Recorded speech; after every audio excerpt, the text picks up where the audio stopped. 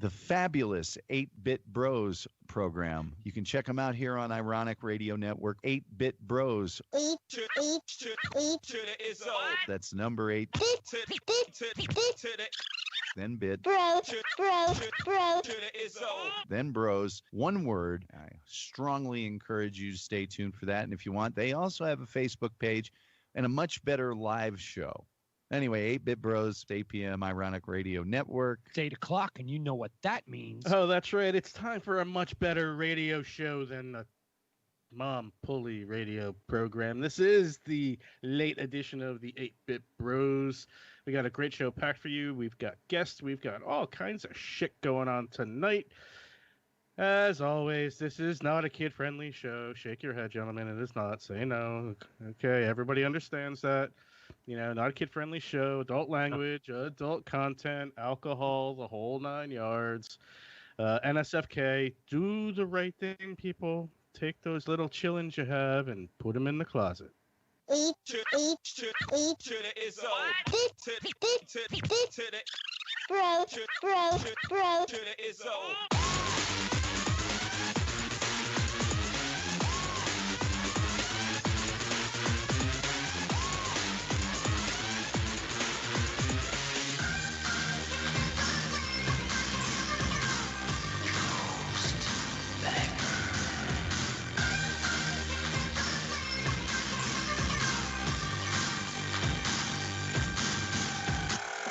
What you just said is one of the most insanely idiotic things I have ever heard.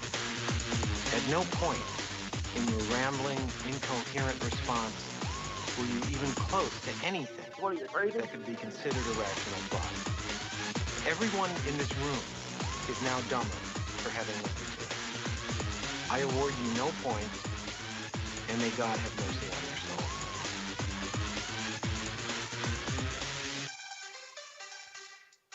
Thursday, late edition, 8-Bit Bros in the house. Center box gets the square. What up, people? Yep, to the left, that's me, Web Boy. You know who I am by now. If you don't, well, then you're just fucking stupid. To the right, 846 miles south, the one and only Thumpin' Loud. It's a house full here over in 8-Bit Bros. I don't know, Central, wherever the fuck I am. We got up there, top box, Mike Digger Jones in the house. What up, people? We got a bitch full of kitchens tonight, or kitchen full of bitches, whatever the case may be. Blue Moon on tap in the house. Gentlemen, how are we? What's going on? Absolutely wonderful. That was kind of the best news I think I've had since yesterday. How devastatingly horrible the news could get. It's been like that every day for 3 months. Yesterday was even worse. So the looting situation that had been going on, have you seen the viral video in connection with it?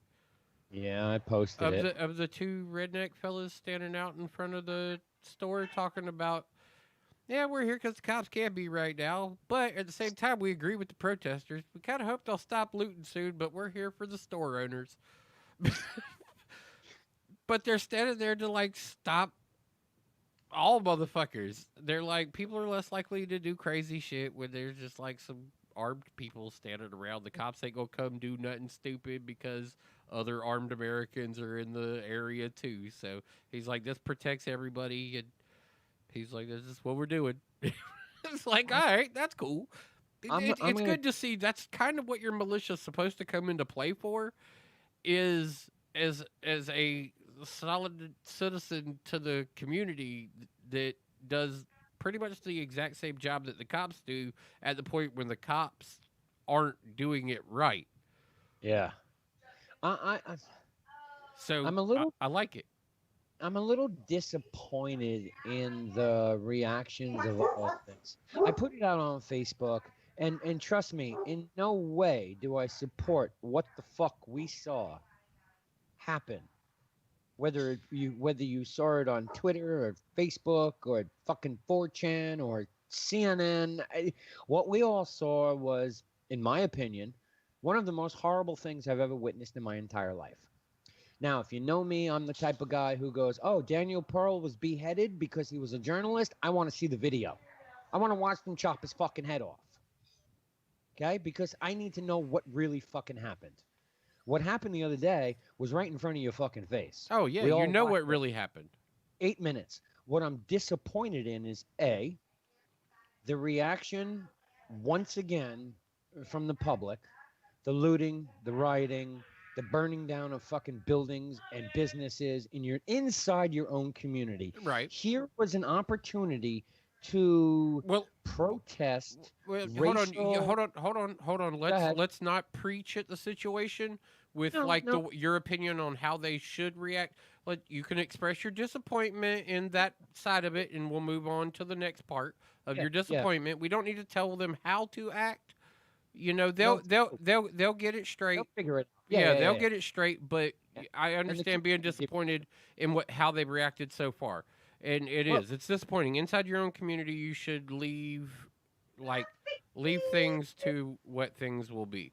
You know? I mean, even the leaders in the black community came out and said, "Yo, people, don't just fucking chill out because justice will be served at some point. At least we hope justice will be served. It is a long drawn out process, and you have to wait for the end result." Now, here's an opportunity to fight the racial inequality, civil rights. Bring back the stance of fucking Martin Luther King and.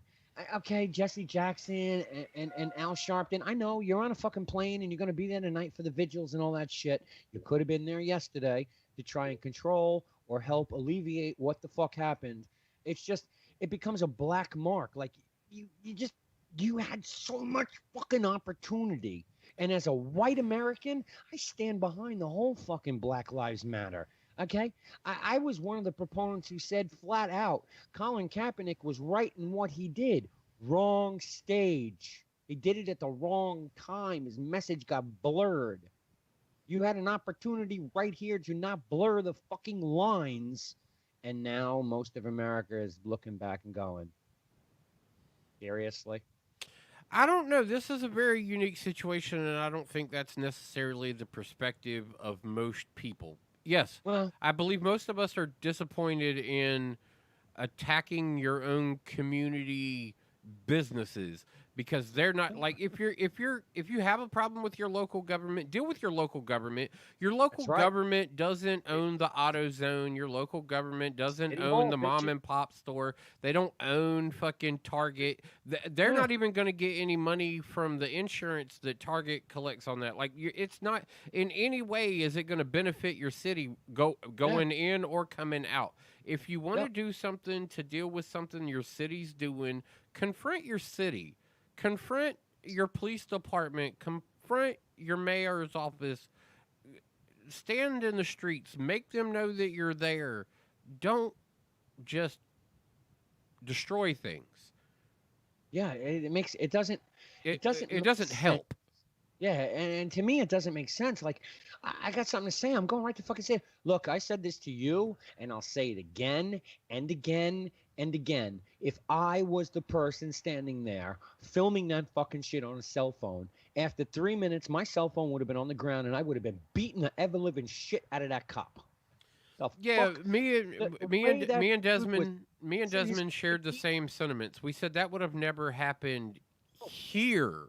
Not here, not in front of me. No fucking way. We know in Greensboro it wouldn't have went down like that. We just know that Yeah. that's not how things would happen here.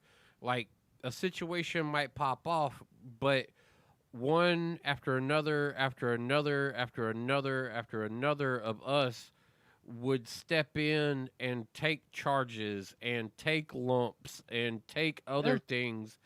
I would have It- taken it- fucking jail time. Well, that's what I'm saying. All of the repercussions. You're talking. Oh, jail time. Once they like prosecuted me on down the line. Yeah, we know. No, the initiators of stepping in is that willingness right there at the moment to go. All right. Well, apparently I'm about to take charges and an ass whooping because Yep. I can't let this fucking happen.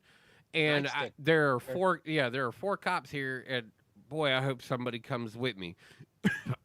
Yeah. And that's kind of the thing. And I think if it something like that, it was disappointing a little bit to see all of those people standing there looking and seeing it all happen and trying to negotiate and nothing being done, that part was disappointing. But at the same time, I understood the apprehension of you've got two cops who clearly don't have a problem hurting somebody.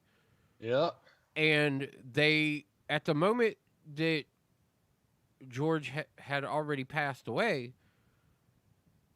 somebody moved in closer, and that cop didn't remove his leg from that man's neck and leaned back and reached into his belt to use a weapon on the public that was there. Did you see the surveillance tape from the corner security camera?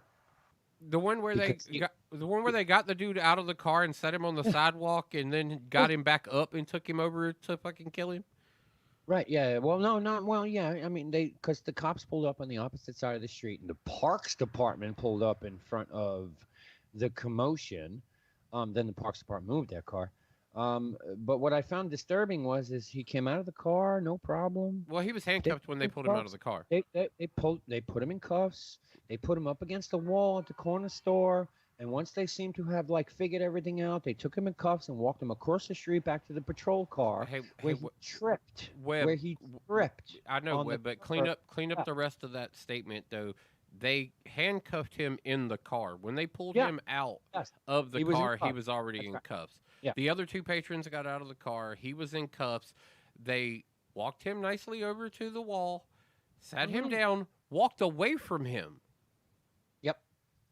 When they brought him back to the police car, he tripped off the curb and fell to the ground. And that's what that's what they constituted as resisting arrest. That's where they constituted, as far as I can see. We don't know until the FBI finishes their investigation, but from what I can see, that's when it becomes resisting arrest. The motherfucking guy fell to the ground. What we saw, and this will be the last thing I say on this for now, what we saw unfold on fucking whatever media it was is a goddamn disgrace to humanity. Yeah, it's murder. I don't give a fuck what color your skin is. It was murder, hands down. I don't even need to justify it by any of the matters involved. Murder is synonymous across all nations of the world. Everybody understands the word. You say murder, and motherfuckers is like, did what? So, for me, that whole situation, hands down, it was murder. If those aren't the charges that come out of it, murder was the case they gave me. If those aren't the charges that come out of it, and if these guys aren't prosecuted to the fullest extent of the law as citizens, not as police officers, that officer should be extradited to Rikers Island. Well, and it'll take forever. Well, it would be great. It would be great if he was prosecuted to the fullest extent of the law, based on whatever fucking codes there is that protect humanity in this country. And then, you know what? Go jail him in fucking Rikers. Because he won't last 7 fucking minutes in Rikers Island. Well, you know this guy, and not for anything, this is going to be a jab at exactly my opinions of the governmental system, but they're gonna, even if they do put this man in jail, it's going to be in protective custody. He's going to get the soft snitching white boy treatment, and it's what they're going to do to him, especially because he's an ex-cop, and just being an ex-cop is going to be hard enough to be in prison. Like, they're already frowned upon, and there's just so much shit in that scenario. I agree. Put him in population somewhere, anywhere. I don't care if it's Rikers Island. Just put him in population. That would satisfy me. Put him in Gen Pop. He wouldn't last a day. Yeah, anywhere in this country, he wouldn't last a fucking day. Anywhere in this country. Somebody would lock his ass, and that'd be the end of that. I think the more disturbing part of that video is when he goes lifeless. That cop don't get off of him for another 3 fucking minutes. Dude, that's when he pulls the pepper spray on the people in the crowd. And he keeps his knee on him and leans his chest back to reach in and grab his pepper spray because his fat fucking belly was in the way, or excuse me, hold up, that extra protection that the militarized police use nowadays, called the bulletproof vest. Maybe Yeah. that was what was in his way. Yeah, I'm not a big fan, man. I got a lot of hate in this situation. Like I don't understand how what happened was I mean, I even know- remotely possible. I know I spew opinions that are totally contradictory or opposite side of the people who sit here on this radio show, but what the fuck I saw happen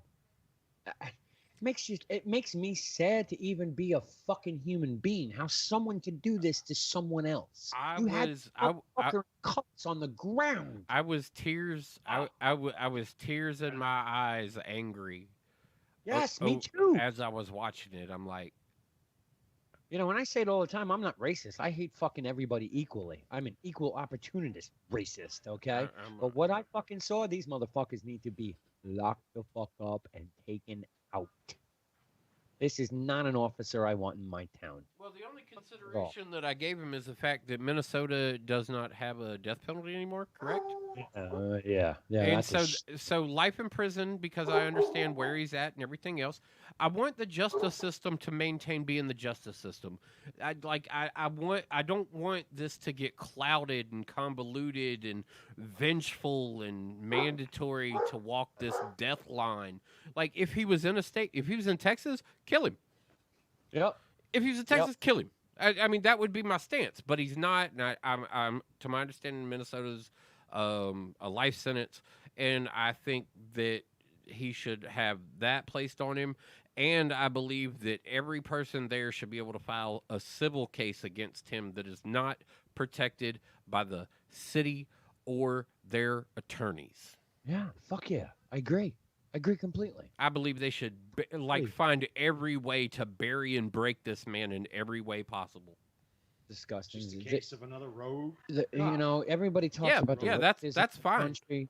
dirty cop. Everybody talks about the racism in this country and the divide and all that. And you know what? It all fucking really starts. I mean, yes, the American public, the people, but law enforcement has been so one-sided for the last, I don't know, 20 fucking years. And subpar too.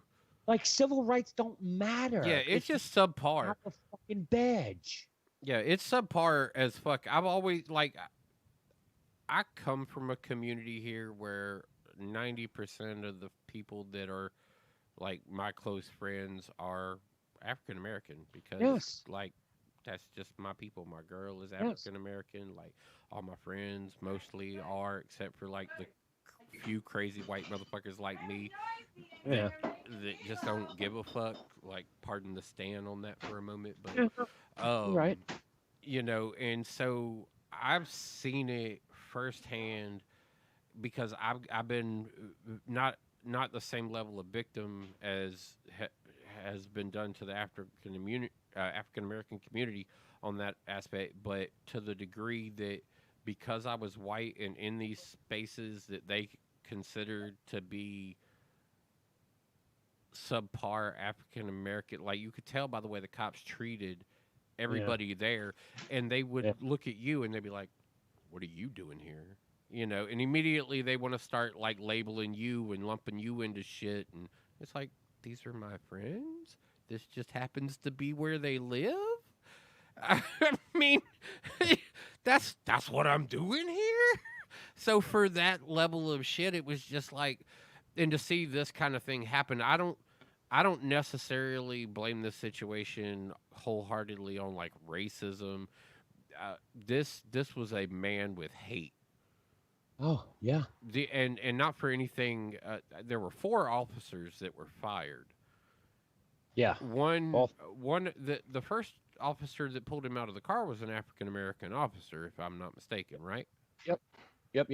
And he's the guy who handcuffed him, got him out of the car, put him down on the sidewalk.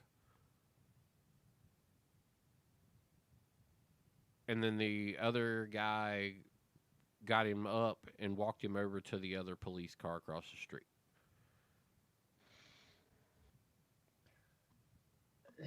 It's a fucked up scenario. This is one cop that maybe he freaked out. Okay, maybe I'll give him the benefit of the doubt. Maybe he freaked the fuck out.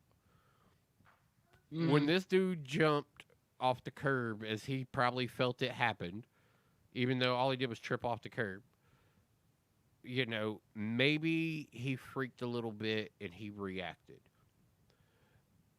But this is what I bitch about with the police departments. You're supposed to be trained on all these levels of enforcement, which means you're supposed to understand restraint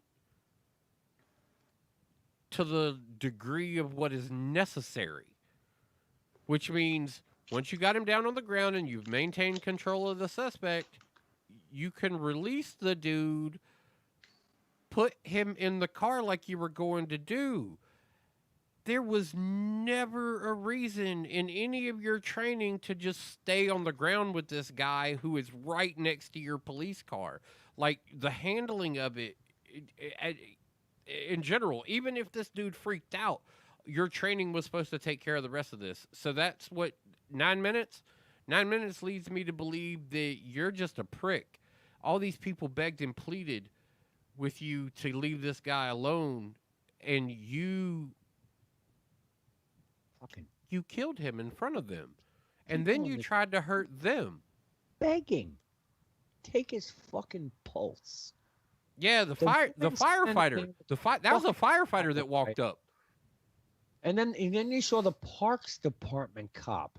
And if you don't know who that was, you're fucking blind to the world. Parks Department wear brown uniforms all the time, no matter what.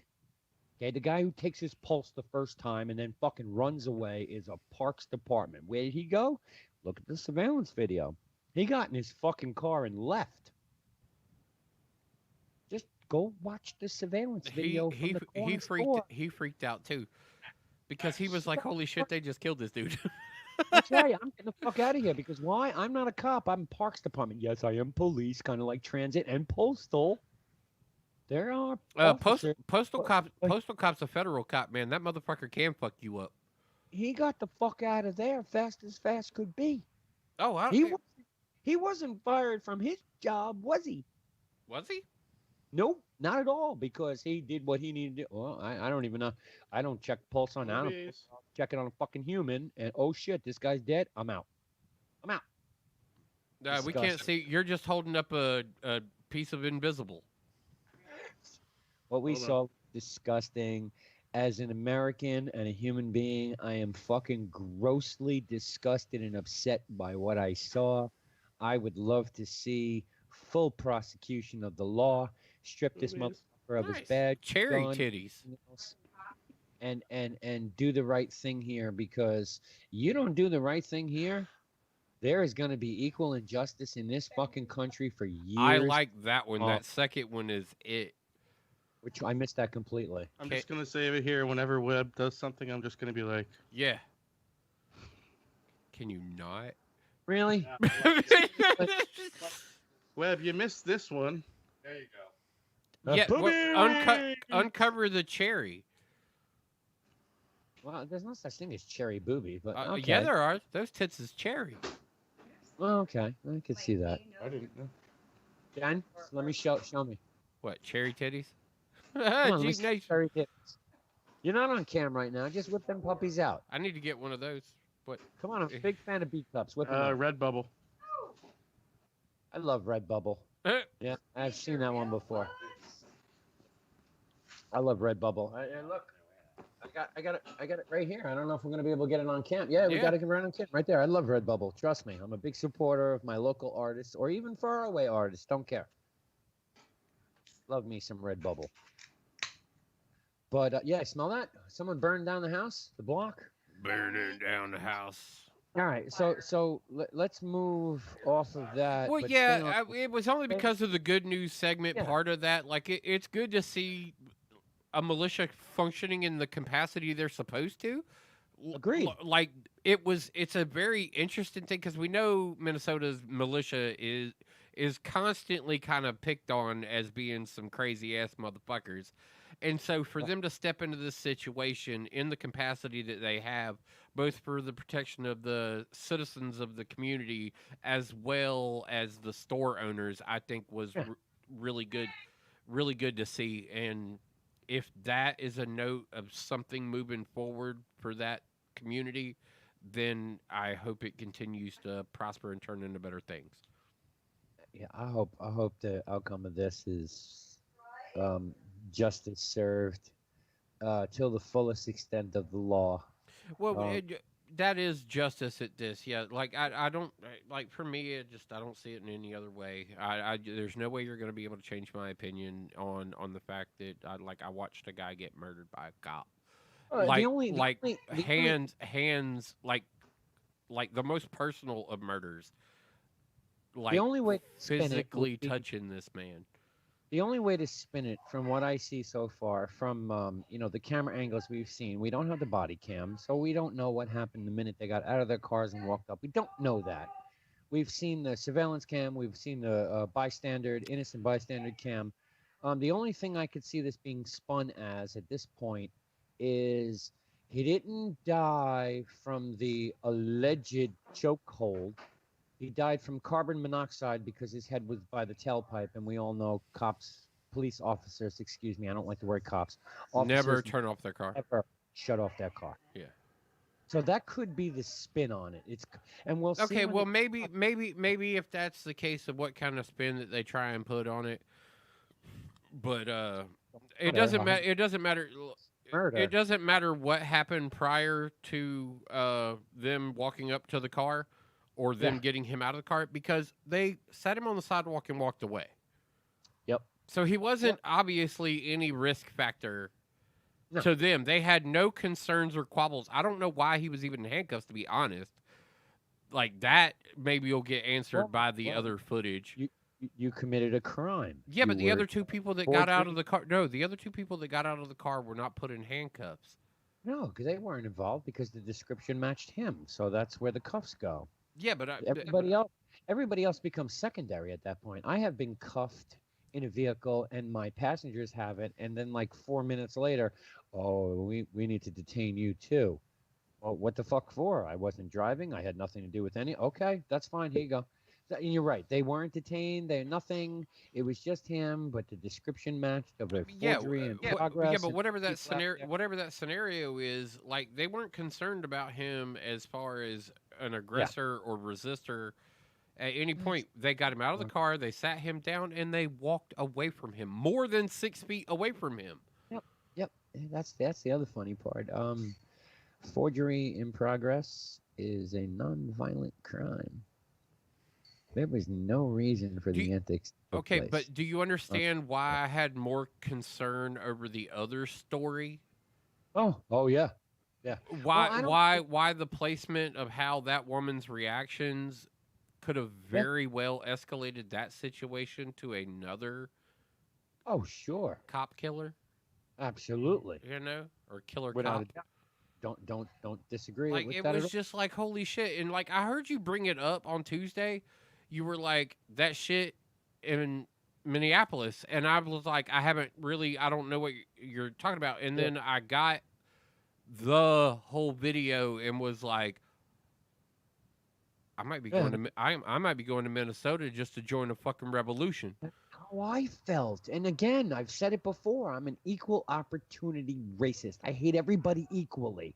But this is disgusting.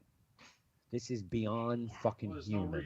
It made it's me, beyond. it made me mad. It made me genuinely highly upset. I was a little shocked at my reaction because too. I expected like every other news cycle of every other thing that's happened around the country and every other shit that I've listened to and dealt with. Sure, wait a couple Especially days. especially Break that up. being in this situation, like we're exposed to a lot. We see a lot. I know y'all out there in the world maybe don't consider us media personalities, but we do a lot of research behind the scenes to kind of talk about anything that we decide to talk about. And to the same level as some journalists go into doing some of their in-depth stuff. And we've seen so much shit in just the 300 and some 62. yeah episodes that we've done, and I've seen a lot, and it's just rolled off of me like it wasn't nothing. But that situation, it hit me different. I felt different about it, and I was like, man, I was like, I don't even know how that happened. Well, look at other situations. Okay, we've sat back with other situations, and I've said this before. Wait, watch. You're gonna find out that this guy was a career criminal. Okay, maybe he didn't need to die or be beaten and arrested the way he was, but the guy was a fucking career criminal. This poor bastard is a nobody in the community, a fucking bouncer at a restaurant, a guy who tried to just make better for himself. In fact, if you read all the interviews, if you want to believe it all, I mean, it's fucking news outlets. You never know what the fuck to believe. But this is the kind of guy I would personally want as my next door neighbor. Yeah, just And good, if you upstanding don't see community that guy. in this situation, you're fucked up. Yeah, he's just a good community guy. No shit. Taking escalations down a notch. Yeah, I think you're right on that, James. Keeping his block together. I mean, look at the shit I just went through with the cops showing up here because you're too fucking loud. Come knock on my door. Be a human being and come knock on my door. I don't really think they asked this guy more than 2 questions, and one of them was turn the fuck around. Mm-hmm. Okay? This is, to me, some of the most disgusting thing I have ever seen come out of law enforcement in this country, period. Yes, I was behind, and I've said it before, there were a lot of other black on white or white on black crimes where I had said flat out, wait a couple days, you'll find out. Okay? What was it? I don't want to say Trayvon, but whoever the kid who the cops pulled over, he was walking down the street and they called him up to the car. The guy was a fucking career criminal, and he reached in and grabbed the cop's gun and fired off 3 shots. And what the cop do? Got his gun back and shot him dead. He fucking deserved it. This guy? Nah. Rodney King? I don't think that was Trayvon. I think that was No, it wasn't Trayvon. Yeah, that was I want to make sure that like at least we strike that from the record right there. Trayvon Martin had his own issues. You can just look up his public arrest record. But also the guy who killed him actually also has his own stack of issues too. So that was just a fucking black on black crime, and then the cops got involved. I don't know. Well, for me, like there was this situation, and then there's the Aubrey situation. Fucking Aubrey is another one. What the weird thing, like the Aubrey situation, just kind of shocked me. Because I felt like I had taken a step back in time and heard about like another Klan activity that took place. Like it was so unreal of a scenario. Yeah. That I was like, did I really just hear about like a modern lynching essentially? Like it just kind of shocked me. I was like, what the fuck was that? But this other situation, I was like, hold up, I got problems here. Like I got a lot of problems here. I don't understand this at all. The other one, I was like, well, these motherfuckers is Klan members. Y'all need to go ahead and fucking execute these motherfuckers. Just do that. But the other one is that blue black line, man. It's a weird situation. We're good buddies with a cop. Yeah, a couple cops. Yeah, and like I said, we had fucking the cops. I shouldn't be saying this. Yeah, but we had the cops texting us to let us know we were being too fucking loud before they showed up to write the ticket. Yeah, but I'm saying like outside, like I'm saying a 3-man circle, we've still got other motherfuckers that we all associate with. Absolutely. And it's a crazy situation when you hear about one member of their community doing some outrageous shit too. It's because I'm not worried about my guy. My guy in Texas is that motherfucker, and it's why he's earned his way up in the force the way he has. He's a good dude. Yep. and that guy's not this guy. This Nope, not at guy's a all. piece of shit. Not at all. We've had those conversations with that guy. We've had in-depth conversations, and yeah, you know, yes, you're right. He's not that guy, and not every fucking cop, law enforcement. I don't even want to say cop, police officer, whatever law enforcement, whether it be fucking a marshal or whatever. They're not all Sheriffs, pricks. detectives, marshals, yeah, Right. they're Well, they're well, they're not all they're- supposed to be. Like No. there's a large chunk that definitely carry a certain chip while in uniform because it's part of the job. Oh, Jessica, call the fuck in. I would love to have this conversation on air with you. Who, 7? Yup. Absolutely. And it takes me to the next point. Okay. So talking about politics and all the other bullshit that goes on with government, the president has waged a war against social media. Yeah, he's trying to shut it down. Well, Well, yes, he did say that yesterday, but today his ordinance, his law, his executive order dropped. And it's causing this whole stink across social media, one of the worst fucking platforms in 10 years now. I used to love Twitter. Twitter was a source of information. dude, I still love Twitter because Twitter is allowed to still be what it originally was. It's unfucking governed, and I do not stand behind the decision that Twitter has made to start putting these asinine fucking rules in place. Like, Twitter has been the Wild West, the absolute shithole of understanding. Like, if you don't know how to navigate it, you probably shouldn't be there. Yeah, you're gonna read shit that is not completely and not even closely, utterly to the truth, and you're gonna take it as truth because, oh, that's a trending hashtag. Yeah, like it's the same thing. Like, have you read over the statistics for how many Americans have been scammed from COVID scams of various types? Oh, Like, people, all right, so that is the same people that are on Twitter that shouldn't be, are the people who fall for these scams that come in. right? Exactly. Like, Yeah. so those two communities probably roll pretty heavy. Don't fuck up Twitter for the rest of everybody else. Twitter is the open, honest platform where if somebody calls you on your bullshit, if it's a real fucking account, That's the and somebody problem. calls you, yeah, that's the Yeah. problem. That's Somebody the calls you on your problem. bullshit, now you got to deal with them. Yeah. And sometimes it's not only them. Sometimes it's like groups of people you got to deal with. And if you're, I handle everything in real life like I do on Twitter.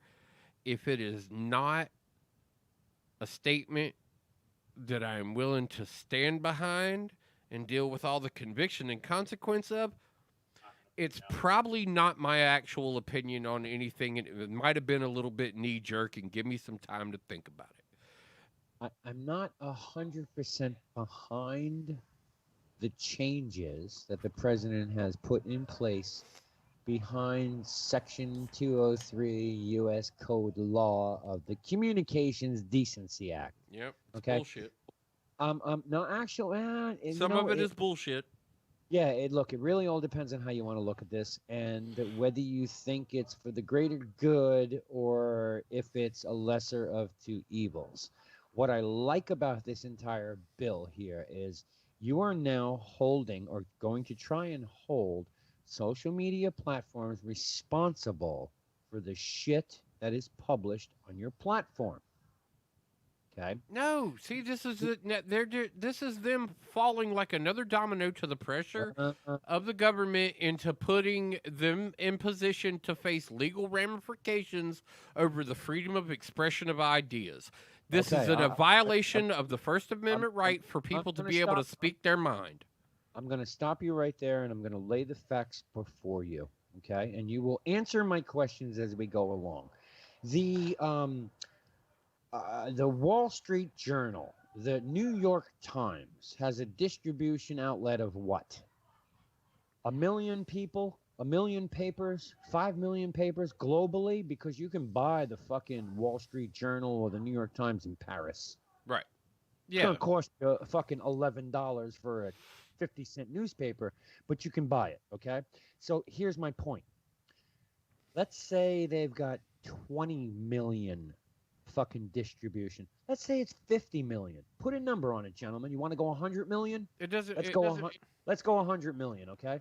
So the New York Times is distributed 100 million fucking places. Okay. A reporter, an article comes out. It's totally fucking lies and fabricated. The New York Times can be sued for libel. Now let's take that to social media. Social media is exempt under Section 230 of the Communications Decency Act, which means you could post something on Facebook, Twitter, Instagram, YouTube, fucking wherever. You can multi-post across the platform. Right.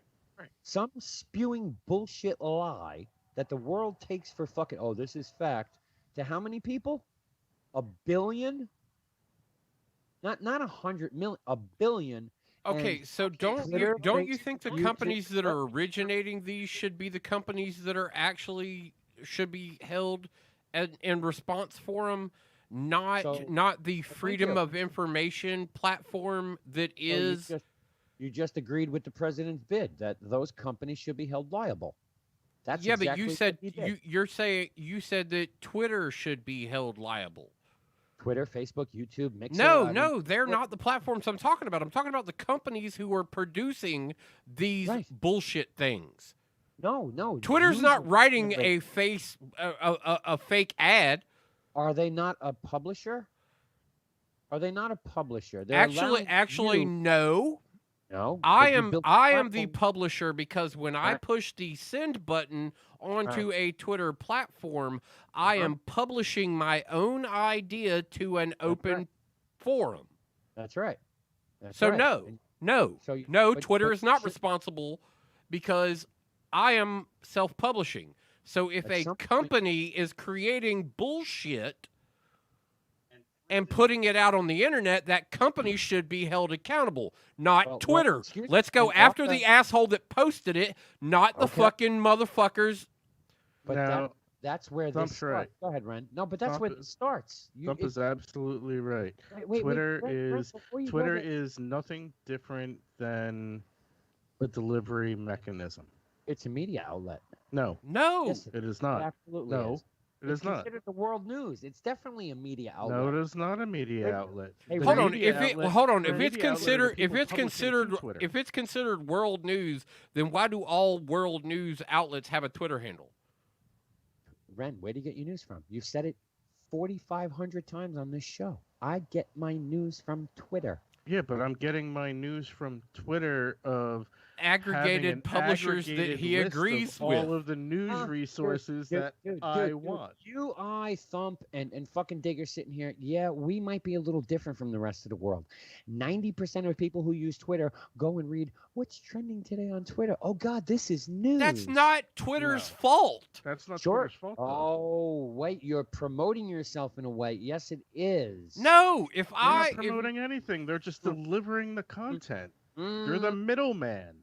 You're delivering the content and you're fucking aggregating it as it's the front page news. That's I because cannot- someone I chooses cannot to publish- hashtag it, hold on. bro. I If they cannot publish- hashtag it, the not- argument now against you your have New a York damn Times and hashtags. fucking the argument against your New York Times and Winston-Salem Journal are the simple fact of the matter that I cannot just go and publish any fucking article I want without it being reviewed by an editor within the facilities that will Sure. publish, which I Sure. am not the publisher of my article. They are the publisher of my article. Twitter does not filter me. Twitter does not have any control over what I say. They let me publish my own ideas. They Okay, let but- me okay, yeah. publish. They're That's not right. responsible for the content right. that I put out. But when a company like that starts to place fact checking rules on the data you're publishing, you become a publisher, the company. No, Ah, you're not. Dude, when you They're go only and tweet- censoring. If anything, they're That's you not can get censorship. them for censoring. I want to hear the word. It's not censorship. It is not censorship. Actually, Fact what they're checking is what not they're censorship. currently trying to do is I don't know. I don't see it that way. When a entity who allows you to self-publish starts to fact check your tweets, they in fact become the editor-in-chief, which makes you a publication. Period. End of story. There is no fucking way around that. I believe, based on their current actions, this is what I was complaining about. You're arguing a weird like side of this story that is kind of irrelevant to the conversation. Due to hold on. I want you to listen. I want you to hear me out, because Twitter's not responsible for the shit that I put out. The companies that, if I retweet a company's absolute bullshit lie, that company still produced that. They published that. They put that out there. They should be responsible for the bullshit. I want to go after those guys. Absolutely. We're not talking about republishing someone else's bullshit. We're talking about you publishing your own fucking bullshit. Yeah, but you're talking about Twitter being responsible for the fact that some motherfucker published some bullshit. If you're going to start fact-checking people, then you need to that's where I disagree with where I disagree with what Twitter has recently tried to take on. I believe they should stay the wild, wild west and when we've always talked about social media and all the other bullshit that we've talked about with all of the other forms of social things that we deal with, I always praise Twitter because Twitter just lets you fucking say shit. It's up to you to navigate the fucking timeline that you decide to go through. It's up to you. You've got to sort that out. You're supposed to be responsible with your own time. Okay? That's all I'm saying. Individually, you're supposed to be responsible for your own time. I don't blame anybody on Twitter for anything that I ever see. Now, for them to step in and want to regulate and start putting boundaries in order, then yes, your statement would be true because they would be assuming the role of editor and publisher. But I don't believe that Twitter should have anything to do with that. And I don't believe that this step that they've taken, like I said from the very beginning of this, I don't agree with what Twitter's trying to do currently. I believe it should still be the way it was because I don't give a fuck about all that other bullshit. Let me see the bullshit I want. And some of it is absolutely just entertaining my bullshit filter. Can somebody look this up or fact check this? I'm getting reports here that shots have been fired at the Capitol building where a protest was ongoing for the justice of George Floyd. Can all ears, anyone do a quick fucking because that and I didn't mean to change the subject, but that's coming across my timelines real fucking fast right now. They were in New York today. I don't know where this is. Oh, well, they were in New York earlier. Union Square. This is Denver. Shots fired near protest at Colorado Capitol, demanding justice for George Floyd. I don't know how deep this goes, but no, I understand your point, Thump, and I'm not. I get it. Trust me, I agree with what you're saying as far as if they assume the role of editor, then yes, they are the role of publisher.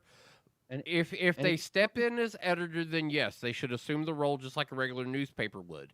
And that's why I was saying Twitter is not supposed to be that.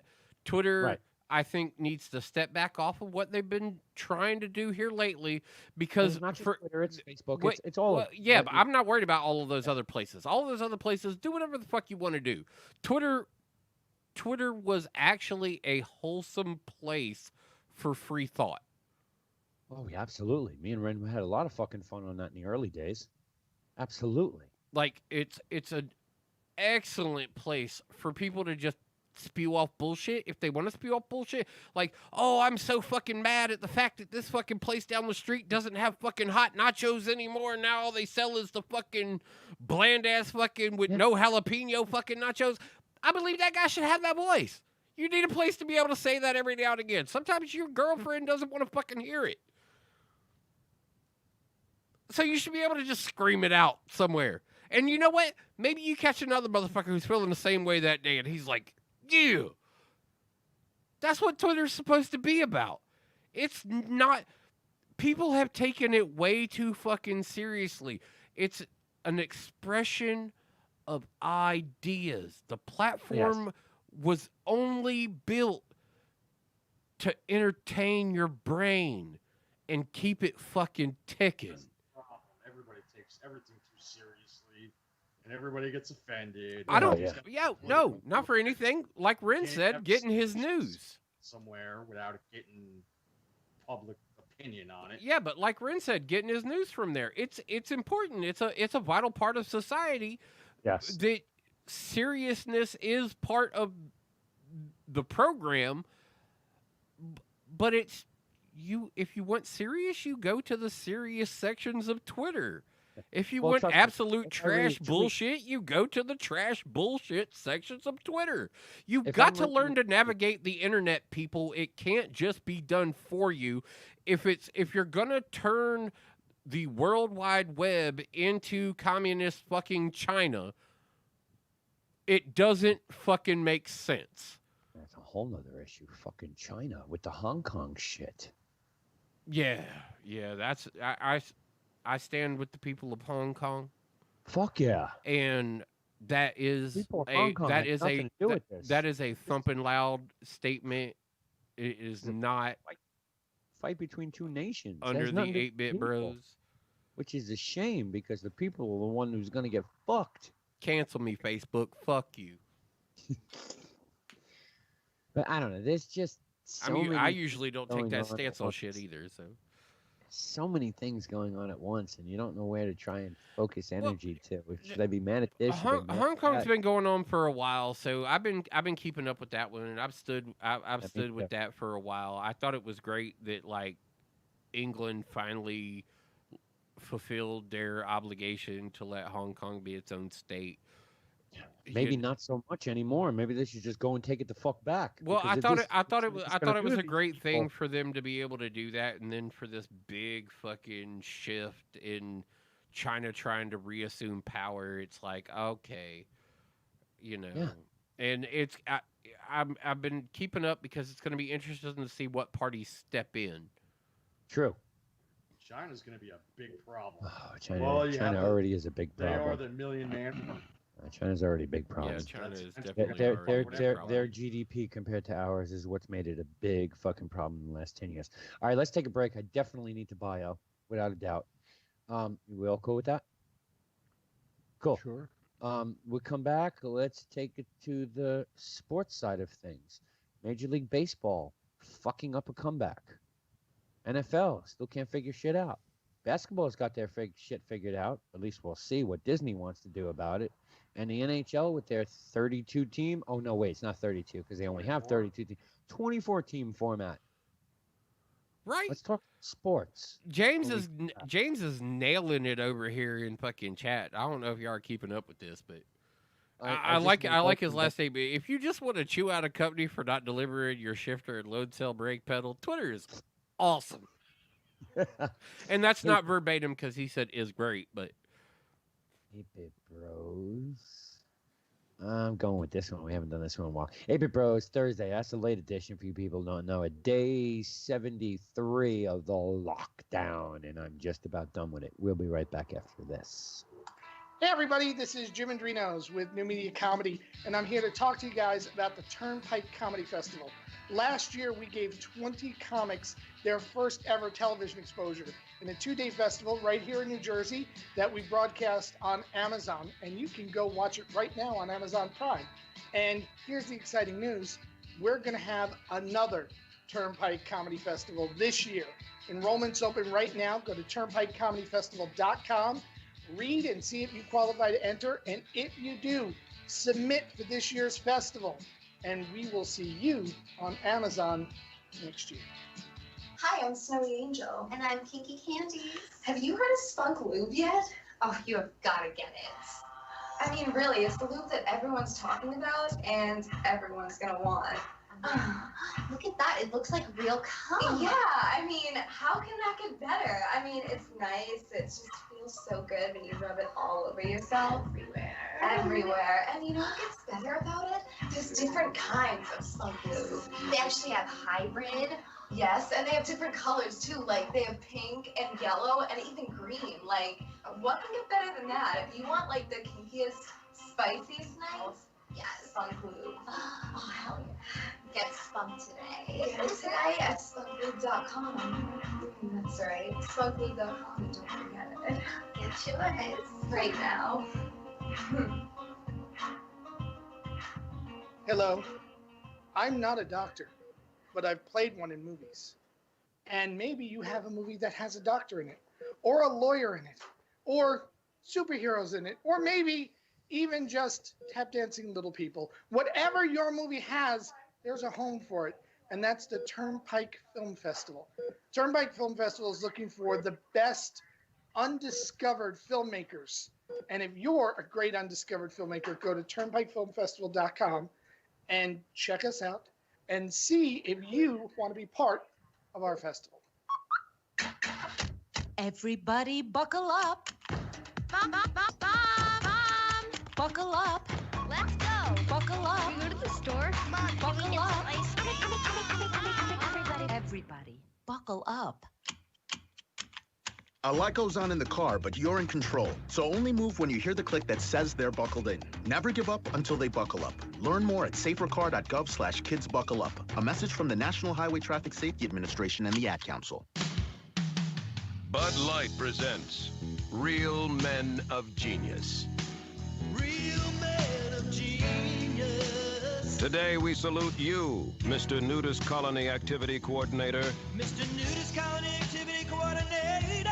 Wearing nothing but a whistle and a clipboard, you're living the real American dream.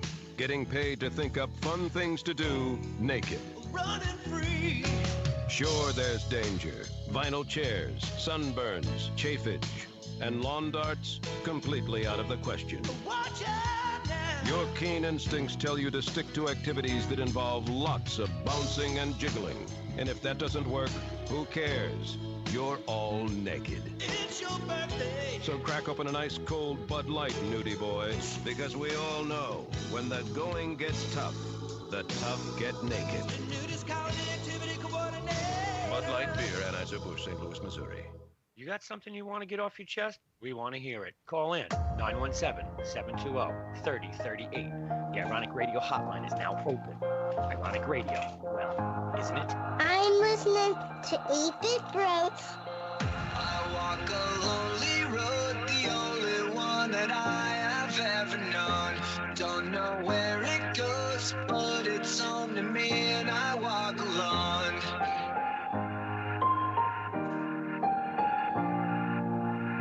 I walk this empty street on the boulevard of broken dreams, where the city sleeps and I'm the only one and I walk alone. I walk alone, I walk alone. I walk alone, I walk up. My shadow's the only one that walks beside me. My shallow heart's the only thing that's beating. Sometimes I wish someone up there will find me. Till then I walk alone.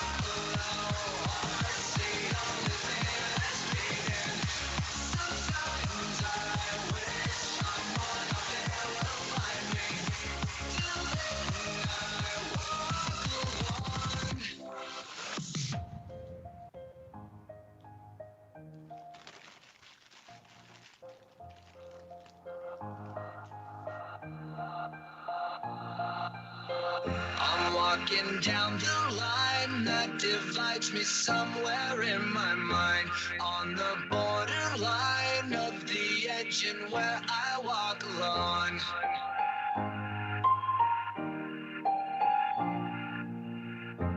Read between the lines what's up and everything's alright.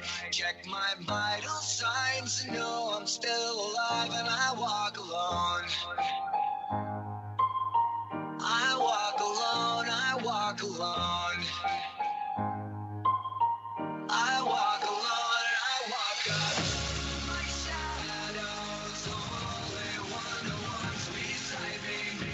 My shallow heart's the only thing that's beating. Sometimes I wish someone up there will find me. Till then I walk alone.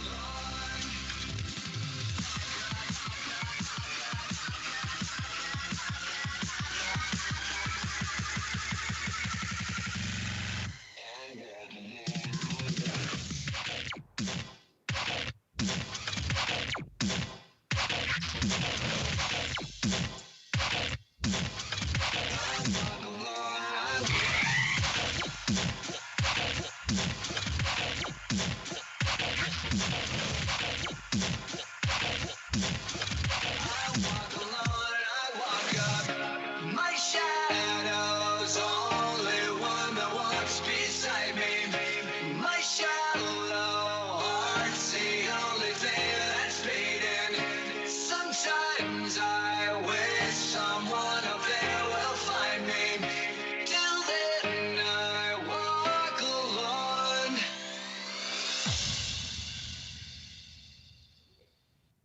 Eight-Bit Bros. Oh, I got no headphones. How about that? 8-Bit Bros. Where are we? Thursday. Yeah, Thursday. I need a background. I don't have one. Let me put myself there. Fix my headphones. There we go. 8-Bit Bros. Tuesday. Nope, it's Thursday. Late edition. I don't know, Ren. How do you feel about every fucking thing that's we talked about? The fuck's going on right now? I think it's only going to get worse. I think that's the problem too. I think it does get worse. I think it gets worse. I think you're just going to see social unrest getting worse. But remember, I said this like 5 weeks ago. When is the breaking point when people start pushing back? And whatever upcoming election isn't going to help. No. It's not going to help. It doesn't matter with the injustice is across the board, not just white on black, black on white, green on yellow, fucking hate crimes, whatever the fuck. It's more than that. It's way more than that. I think there's bigger things like, yes, you know, I mean, would it be wrong? everything that happened in Minnesota is just another log thrown on the fire. Oh, it just reminds you of fucking by St. Louis 2 years ago, and It's not even that. I mean, taking the whole racial and everything out of it, and the fact that a human life was lost, and you know how it happened is terrible any which way you look at it. Black, white, purple, yellow, green, orange. It don't matter. Nope. Okay. The problem is you're putting that on top of, you know, a GDP of minus 5%. You're putting that on top of that. Total job losses is 40 million jobs lost in the past 10 months. Everybody's already pissed off. Yep, 40 million. You know, people are sitting here going, everything's opening up. I don't have a job, which means the clock is ticking by the bank again for the home that I can't make my mortgage payment. Yeah. Or for the car payment that I can't pay. Yeah. Or for the insurance benefits that I no longer have. Well, you it's know, okay. all of these personal things that nobody ever thinks about. But if you take that and you put that in the magnitude of 40 million people, that's yep. Okay, 40 million people of the workforce, on top of the other probably 50 million people that aren't working. So 1/3 of the population of this country out of work, not making money, nothing happening. So you're saying a few people might be disrupted by this? No, I'm just saying you take this one situation. He asked me. I was kind of being facetious on that. I fully stand in support of what you're saying. I get where you're going. I've been listening long enough. I understand. It's the whole thing is just it's one more thing compounding a much larger problem. And every little thing that happens is like, think of it like a campfire. How big of a log are you throwing on that campfire? Unfortunately, in Minnesota, they decided they want to take the Yule log and throw it on the campfire. Yeah, that's a rough one. I mean, Oh. Georgia, the same thing. We You know- need a fucking new Martin Luther King right now. So need a new Martin Luther King. We right need a new voice. I think Yeah, just and in, it's as not Jesse as a Jackson. as a whole. I think a new real voice. And unfortunately, we're lost. berated with so much bullshit all the Yeah. time. And look, like I said, I'm not debating the fact that whether or not all the bullshit should be weeded out and regulated and all that shit. I fully stand in the fact that no, let the bullshit exist. All these people Well, are I- out here. Let them have all their fucking opinions. But at the same time, we need somebody that like kind of says something that seems to be sensical, and has the background Bring a shot. to support their mouth. Pour them all over there. Sorry. No, I totally agree with you, and I'll state it again. I'm not. Many people think I am. I'm not a fucking racist. I want the equal rights for everyone. Period. You and You I know? carry enough skeletons in our closet probably to open up our own Halloween store. So this is the reason why we know we've never involved ourselves in public office, because we know we're not worthy of the position. No, and neither one Byron. of us will, because of Byron, because of prior past or whatever.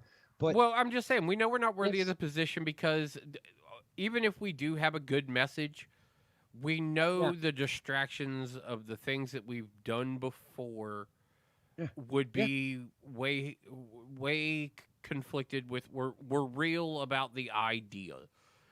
look, equal rights did fucking zero for the black community. Did nothing. It lasted fucking 10 years, and then it was just like to sweep you under the rug. It's the same thing with the women's rights shit. That got swept under the rug too. There needs to be a new voice in the racial communities. I'm not even. Maybe that's the wrong word. There needs to I'm be not a new saying voice. black There needs to be a new voice. Period. in all communities. Yeah, it just Black, needs to. Puerto Be, I Rican, was like, Spanish, whatever the fuck you want to call yourself. the There one needs to be a one voice. thing I said from the very get go, Webb, was COVID is going to teach us how global we are, Yeah. and we're going to have to adapt and come out of this with a different understanding. And it's a process that I've really been trying to work on Yeah. during this whole exchange of things, because the other side of this needs to be, and I don't know, maybe it is somebody like you or I that is an absolute crazy shit-headed motherfucker at some point or another in their life that has taken turns to deal with shit differently and just wants to be positive. Maybe it is somebody like us. But but to sit here at this situation right now, like, we definitely need something, because how do you nothing feel- for anything is working right now. How do you feel about the NFL coming out and going, well, we need more African American black, whatever the fuck. I don't even know what to say anymore, because I don't know what's politically correct or not. But we I need mean, when I more talk to people. all my friends, like, they look at me strange if I call them African American. They're like, motherfucker. They're like, we're black. Right, but you got to remember, it wasn't too long ago you couldn't call people black. It had to be African American. Not for And, anything. it's I not never went through that moment on a media level. I knew that there was a pressure from whatever PC warriors there were out there that wasn't acceptable. But in my community, which is highly diverse, Yeah, I mean, trust me. I grew up I in call Hillside Town. I call my Mexican friends up the street Mexican because they're from Mexico. I call my Colombian friends up the street Colombia because they're from Colombia. I call my look, black I'm- friends I'm- across the look, street black because, Filipinos, like, black, I bust on Lola's balls all the time, Thump. Well, busting balls is She's one. American, Busting but- balls is one thing, and I don't ever make it about that. Like it's. I'm of the absolute mindset of all of these like gradients are kind of Yeah. what's holding us back. Yeah. That when I talk to my friends, I just talk about people, and if they ask about preferences, then I will dictate those preferences to them based on what relevancy they may serve for the questions.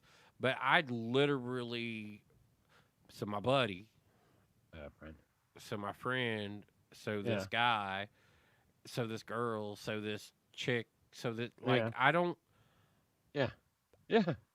I don't call them anything. I was so over the hyphen in the 90s. Yeah. And I feel like I kept working on shit and progressing, and all of a sudden nobody else really did, or at least the propaganda machines won't let me believe that other people like me out there in the world exist, which not for anything. I found out I live in a whole fucking neighborhood of people just like that. Like we're people from everywhere, and we all just fucking live here in the neighborhood, and we hang out, and we shoot up fireworks, and we fucking grill out, and we fucking go drink at each other's fucking houses. We fucking, oh, what you got? What you drinking? White, brown, wine, wet. Like smokers smoke, drinkers drink. We just do things. We're all people, and we all just do shit. Like that's kind of where we are. Some people you're not gonna like. But it shouldn't be just based on seeing them at the appearance of them that is where you start your judgment of like the person that you're dealing with. Just fucking be people.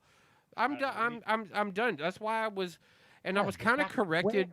I was back back to 60s and where? the 70s when nobody gave a shit and everybody just had Right, a good and the, time and the did their biggest thing. problem was a fucking Everything gas was- shortage. everything Yes, was I agree. no. I'm just saying, sit the fuck back.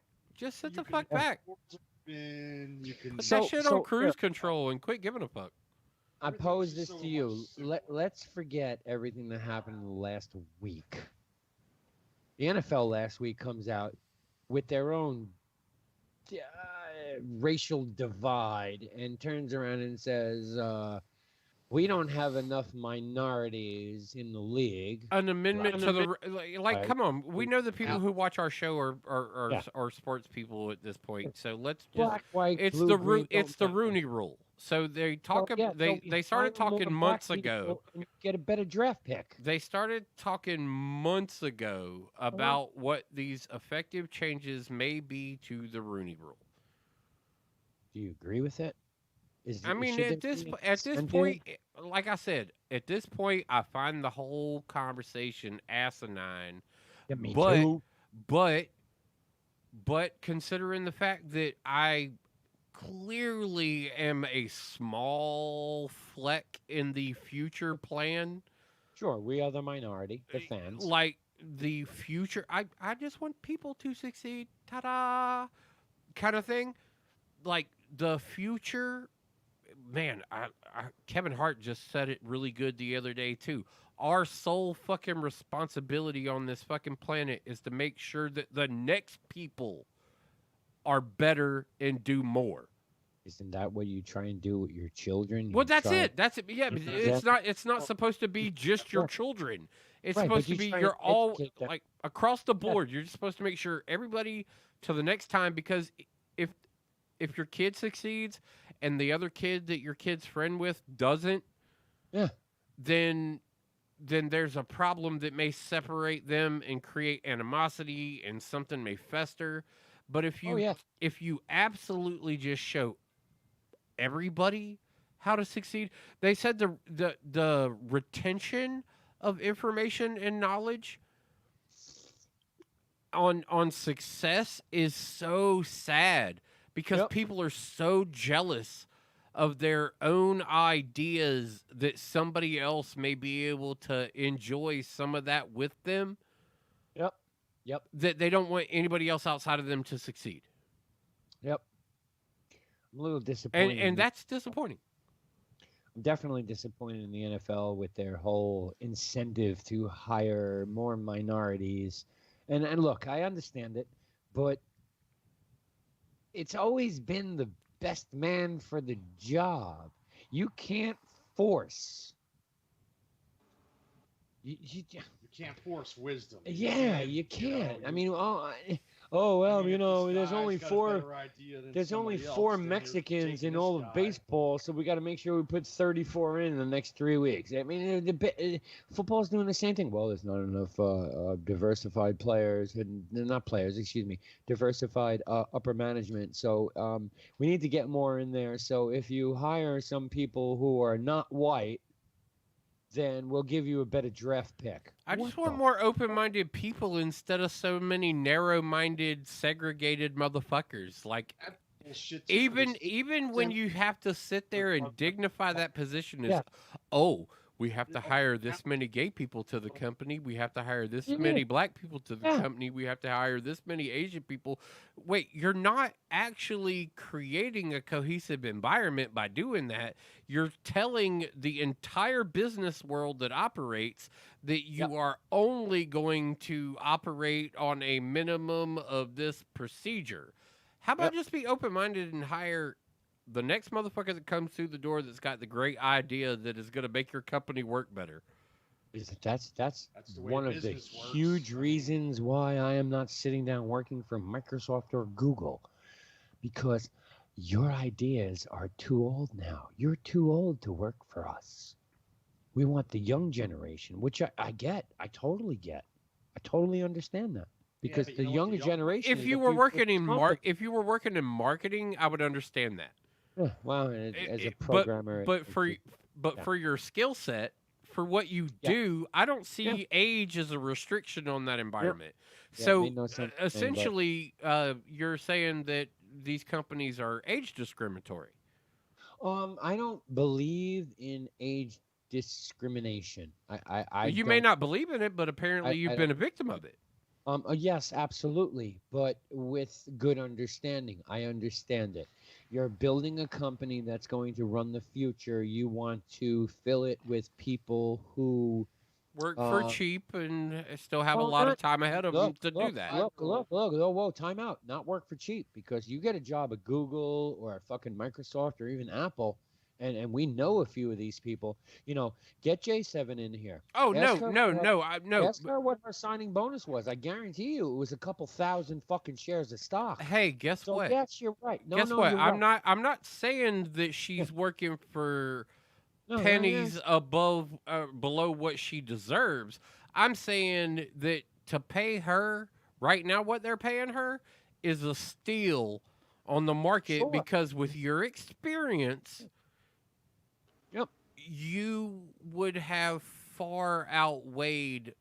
You're overqualified for technically any position that they could hire you for. That's exactly what I was told. I was overqualified. Yeah, my mother was told that by Navant Health. And when she went to go work in their accounting department, they were like, "I'm sorry, but you were Microsoft in one day in Seattle. I was in Seattle, one day, 3 different interviews. Overqualified for all positions." And I understood that. Okay. And then, you know, talking to a few people and looking around the campus. Microsoft campus is beautiful. Yeah, but your age had nothing to do with that, except for the fact that your experience, they couldn't afford to pay you, and that's all that was. These younger employees are able to work for cheap. They don't have the experience yet.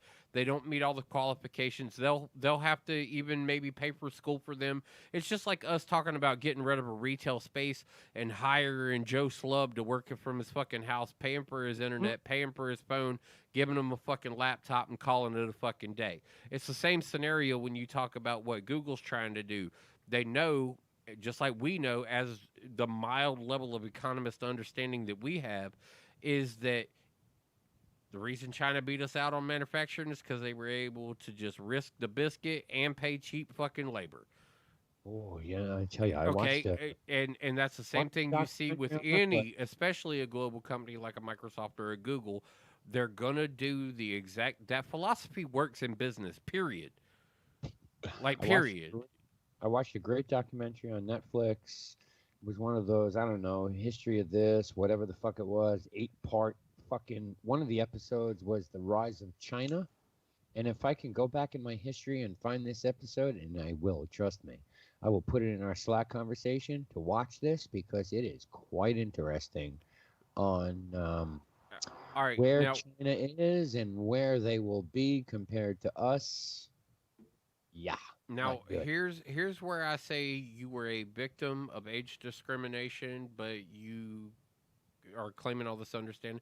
Is the simple fact of the matter that you went there looking for a job with the credentials of Microsoft or Google. Yes, I went there. You went there with the willingness to accept a job Yeah. with Microsoft. Yeah, I went there to work specifically in their original startup Xbox division. They I was- told you you had no need to do that. Right. They gave you the overqualified excuse Mhm. that you didn't come there looking for a job of your stature. You didn't come there trying to take your boss's job at that Nope. point. You came looking for a job. Exactly. At the point that they told you were overqualified, they were basically going, well, you've been doing this too long, old man. We don't want you in here. And that's where you were a victim of age discrimination. It's not it's not based on an image of the company. It's based on the fact that they, under the guise of feeling you're worth more than they can pay you, decided that they wouldn't hire you. Well, Jigga just said it. He sees it in his industry all the Yeah, time. they want to pay some kid coming out of college with a chemistry degree or whatever that they could pay, entry level salary. And you get somebody like me that's been doing it for 30 years. I go to another lab and I want money. I want my experience. I want however X amount of dollars. Well, we can get some kid come out of school doing it. We'll pay them Pennies on the dollar compared to what you would. 30 grand as opposed to paying Yeah, twice as much. and see three times that's as one of much. the problems now. You want to hire happens me to all go the work time. for your firm and absorb the ideas I have. That's not a problem. I'll do that, but I need a signing bonus. Well, yeah, but that's Yeah, that type time of but that's that type of position. Like you're talking about coming in and negotiating a contract to get Yeah, paid well, for all of your shit. That's not what you went to Windows for. That's not what you went to No. Google for. You went there for a job. Yeah. You just Google, wanted to be hired.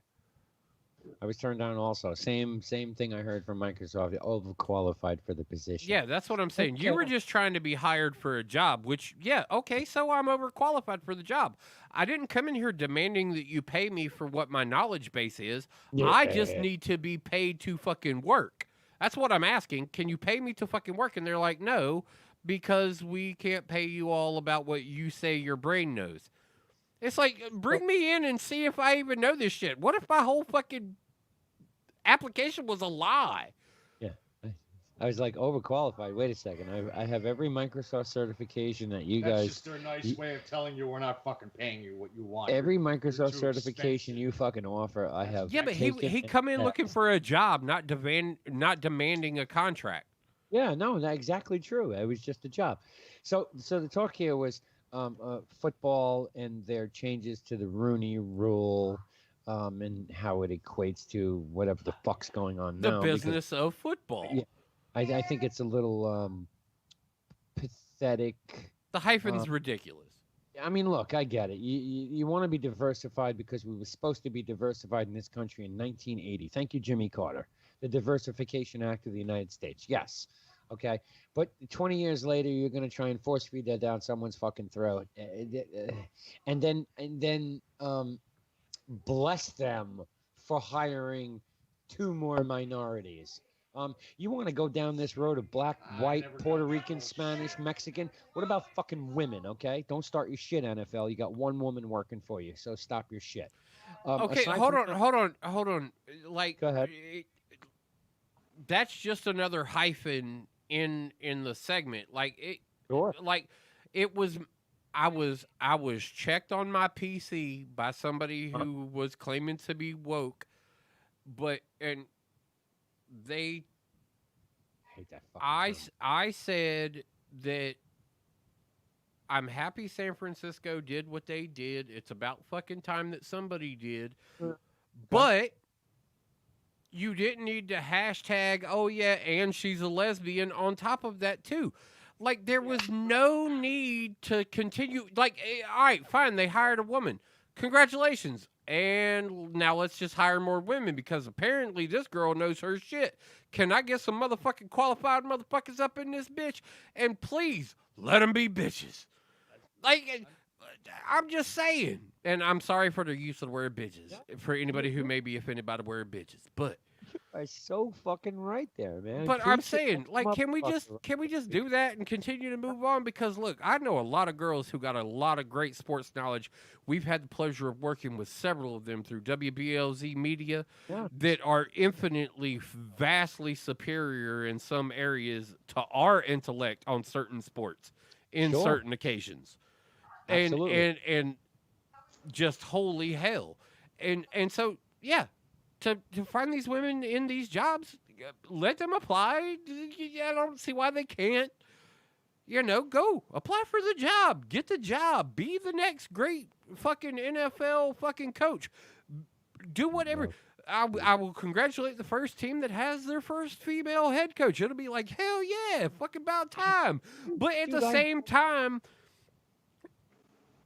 that once the glass is broken, we sweep it up and we move on.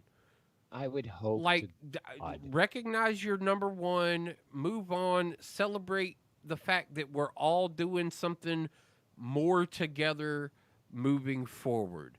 Quit fucking isolating everybody even after they achieve something. I hope to God that the first female head coach of any sport. I don't give a fuck if it's cricket, badminton. There's goddamn- already several female I head coaches in men's athletics. I hope that the first woman head coach in a male sport wins the fucking championship. If I'm not mistaken, I think one already has. I don't know if that's when WNBA don't count. WNBA. Yeah, don't count. no, it's the one weird sport that actually doesn't seem to count across the board. Like, WNBA for some reason, they isolated WNBA into its own category across all record consideration. It's the weirdest sports blunder of all times. Yep. Like, All the right, so- WNBA is truly a unique unicorn in the industry. I can't believe it's my microphone that's picking up the kitchen and not his. I can. I don't know why it's my mic when he's even closer. If I mute myself, Here's something crazy for you. Since we've been on this show, yeah, I've had a fan blowing on me from behind. Can't Nobody hear. can hear it. Yeah, you can't hear it. I know it was on, but you can't hear it. All right, so we're talking NFL. New rules. We talked about this last week. The two big rules were going to be the onside kick, how they were going to change that, the introduction of a possible sky cam, especially after they brought in the pass interference rule, the new pass interference rule, and then promptly said, well, fuck that shit because Saints fans aren't bitching anymore, so we can get rid of that. Both of those rules have failed. We all thought that the new idea of the onside kick was a great fucking thing. 4th and 15. It's what, at your own 25. If Fourth you- and 15, your own 25. blow If you can make it, you get the ball and go for the fucking whatever. You got a new set of downs. If you don't make it, the other team's got the ball, and that's that. And we know right now, 104 attempts with the new kickoff rule or onside kick rule. Nobody made those recoveries in 104. So it's like a useless fucking the onside kicks became useless. Absolutely useless.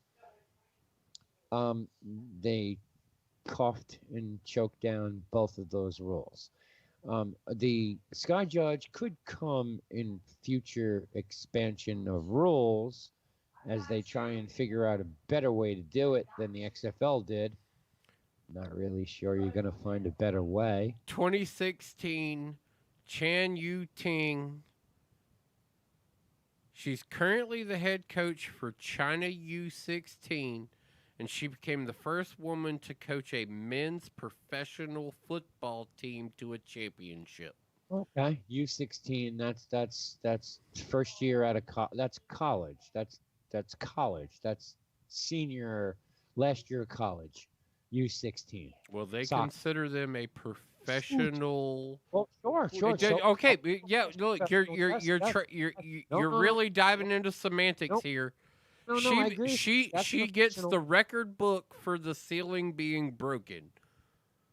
Cool. That it happened. So how many other ones have happened since 2016? Zero. I don't think there's any other women coaching a male sport that has taken a championship. In fact, I'm confident in saying zero. Totally confident in saying zero. NFL expanded defenseless players' protection to kickoffs and punt returners. That's good. More protection for the defenseless player. It's going to be flagged. Made permanent the expansion of replay into scoring plays or turnovers that have been negated by a foul, which basically still means all scoring drives are reviewable. That's a good thing. No? Yes, That Ren? makes sense. Sure. Yes? Okay. Closed a loophole, especially after last season, that allowed the New England Patriots and the Tennessee Titans to run off excessive time off the clock by committing multiple dead ball fouls. Oh yeah, well New England's good. at If we that. don't remember, Notorious New for England that. called a timeout. You can't call another timeout after that. They set the clock in motion and then ran off sides just to stop the clock But that's again. what they do. They're notorious for that shit. Can't do that shit anymore. You're going to get penalized for that. They changed the IR rule from 2 players to 3. That's a good thing. This year, with the COVID, off-season is extended through mid-June, which means we won't see football till at least maybe it should start on time. I can't see it. They should start off. It'll But didn't they remove one game from pre? I didn't look at the with or schedule. without But fans, that's without fans. It'll probably start without Yeah. fans. And then midway NFL through, fans will come back. And this one to me was a little bit of disgust. They approved a multi-year contract extension with Electronic Arts to produce Madden NFL franchise, amongst other products. From a video game standpoint, I'd like to see 2K Sports to get back in the game, but that's not going to happen now. The other great change to the rules, and I know Ren will be happy about this one too. Thump not so much because it doesn't apply to him. He's got DirecTV, but broadcasters are now allowed to air double headers in markets, even when the local team is airing on another network for a single header. If you don't understand what that means, Fox 5 has 2 games, the 1 o'clock and 4 o'clock game.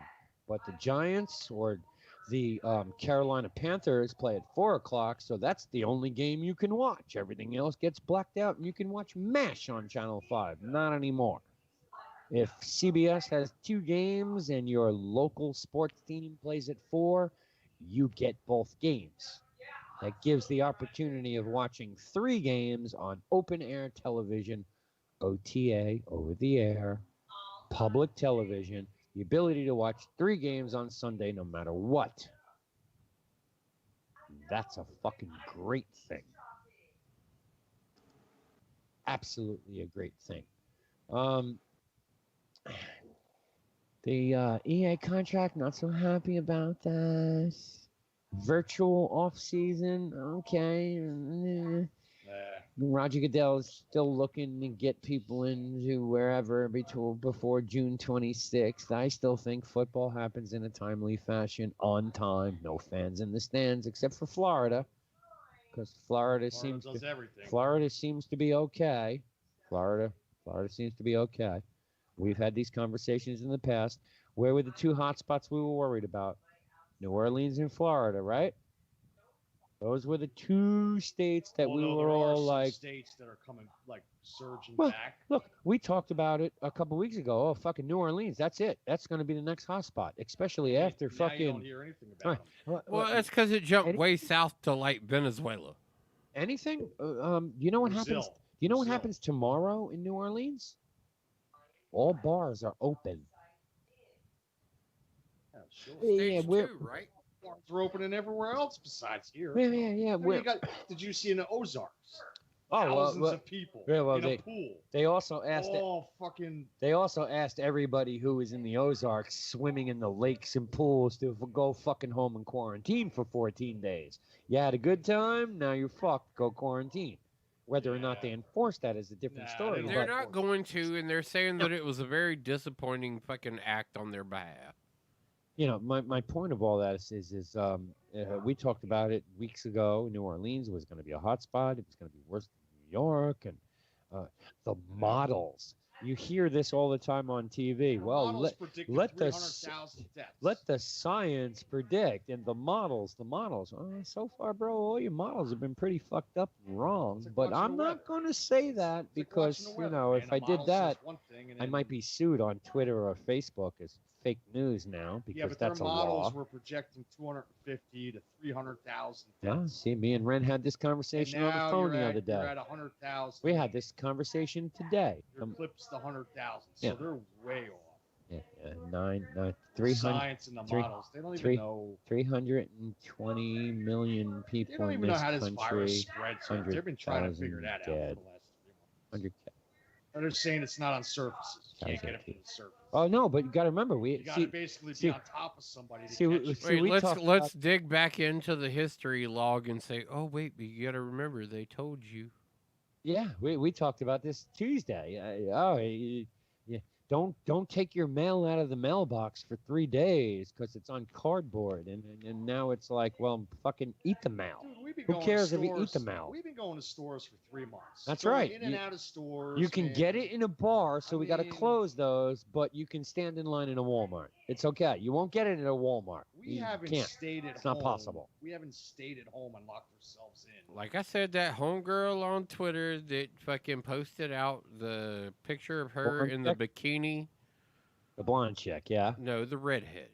Oh, okay. The Okay. one who Okay. actually did the original, who is not a copycat. Yeah. The redhead who stepped out and was like, cover her eyes with a surgical mask, cover her nippies with a surgical mask, covered her tuta with a surgical mask, and then put some bangles on her ankles with surgical masks just for haha the fun of it. And she straight up hit the community with the question of, if the mask works, why the 6 feet? If the 6 feet works, why the mask? If both of those work, then why the quarantine? Oh, not only that, but how come schools weren't essential?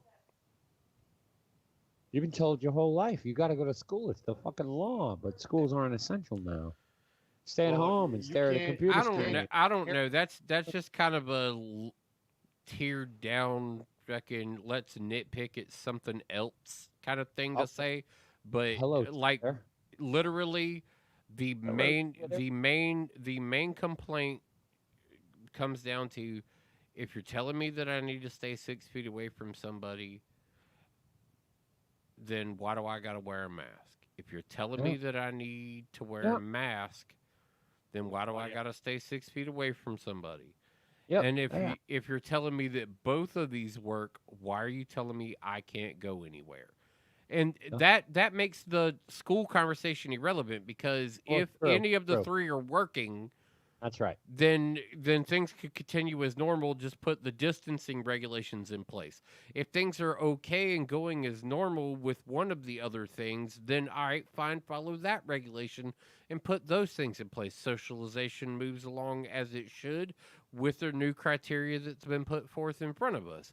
If both of them are working, why the fuck are you still telling us that we can't go anywhere? Like, it's a good question. That is the, like, if all of these things are working,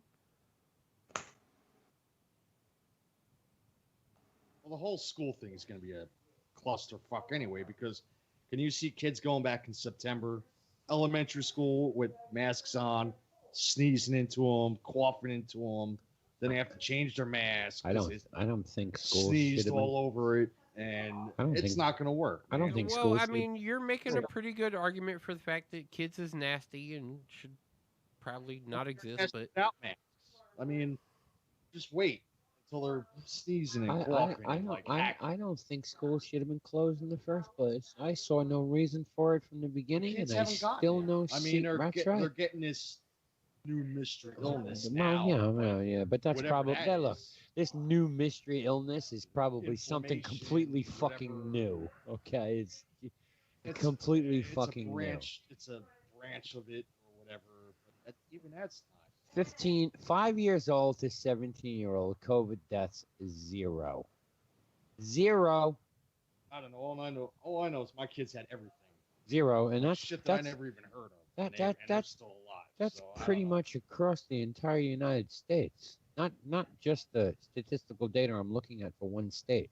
You take the average on that, maybe we're talking about 0.001%, 0.001, 15 to 17 year. That's school.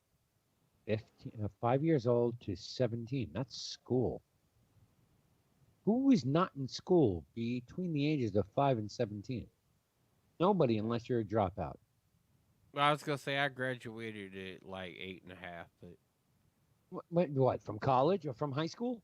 yeah, Okay, so, but still, the point is, 16. I may be one unique member in the grouping of society. Actually, there's quite a few Mensa members that all graduated like sub 16. So You know, I've said it from the beginning of all this. If you're 51 or over, and that includes me, That's all. of us. stay the fuck home. Don't go out. Let the rest of the fucking world go back to work, because anybody 50 and under, that is the future of the company, the money makers. well, I'm not willing What do you make- to. I'm not willing to sit there and be like, I'm gonna tell everybody what to do. No. I am willing to say that. Hey, please, the smart people, I'm not a scientist. take this information and convince the smart people. Convince these stupid people to say the things you need them to say, so Yep. that order is restored. I need smart people to reassume control of the environment that I live in. And I New- would greatly appreciate just that. New Orleans bars open tomorrow. Copper Monkey open tomorrow. Please don't Fuck make one me. of them web boy. Larry fucking Flint's Hustle Club open tomorrow. New Jersey, Everything is Red opening Bank. inside. Because even Red though he's smart people, he like to say stupid shit just for GP. Look. You, And a you guy op- like that should never be in charge of anything. look, you open a bar in my town, I'm not going day one. Oh hell. Yeah, I know. Okay. You'll be I there know- the I next know- day. You'll, Right. I know you guys think I would be, but I'm telling you right now, I already told the girls, the fucking bar's open. I'm not going. And if my babe wants to go to the bar the night it opens, don't come the fuck home because you're not sleeping here. End of story. I always said if they opened up, I'm waiting at least 2 weeks. But Red Bank, New Jersey, this weekend, and I'm trying to book my fucking reservations all day now. A 4-block radius will be closed down to the public. No streetcars. They're going to close the roads. It's people only.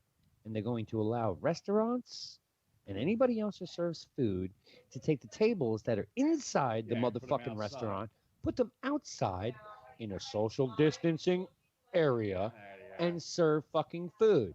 Me, trying to get a reservation. A sit-down dinner in a restaurant, whether it be on the fucking street, a la New York City. How many times you go to the city and close the streets? You fucking sit down at a table and order for. I've done that many times. I'm down for that. I'm good. I'm trying to get reservations. Fuck you, drive-in movie theater. It's a great idea. Trust me, it's a great idea. I have sat down on paper and tried to figure out how to make it possible. I was approached yesterday by 3 weeks ago, I was trying to buy property. I was approached yesterday by an individual who is like, I wish I knew somebody I could negotiate some property through. Sure, I was trying to do that 3 weeks ago. Buy a piece of fucking property. Here you go. I mean, I already know a piece of property, but I got the don't know if there's enough stuff. of a workforce to turn it into what. Mortgage the rest of it, and drive-in movie theater. Come on, that's Bluetooth. There ain't a fucking car in the world that don't have Bluetooth. You ain't even got to set up fucking speakers anymore. Here you go. Yep. Here's an FM modulator running over Bluetooth. Just turn your radio to 88.9 and you can listen to the movie. Oh, and if you got a decent car, you already got it in surround sound. Driving Voila, ta-da! End of game. Drive-ins will make a fortune. Story over. True End of that. game. But with this whole, I'm sorry. I get it. Stay in the house if you don't feel comfortable. Don't go the fuck out. I don't care. Don't go out. But when you crunch these numbers 6 ways to Tuesday, if you're under 50 years old, go the fuck out. Protest to have the fucking bars and restaurants open, the hair salons. You got a place like New Orleans, which all of a sudden was a major fucking hotspot, and it's going to be the end-all, be-all deaths of the world, opening fucking bars tomorrow. The death numbers are nowhere close to what the models. And you're going to hear that word 1,000 times in the next 3 weeks because every governor is going to use the word models to make sure they can get federal funding. Well, the models show that there's going to be a second wave. Really? It's a second wave of the Really? flu every year. There's a fucking 26 waves of There's the a flu every flu, year. I mean, influenza, so what, are we just gonna wear a mask HIV, and stay inside? car crashes, whatever the case may be. The numbers don't justify the panic that was put on people from day one. Well, you look at the mortality rate versus the population. 365 million people, 380 million people, 100,000 100,000 deaths. deaths. Yeah, that's I mean, point, you look at that's Jersey. 0.02% of the population, which is What? nothing. 11, Jersey's got 11,000 to 9 million. I mean, Italy was fucking, oh my God. Italy, Everybody's dying in Italy. thousands of people We were had dying in Italy. 60,000 deaths, and then that shit ended because why? Because there's no elderly left. They all died. It's not even It's the that, same man. thing It's just here. the virus passed. Same thing here. It worked its way through. There It will not be a passed. second wave of this. That's it's- bullshit. it's- That's it's social done. media You know, fear. it swept across the country, went to Europe, or came from Europe. In some instances. Now I know Now it's down in South America. I know Ren's sitting back We're going, psyched. fucking dudes, you don't know. And I get it, and I totally appreciate it. He is sitting with a frontline fucking worker who probably comes home and has to vent the shit that she has seen. Because if you are a healthcare worker and you're dealing with this, I'm sure you're seeing shit that is incomprehensible.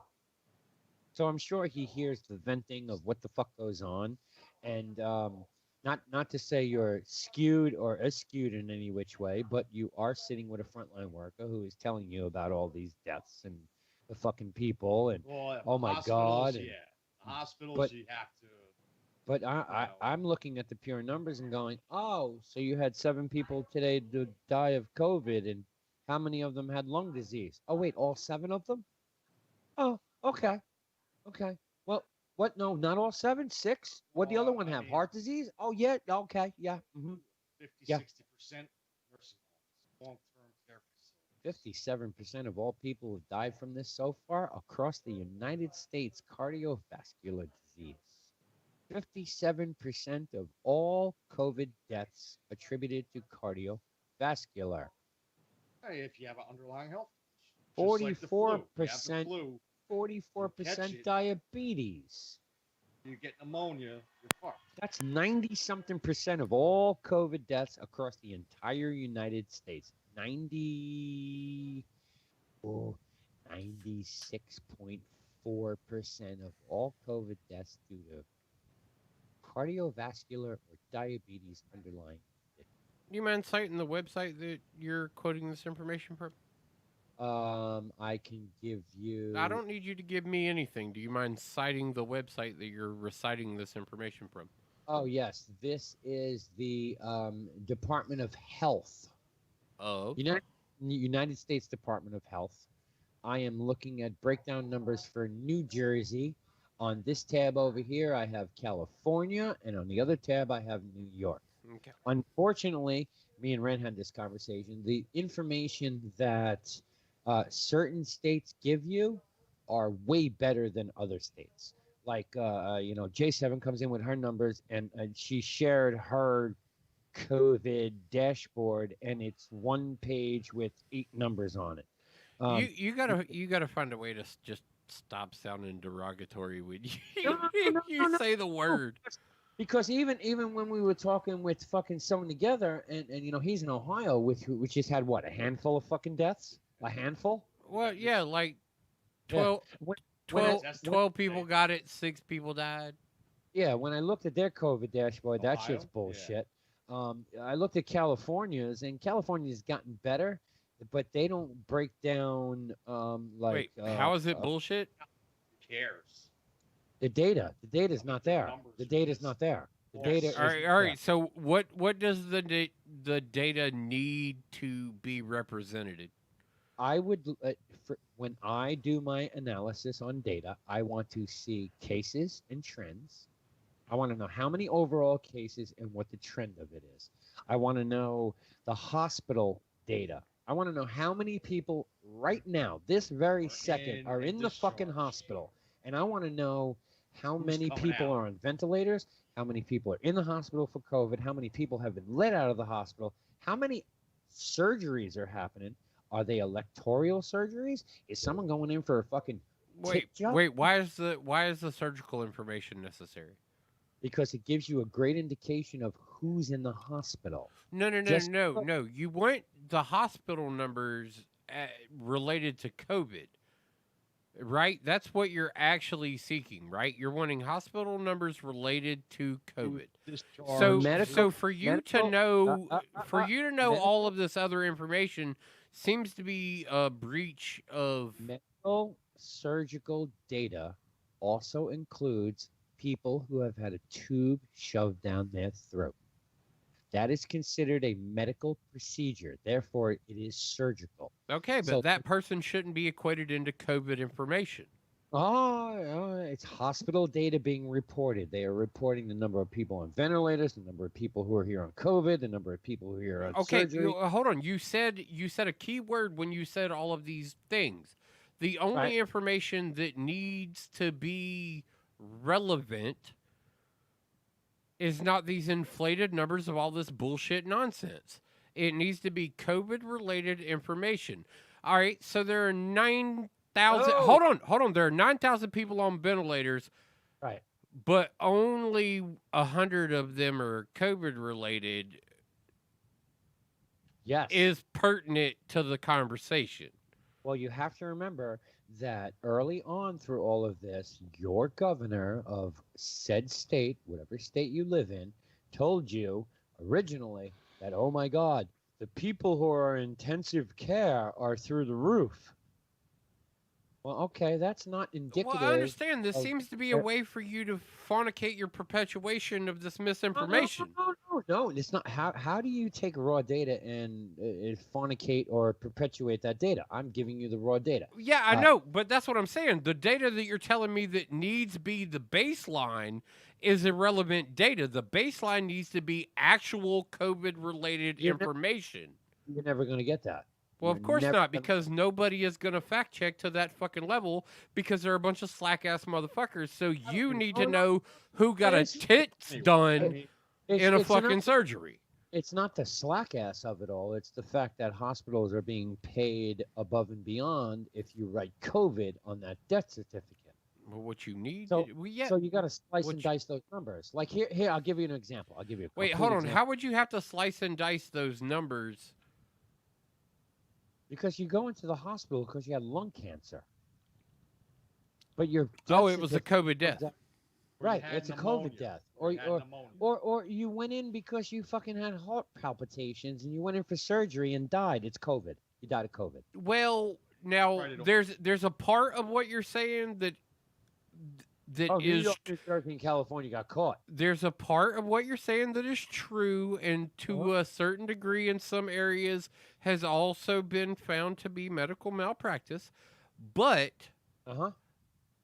if you go into the hospital with cancer, you shouldn't be reported because you had COVID, Right. even though you were terminal, because that was the tagline. The tagline was they had COVID, and they wrote it down as a COVID death, even though it wasn't a COVID death.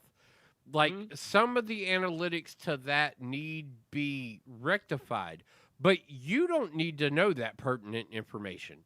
You don't need to know that. Okay. I'm following you.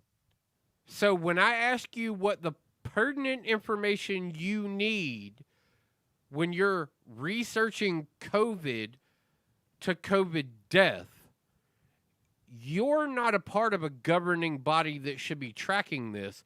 You don't need that information all the way to that, because all that does is help allow them to continue this procedure that is incorrect. Well, here you go. Here's your incorrectness of it all, okay? Last week, almost every state in the country turned around and said it's okay to let other people into the hospital now.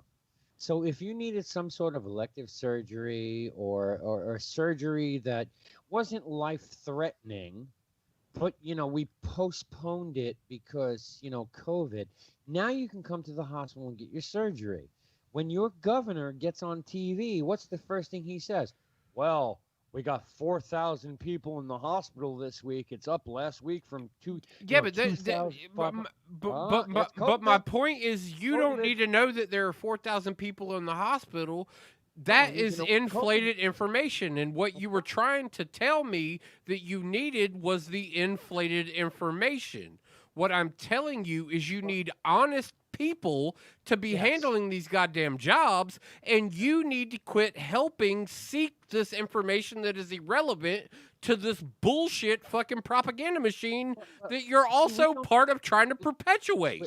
We're never going to have... You'll never know what the true number Right, we're never going to have the breakdown. I mean, like right now, this very second, 564 people are on ventilators in New Jersey. You were telling me that Ohio was shit on their reporting, and I said, what qualifies that situation?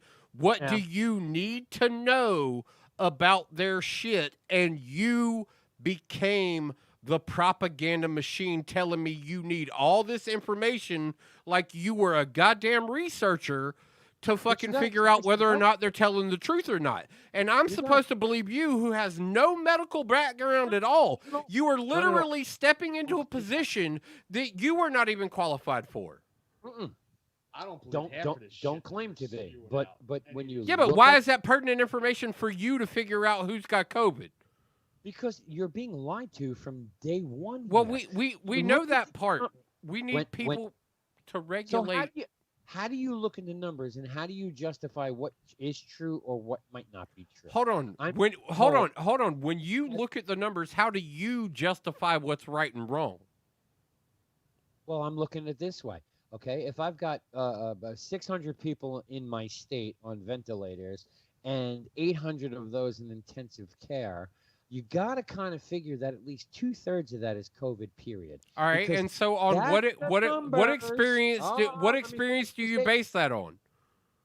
What do I base that on? Yeah, what experience do you base that on?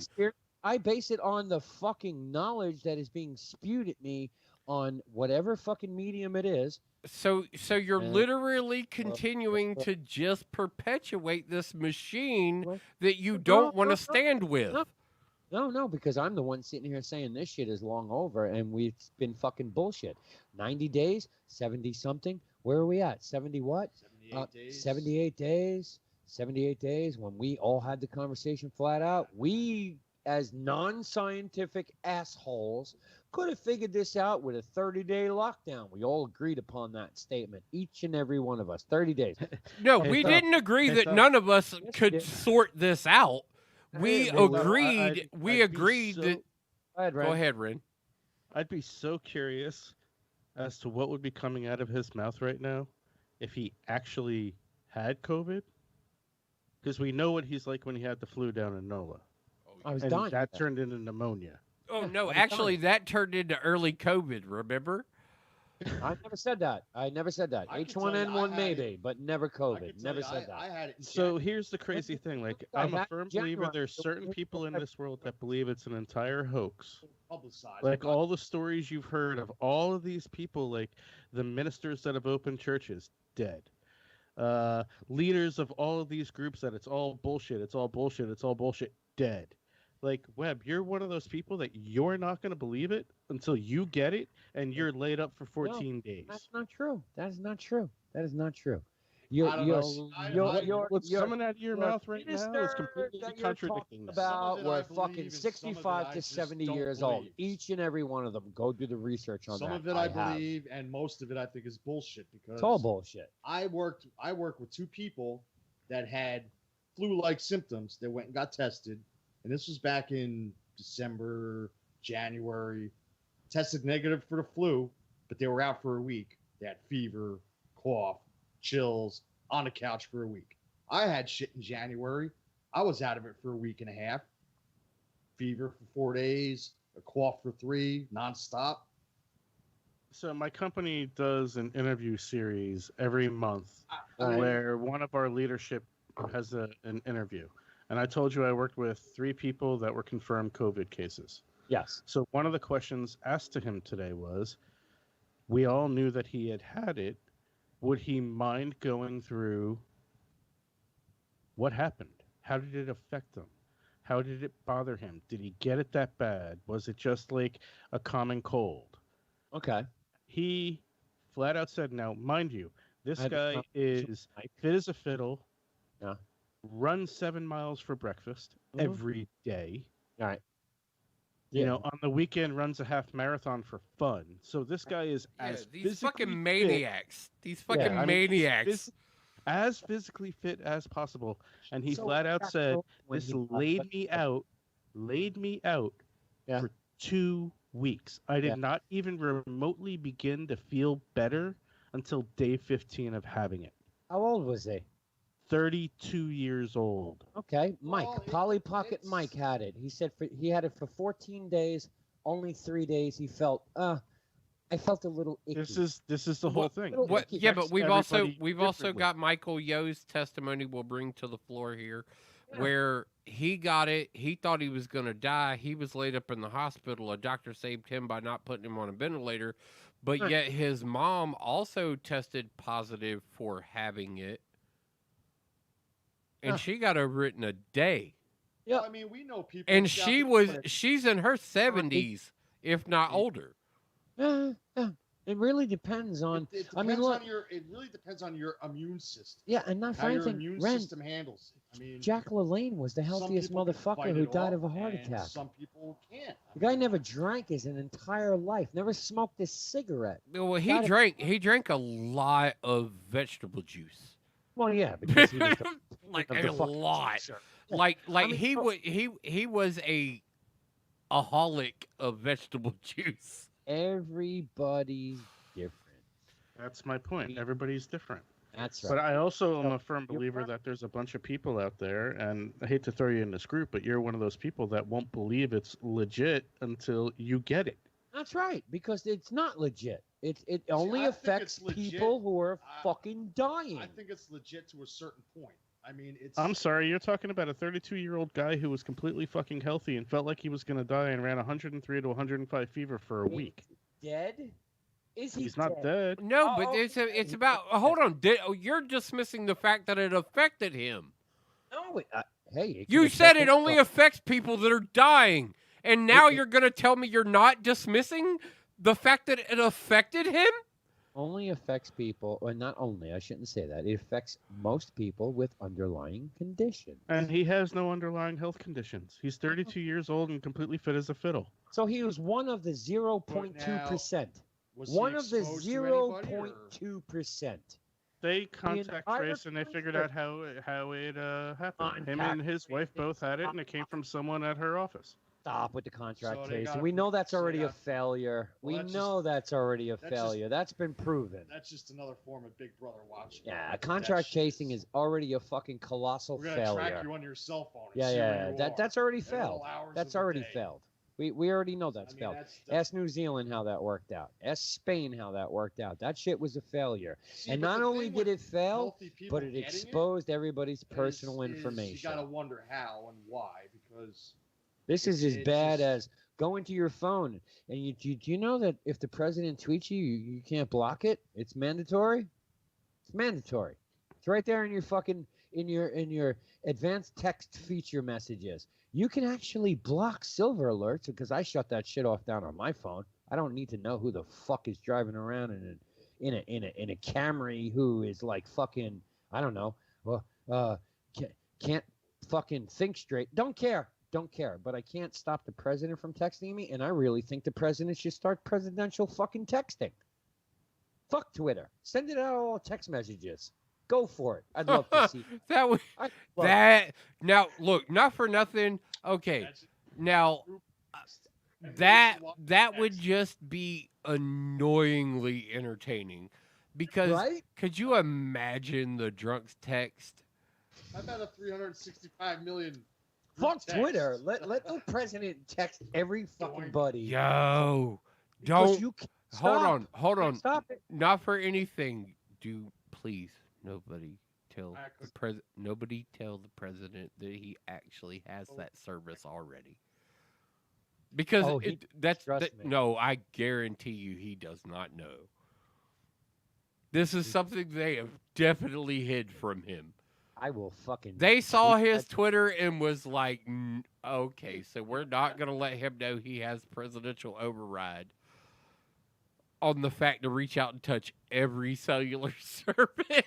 I can't see him texting. I just can't. What do you mean he tweets? Why not?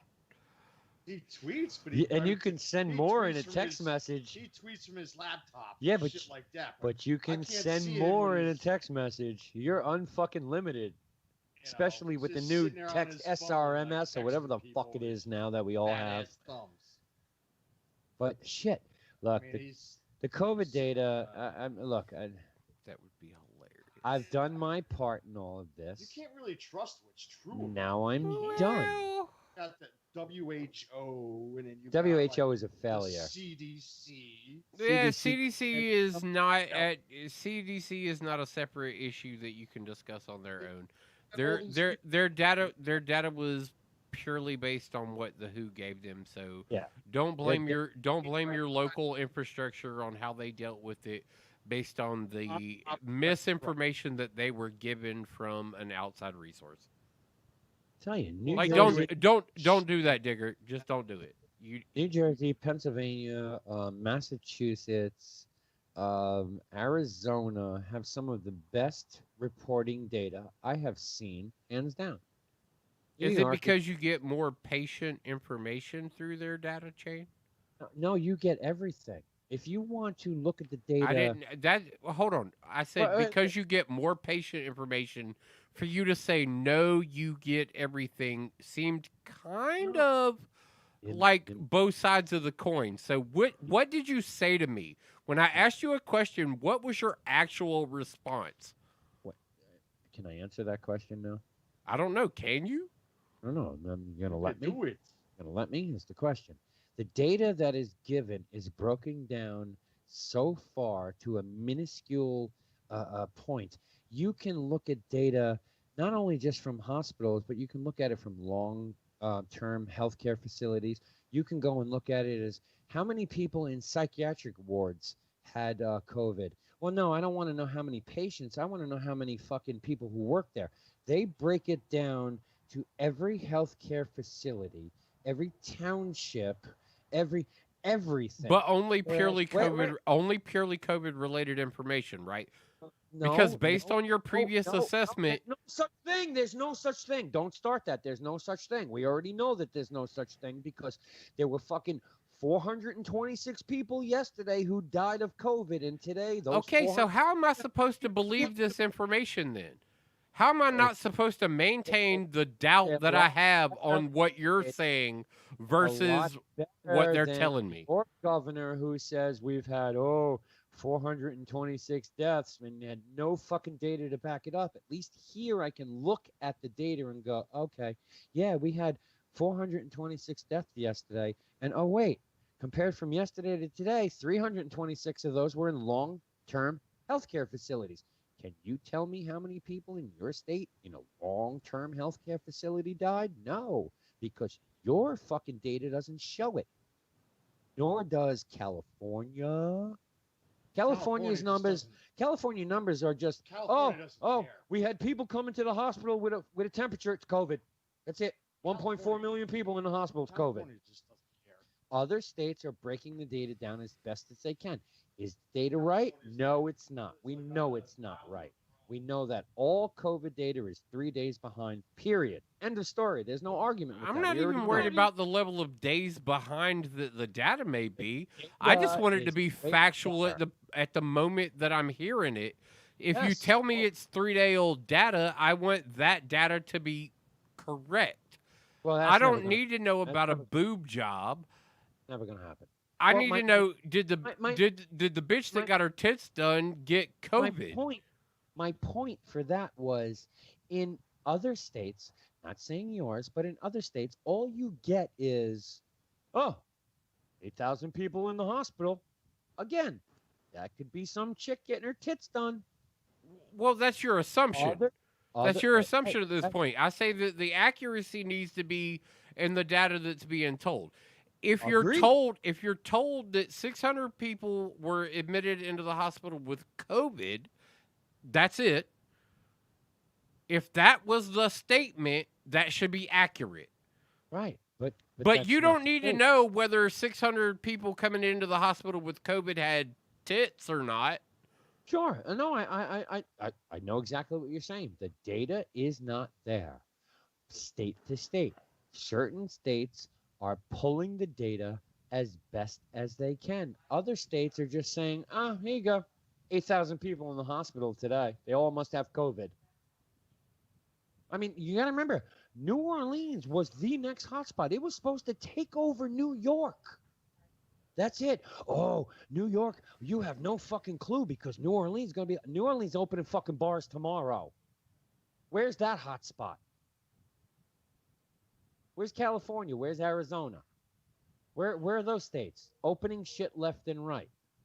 And then there's other states. Well, like California New is a county by county situation, and they've got like to sit there. Oh, where are these states doing this stuff? LA's not opening. No. Humboldt County is. Well, yeah. Humboldt County's almost qualified for stage 3 of what the requirements are for opening. There is a logistical place for all this to be handled.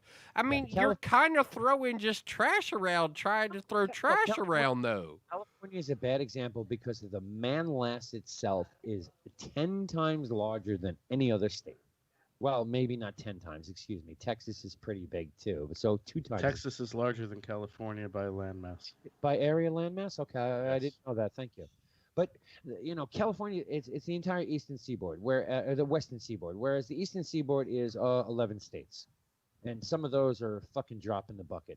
My point here is the data you need to look at and needs to be on a case-by-case basis or state-by-state basis and make a decision from there. If we're talking about all of the shit we've heard and we spewed the same shit. I mean, I remember you saying, you and I both agreed, fucking New Orleans, after Mardi Gras, holy Christ, they shut down the fucking state. All those people are going back to wherever they are. They're going to infect the fucking world. We agreed that they were talking about New Orleans being the next potential hotspot, but we also followed the information real time and saw that New Orleans shut shit down to an ultimate and mitigated their response. So for you to go, where is that? Well, that is on the other side of a great fucking response in the local fucking government of handling the situation. Are your bars open? No. Ran, are your bars open? No. Our bars won't be open until September. No shit. Most likely. And not that I care because I ain't running to a fucking bar, but here's a place. I'm not saying that my state may not be mishandling things a little bit, but to sit here and throw shots at a place that actually handled it very well, far better than New York or New Jersey handled it. I don't agree with that. I think. Well, you know I what? think We're New so York handled it densely pretty damn well. populated. Yeah.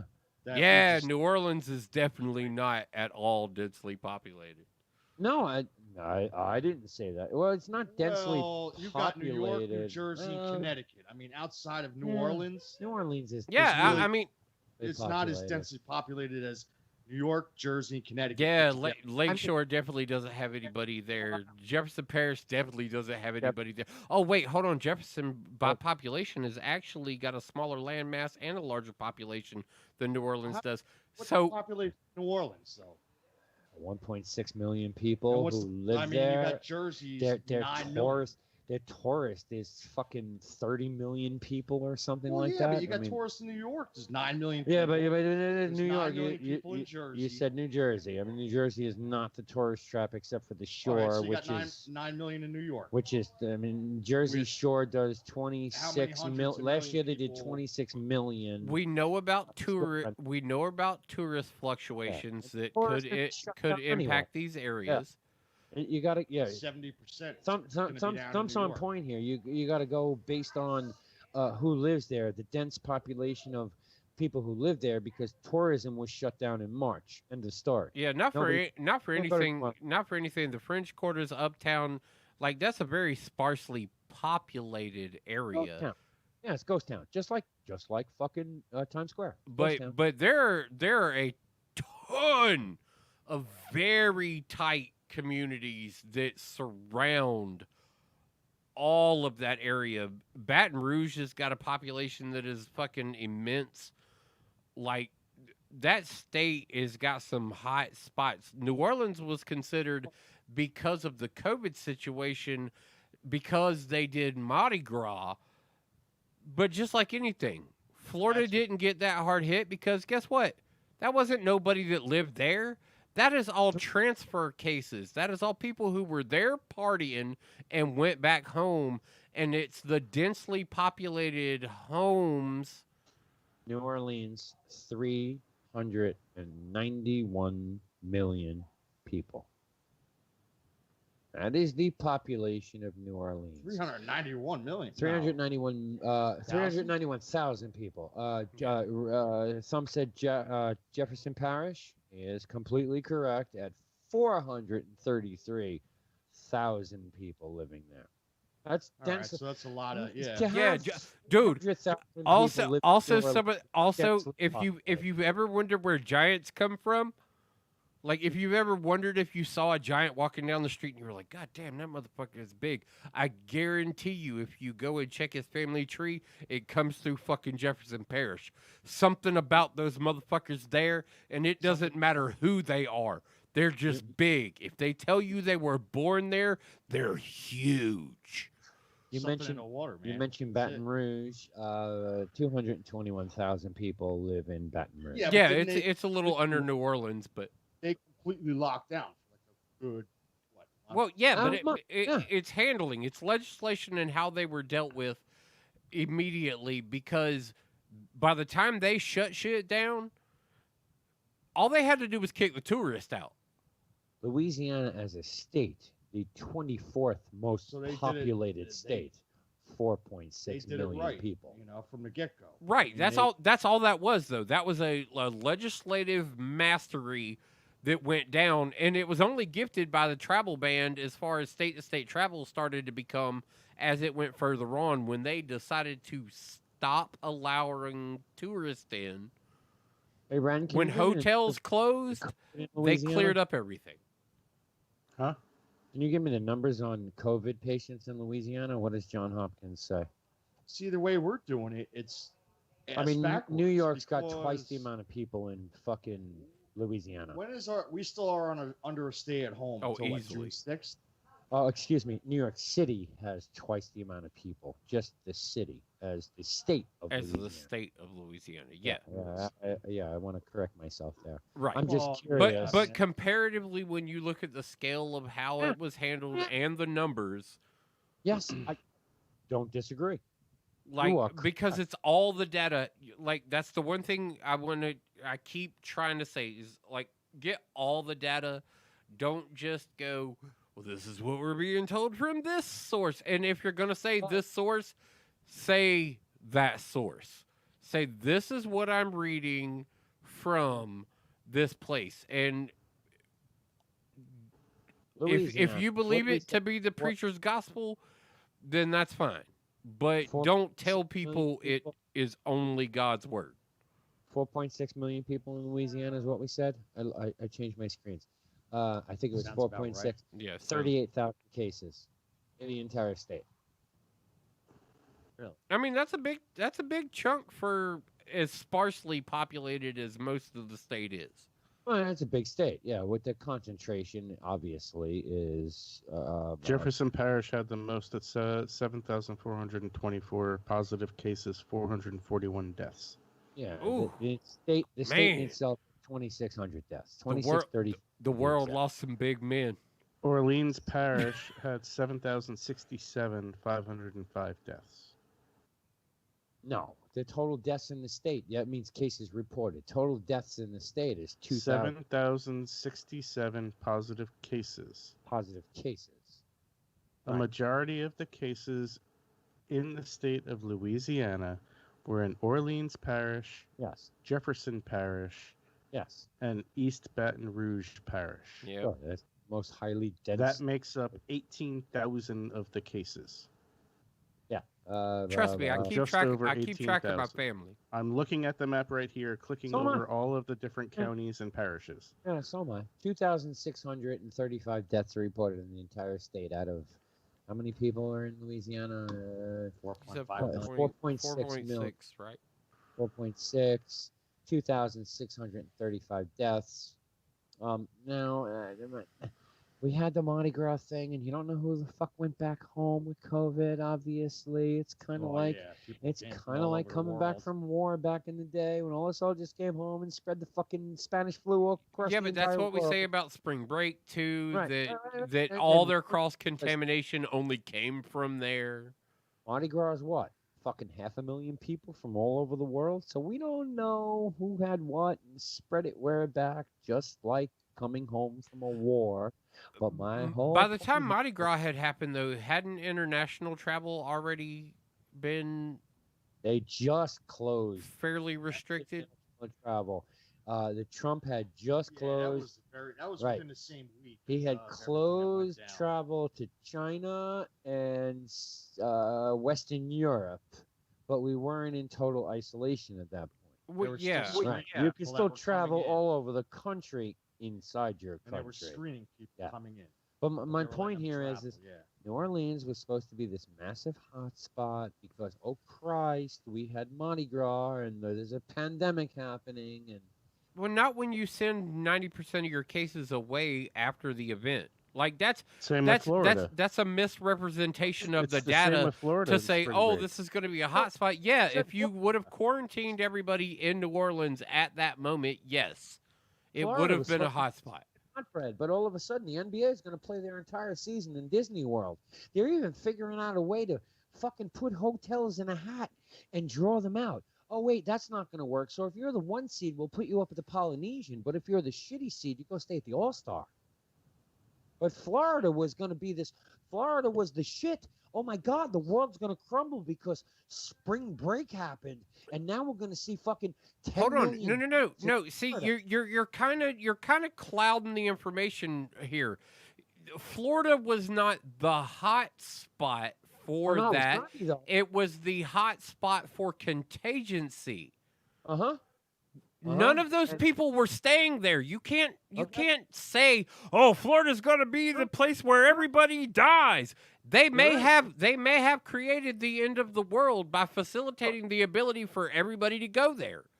Right, and took it back to wherever the fuck you came from. I'm COVID infected, and I'm right. Bring it so back that to has nothing to do with Florida's numbers. To sit here and lean on Florida as being like the numbers, and to sit here and say that that didn't happen. Well, of course it didn't. Everybody went home.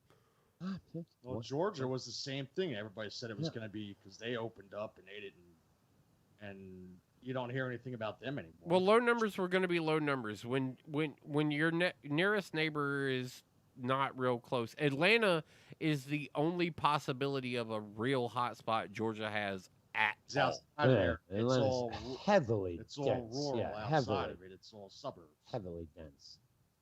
Oh, heavily Atlanta's dense. horrible. Yeah. Traffic. Well, Atlanta's it's just Worst dense. traffic I've ever been in. Yeah, Atlanta's horrible. I But- mean, well, it's not But, horrible. but to it's a sit here beautiful and go, oh, Florida's going to be a hot spot.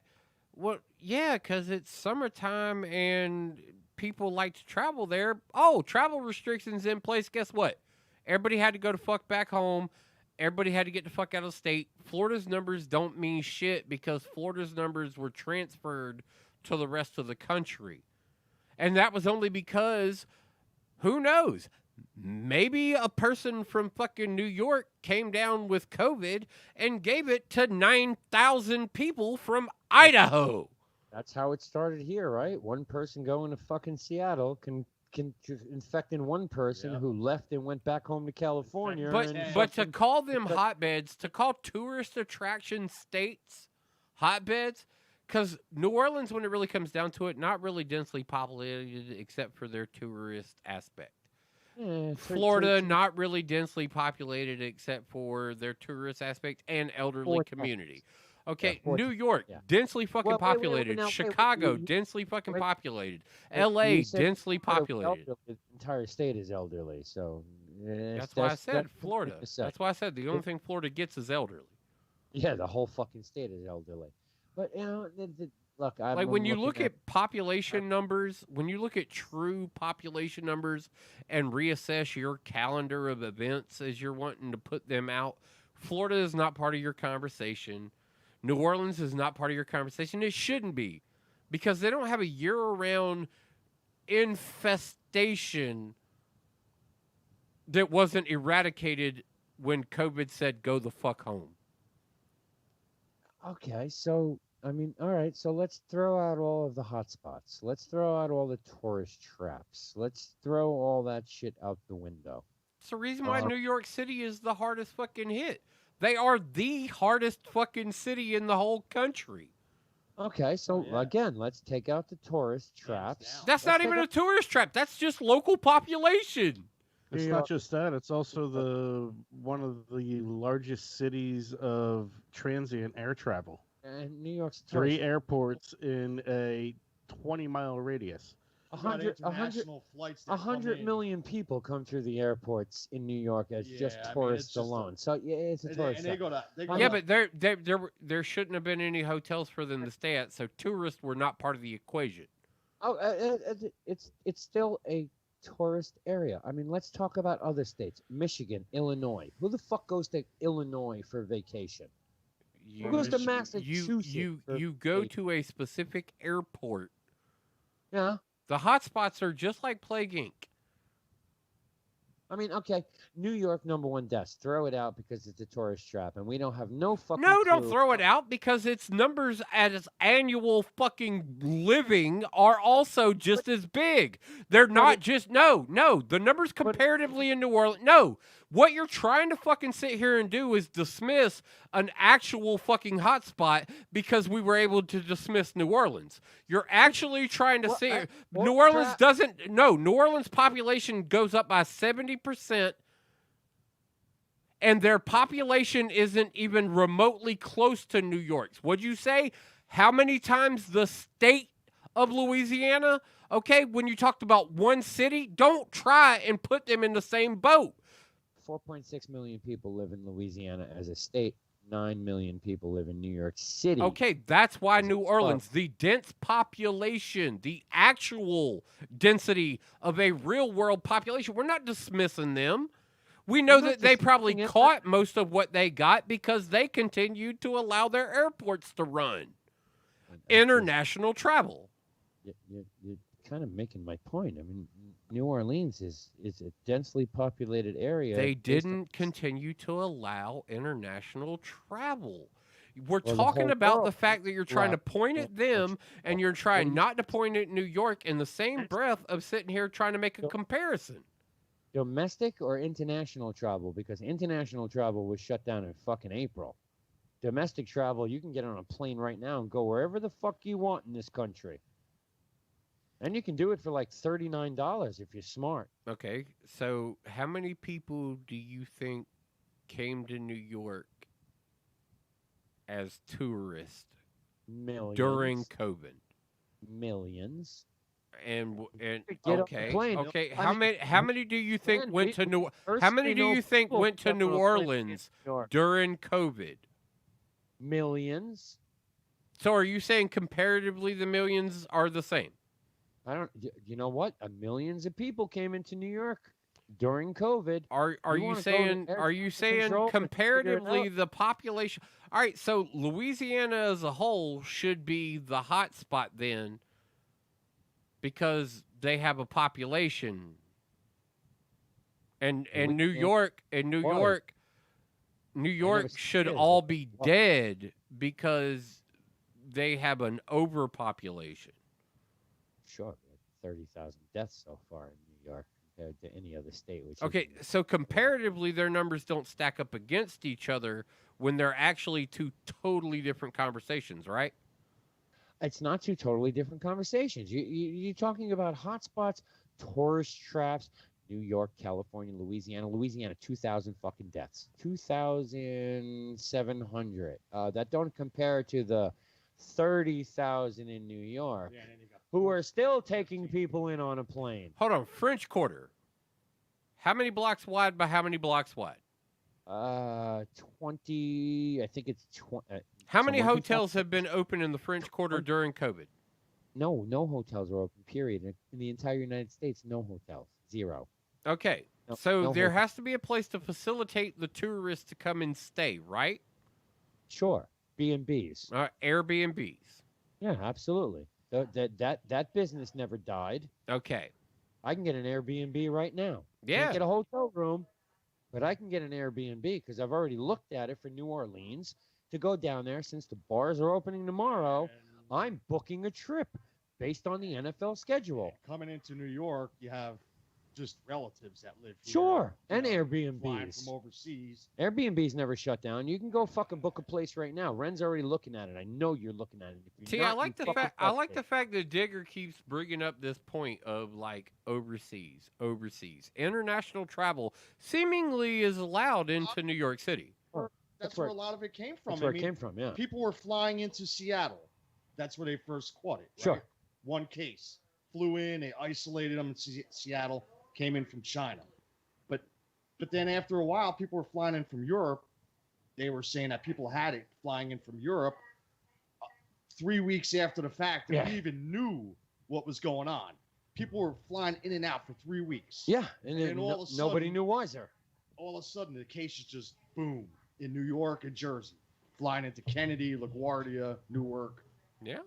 and any other airports that are around. But Yeah, plenty of UK travel into New York. yeah, all of Europe, any Europe, whatever. Well, no, all of Europe was restricted, and then the UK was still allowed to do things. So there was a time period where pretty much New York made all its money as being the hub of people coming from Britain. But by the time we realized what was going on, we were like 3 weeks in. So we were like there was people coming in and out for 3 weeks as this was going on. We didn't even know what was going on until it was people already spread it for 3 weeks, back and forth, overseas, and then coming back, overseas, coming back. And we didn't even know it. Everybody was concentrating on China and coming into the West Coast and thought it was going to work east. Meanwhile, everybody's flying in from overseas in Europe or wherever they were coming from, cruises, coming into ports. I mean, it was just... I'm actually entertained by all of this to understand that our Twitch channel is on the same level as CNN. Like our math should just add up and be the same. People saw it, it happened. So it's all one lump category. For whichever math you believe, that's the whole thing. Like, I don't know how skewed these numbers are. Some people are saying it's 100,000. Some people are saying, well, it's really more. And people are saying, well, it's really less.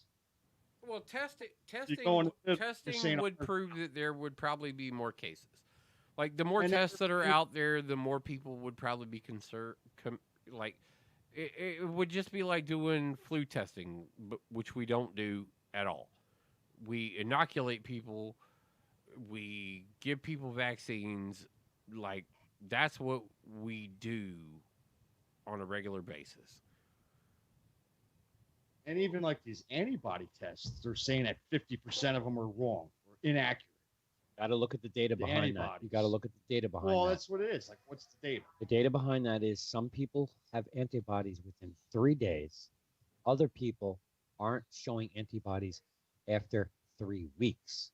So if you go for a test, if you even if you're COVID positive and you go for a test for antibodies, it could take 3, sometimes 4 weeks to show the antibodies in your body, but other people are having the antibodies within 3 days. So people are testing negative, but So it may you- take 3 weeks. For Right. them to show You got to take that data. Look, I'm a big fucking proponent of going to get a antibody test. Go get a fucking blood test. Don't get a nose I would swab. I'd rather do the Because at antibody this test, point, too. it doesn't matter whether you have it.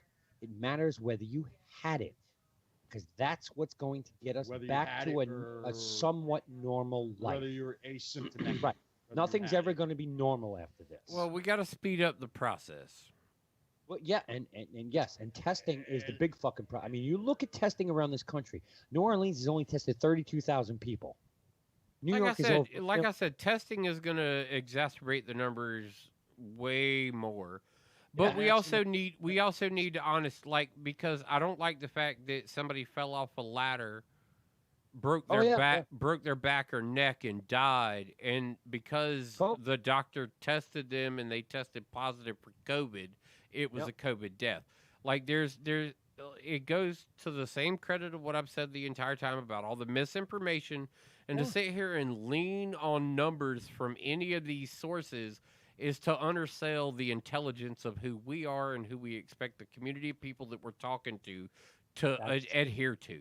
And I don't appreciate the misrepresentation of how fucking smart you're supposed to be with some of the asinine bullshit that you have occasionally said here as of lately related to COVID. Because you stand behind some of these numbers like they're gospel, and you know they're absolute bullshit. Oh, hey, whoa. Let the science and the math talk for itself. That's what we've been told. So that's what I'm doing. No, we've actually said that there is a reasonable distrust to have with the system that we currently have. That we need to bide our time. I look at it this way. I've said it time and time again, and this includes me. If you're 50 or over, stay the fuck home. If you're under 50, go back to work. Go back to work. I don't want to stay home. You ain't gonna get it. Sir, that's a proven fucking fact I'm not already. staying home. The numbers prove that. I'm going to work. 0.02% of the entire population of the United States under 50 has tested or has had COVID. 0.02. Send them back to work. 0.02 of the percentage of the population that has been tested in that age bracket has tested. Tested. I'm talking just about people who went to the fucking hospital. Oh, I got COVID. Oh, you got a fever. You got these symptoms. Your lips are blue. You got COVID. Go isolate for 14 days and then go back to work. 14 days. 14 days. The point here is when you look at the numbers that are being given to you as far as death per age, anybody under 50, it's 0.02. That is nothing. It's anybody over 50. Hello. We're all Hi, how you doing? Over 50. You could fucking die from this. Period. The numbers are there. 47% of people 80 and over dead. Well, I was going to say that's countrywide, not state. That's country. And they had the 65 and over bracket too. They had numbers for 65. 65 and over. Hold on, I'll give you that right now. Hold on. That was like the Demographics. Is that on the demographics? 65 and over, 32.5%. According to who? According to World State, WHO, CDC. Hold on. I'll give you. It's fucking everyone. It's the 16 different authority boards who are calculating data, which is all your hospitals. Is this the average of their unified answer, or is this a unified answer based on all of their data? This is the unified collective data of all hospitals reporting 2,970 hospitals reporting data. 65 to 79, 32% mortality rate. 80 and over, 47% mortality rate. 50 to 64, hold on, it just refreshed because I got new data. 50 to 64, 15.9% mortality rate. You want to go down to 30 to 49, under 50, 30 to 49, 4%. 4. Want to go down lower? Because we don't even want to talk about the 18 to 29-year-olds, which is 0.04. Infant mortality rate, that's 0.00002 because we've had two deaths of infants, two worldwide, two. Oh, excuse me, And that was in the very countrywide. beginning. I think one was 4. If you're over 50, and again, includes me, and I'm a fucking big proponent of fuck you, I'm going wherever I want. I'll wear my mask. I ain't got no problem with that. Over 50, stay the fuck home. Stay the fuck home. Stay the fuck home for another 3 weeks. Don't go see your fucking grandmother. Stay the fuck home. I haven't seen my family. I haven't seen my family since this shit started. No contact with my family. Zero. Well, in your family situation, you shouldn't at all. It don't matter. I got a brother who's younger than me. His wife is younger than him. His kids are fucking 10 and 8. I wasn't talking about them. I was talking about like your grandmother, your mother, and your father. Haven't seen my grandmother. Haven't seen my mother. I know you haven't seen any of them. All you're doing is repeating yourself at this point. I said I agree with your assessment, but in your family situation, that was a proper procedure. My father is a cardiovascular disease person. Not for nothing, David. I didn't give a fuck about you in the situation because I wouldn't try to throw you into that. But, you know, when it comes to Brandon, have you seen your family? Have you gone to see your mother since all this? The answer to that is FaceTime. Yeah, you haven't seen her. You haven't gone to the house. You haven't sat down and had a cup of tea. I mean, with I her. could make a reasonable argument that I haven't done that either, but I probably haven't done that with either of my parents since 2012. So y'all can all suck on mine. So, but you know, when you start to look at all of the data and countrywide, not just state to state, countrywide, it's the elderly. Yes, Mike said it before. We've got some fucking kids coming down with some rare disease. They're all saying it's COVID related. Is it? Is it? Is it? Is Kawasaki disease a derivative of COVID? Well, I don't seem to think so. They're not. Hold on. Go ahead. They don't even know. Kawasaki. No, they're not saying this is Kawasaki disease. They're saying this is something that seems to also be mimicking Kawasaki disease. Yes. That's right. That is not Kawasaki. Yep. They have it. They have a tie that says that this is COVID related, and that the mutation they're facing in this grouping is mimicking this style of symptomatic expression. Oh, yes. Which we know COVID across the board, symptomatic expression has been widely varied. It's not just, oh, I can't breathe, and then you die across the board. Not use those words if I can't breathe. People just don't. No. I mean, they're saying the symptoms from not, respiratory. Let me find out. Minnesota is going to try and throw it off as a COVID death. What do we have right now? 1.5% mortality rate? And yes, that was my bad joke of the day. Yeah. 1.5 in the entire world? Yeah. 100,000 deaths. Yeah, I mean, with 5.8, almost 6 million people infected, 360,000 global deaths. Yes, it was nice. We're all running around with masks on and social distancing. We did the right thing. There's no doubt about that. China's plan has worked. They've almost got us converted to the style of living. China's fucked, man, with their whole Hong Kong. And ready to move in and seize with takeover. China's a scary country. Watch that. I will fucking find that documentary I watched. Not even remotely to me. Not even remotely. Their GDP is so close to ours. Oh, yeah. It's scary. Yeah, it's impressive, but you know the greatest part And about here's- why I have a major lack of concern? China, we got to worry about. Yeah. They have a ruler. Well, yeah, but so does fucking England. No, they don't. They don't have a communist ruler. No, they don't. No, the queen is literally only a name. They have somebody in the country who is allowed to call herself the queen. So don't try and perpetuate that nonsense. The United States is the same thing. We got a president. No, who is ruled over by a parliament of sorts. No, okay. Everything that you're saying completely contradicts what exactly you heard me say. They have reached a precipice that the emperor. Yeah.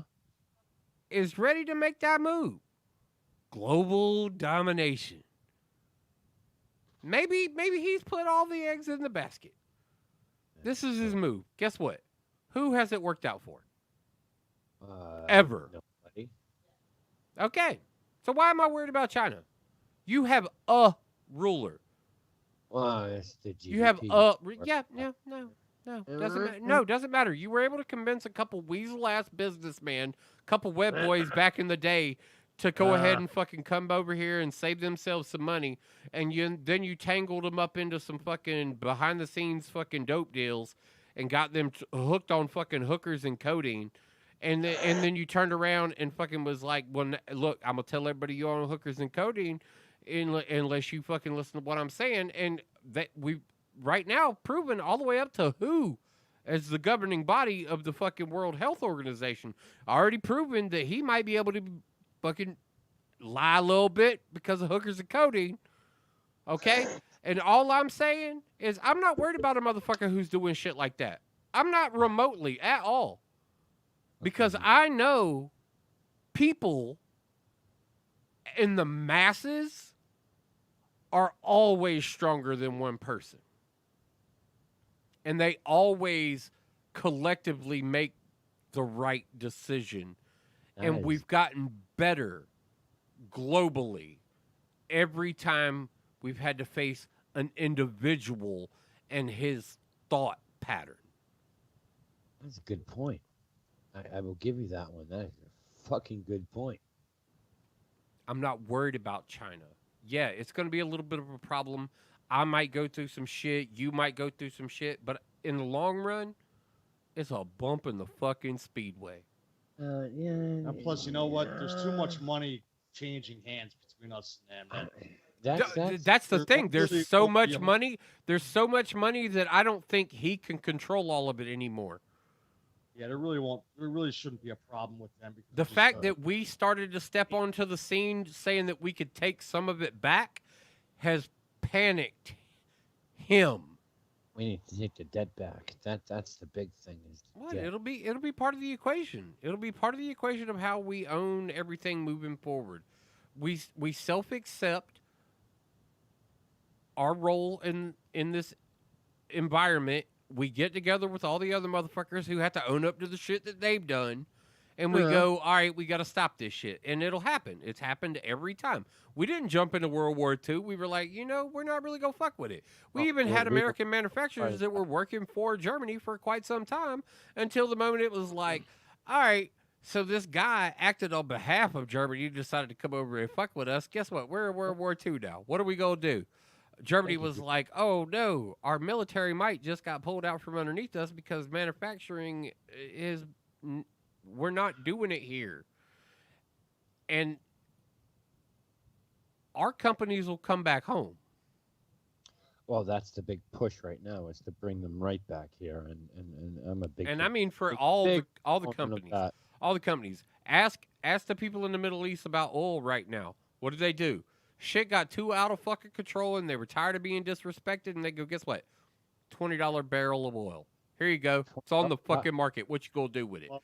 How about forget $20? How about negative $11? Well, a barrel? but that's what I'm Oil- saying though. That's how they put their oil foot down. stuff. That's how they put their foot down. They collectively came forward as a region and said, "This is enough." Okay, so before we because we got to close up here, and I definitely wanted to get your opinion on some thoughts, especially in the sports realm. MLB seems to have they're fucked done. their shit up. They didn't even decide anything yet. Well, We're getting they're towards they're June. they're still fighting over the money aspect of it, and their last bid was to bring to the Players Association a sliding scale of, if you make a fucking bazillion dollars, you're only going to get 25% of your salary, and if you're a fucking rookie, second year, third year player making, I don't know, $280,000, you're going to get about 90% of your salary. Players Union turned around and said, whoa, time out. We already agreed to a pay scale cut in fucking March when all this shit happened. Go fuck yourself. So my question to you is, does baseball happen by July 4th like they wanted? I think they will, because there's rumors of teams already down in their facilities Uh-huh. starting to work out. It's like they know something. And baseball is start on They time? have some information to say. I think baseball will start on time. They want to get paid. Now, Yeah, but the union doesn't like the pay scale. It's Too a- bad. They still want to get paid. It's better than nothing. It's still a- working out. It's all posturing at this point. It's a union. Okay. Tump, any thoughts on the baseball thing? Nope. And I know you're not a big baseball fan. I know you got your team. I was just curious. Yeah, if I get to see the Cubs play, I'll be happy about that. If I don't get to see the Cubs play, then I won't be too disappointed, because that means nobody else is fucking playing anyway. So it'll just be like duck water. National NBA, National Basketball Association, gonna play all their games in Florida. Does that work? It's a weird concept of how they're trying to move forward. It's kind of like trying to mimic what NASCAR did with putting South Carolina, North Carolina, but even NASCAR was like, outside of this, with cooperation of other states as they open, in collaboration with all of the World Health and CDC and everybody else, of following these rules. If a state opens up and allows us to come there, then that's one half of the equation. Then the fan conversation becomes the other half of the conversation, and seeing baseball with no fans, I don't know. Baseball and their money situation seems to be way more footballish to me. Sure. It's Way more soccer sport, styling. They're ultra prima donna with their paychecks. Yeah.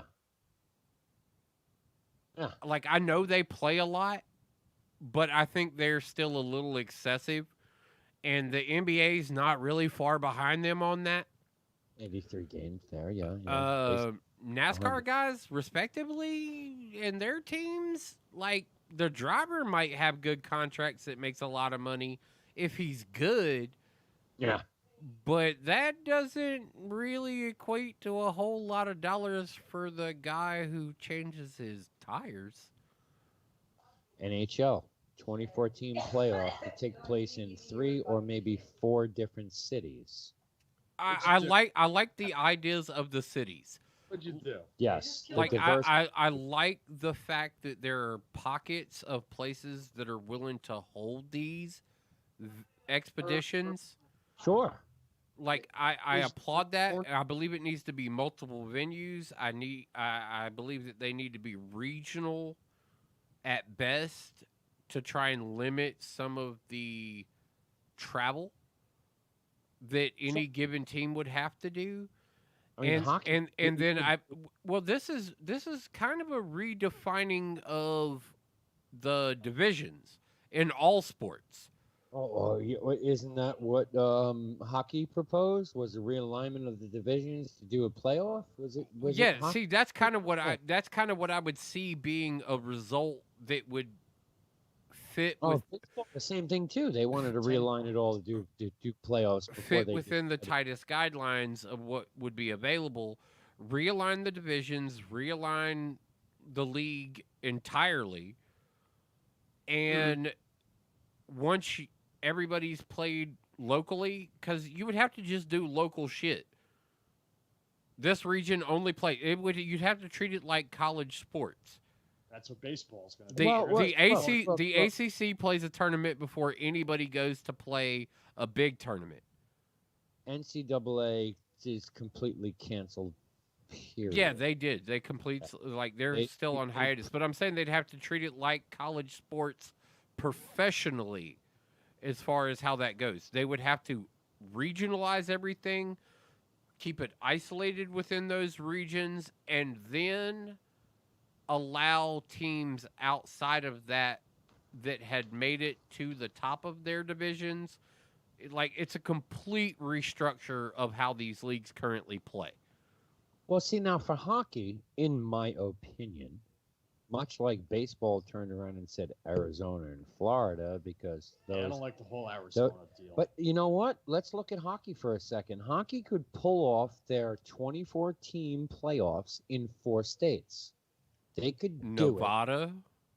In Nevada, Utah, yeah, Phoenix, Arizona, yeah.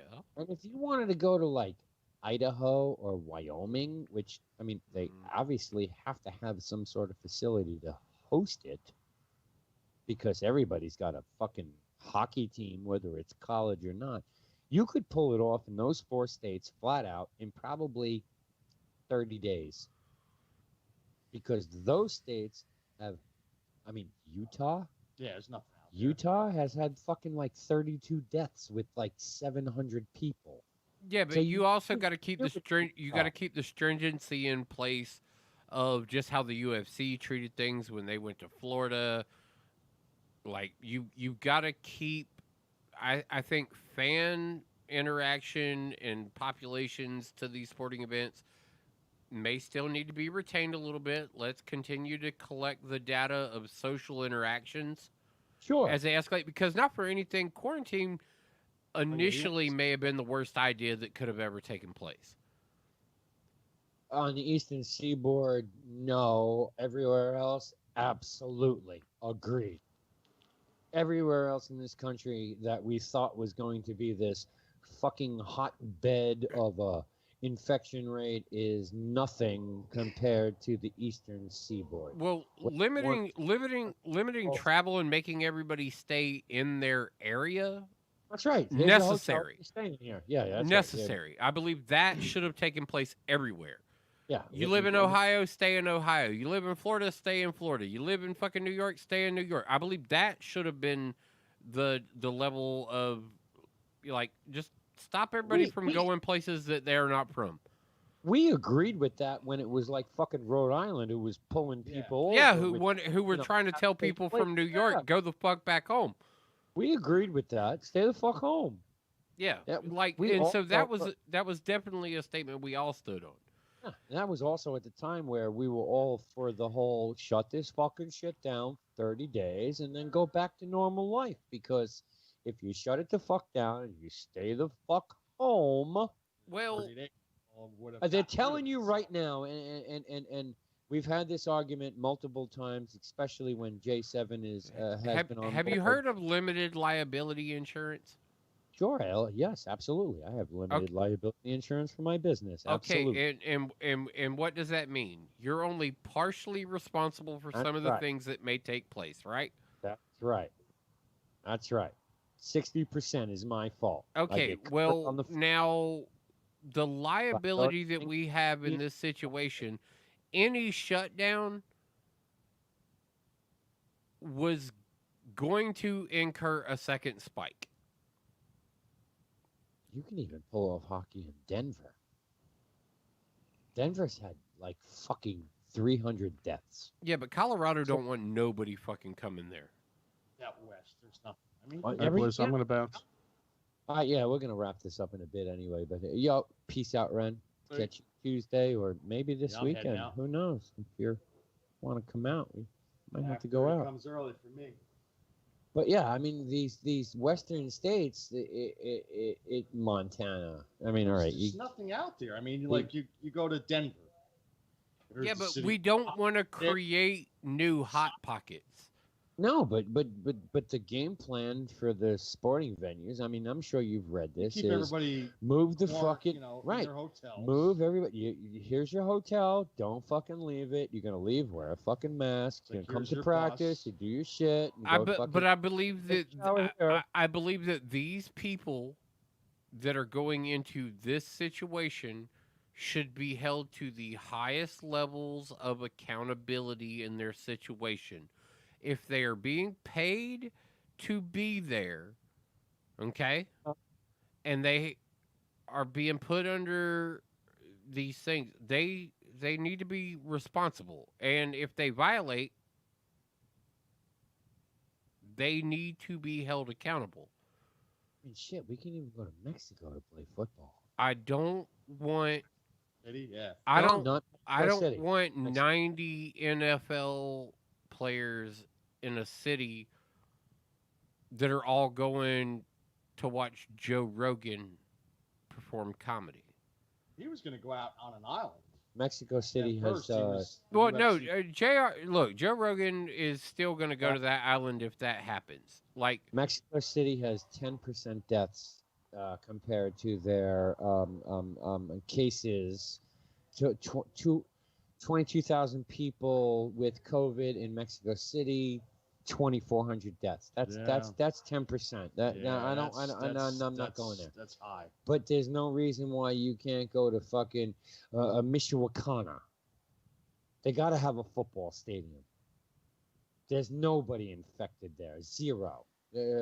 Puerto Vallarta. Zero. I don't know. This is a weird conversation to actually be thinking about, because as much as I love professional sports, sure, yes, do I believe that I should build the world around trying to save professional athletics? Absolutely not. Like because I'm kind of starting to have this feel about it. Like, all right, so we're without professional priority. We're with priority. Yeah. See, this seems to be the actual priority, though. You're talking about. I mean, it's $100 billion of income. But do on people want three it? sports. Absolutely. Yeah, but that's only with fans in the stands. Does that same calculator work with fans at home? Not true. We already know it works. Yeah, We it's saw not- it with NASCAR and we Fans saw in it the with stands golf. aren't going to happen for another. No, NASCAR- we saw that NASCAR was able to feed you an insulin. But your 6 million people watched the NASCAR races collectively over the last 3 races. NASCAR has been drawing 1.2 million people. We saw a golf match take place between 4 individuals, which drew 12 million. Yeah, but it was people. because of the 4 individuals. Don't Oh, act like. Okay. You're right. You're absolutely right. Not going to discredit that. My point of it all is 0 sports. We've had 2. All right, we've had some wrestling. They drew Hold on. fucking. You 6.6 haven't had million. anything. Anything is going to be good. It's going to draw the quick buck.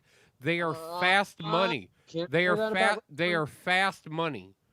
Can't say that about wrestling. It's got to draw. As much as I think wrestling is bullshit, they got a fucking following. Yeah, they have a big 6.4 million people tuned I in. know, because I watch it. Yeah, you're 6.4 million people tuned in to watch a guy walk into his theme music with nobody in the crowd, pretended there was a crowd there, and fucking they carried 6.4 million people from start to finish.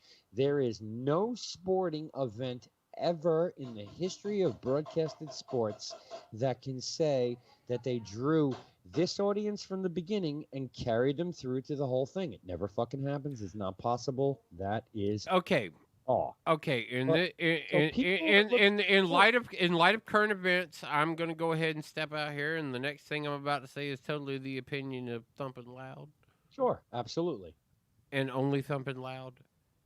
Not the 8-Bit Bros. All of you motherfuckers are absolute fucking idiots.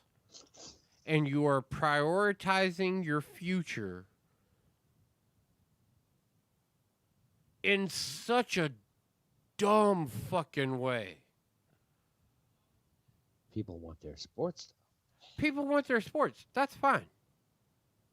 That's fine. But I'm not.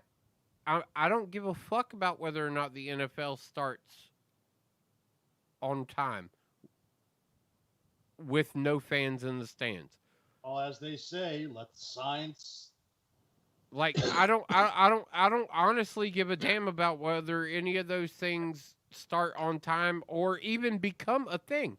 MLB, professional bowling, bull riding.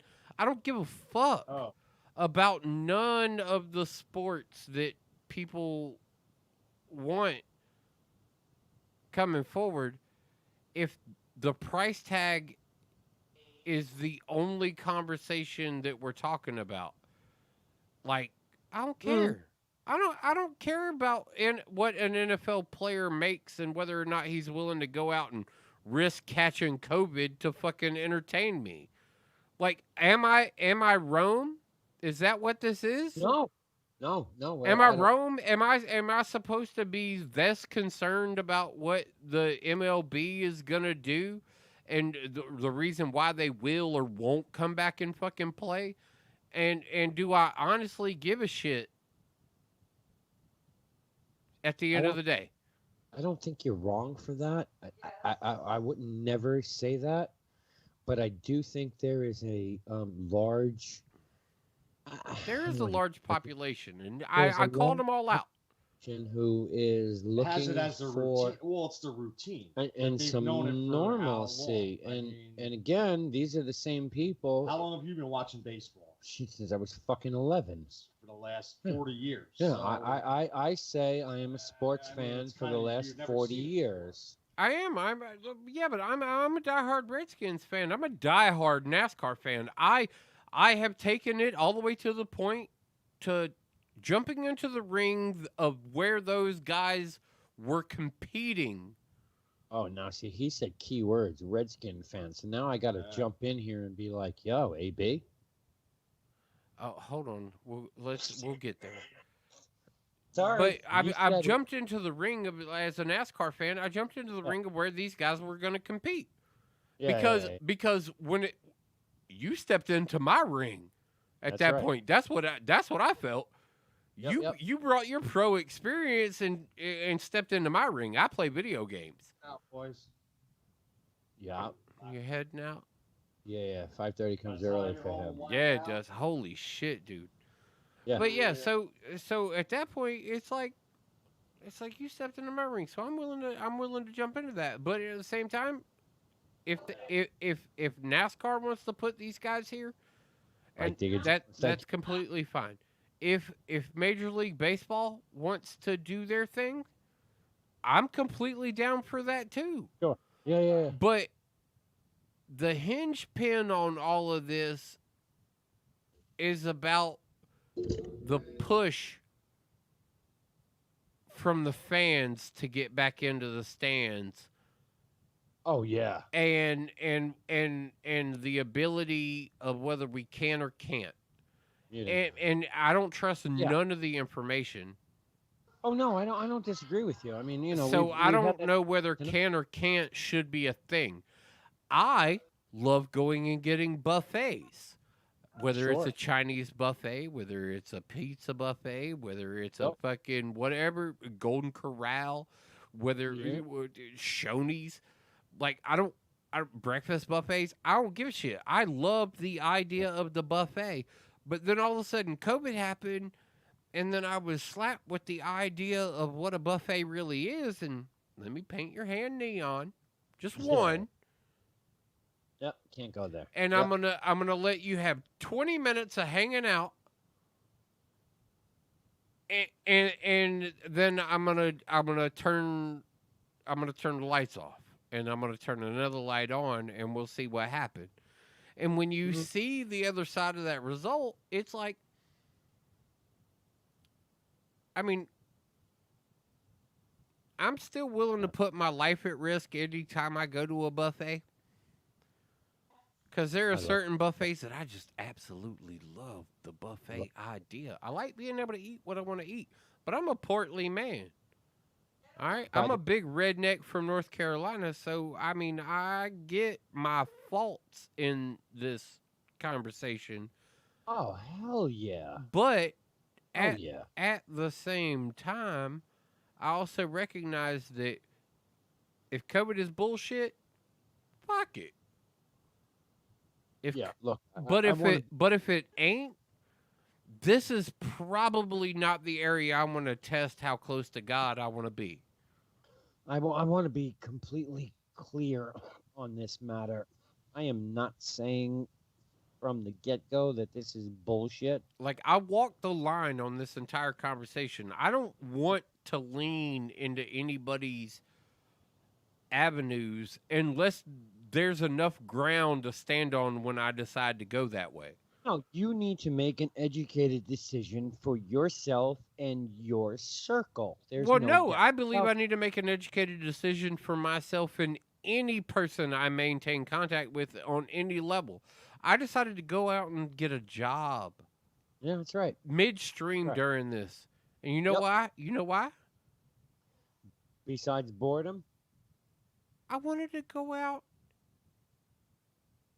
and see what people... I'm a people watcher, man.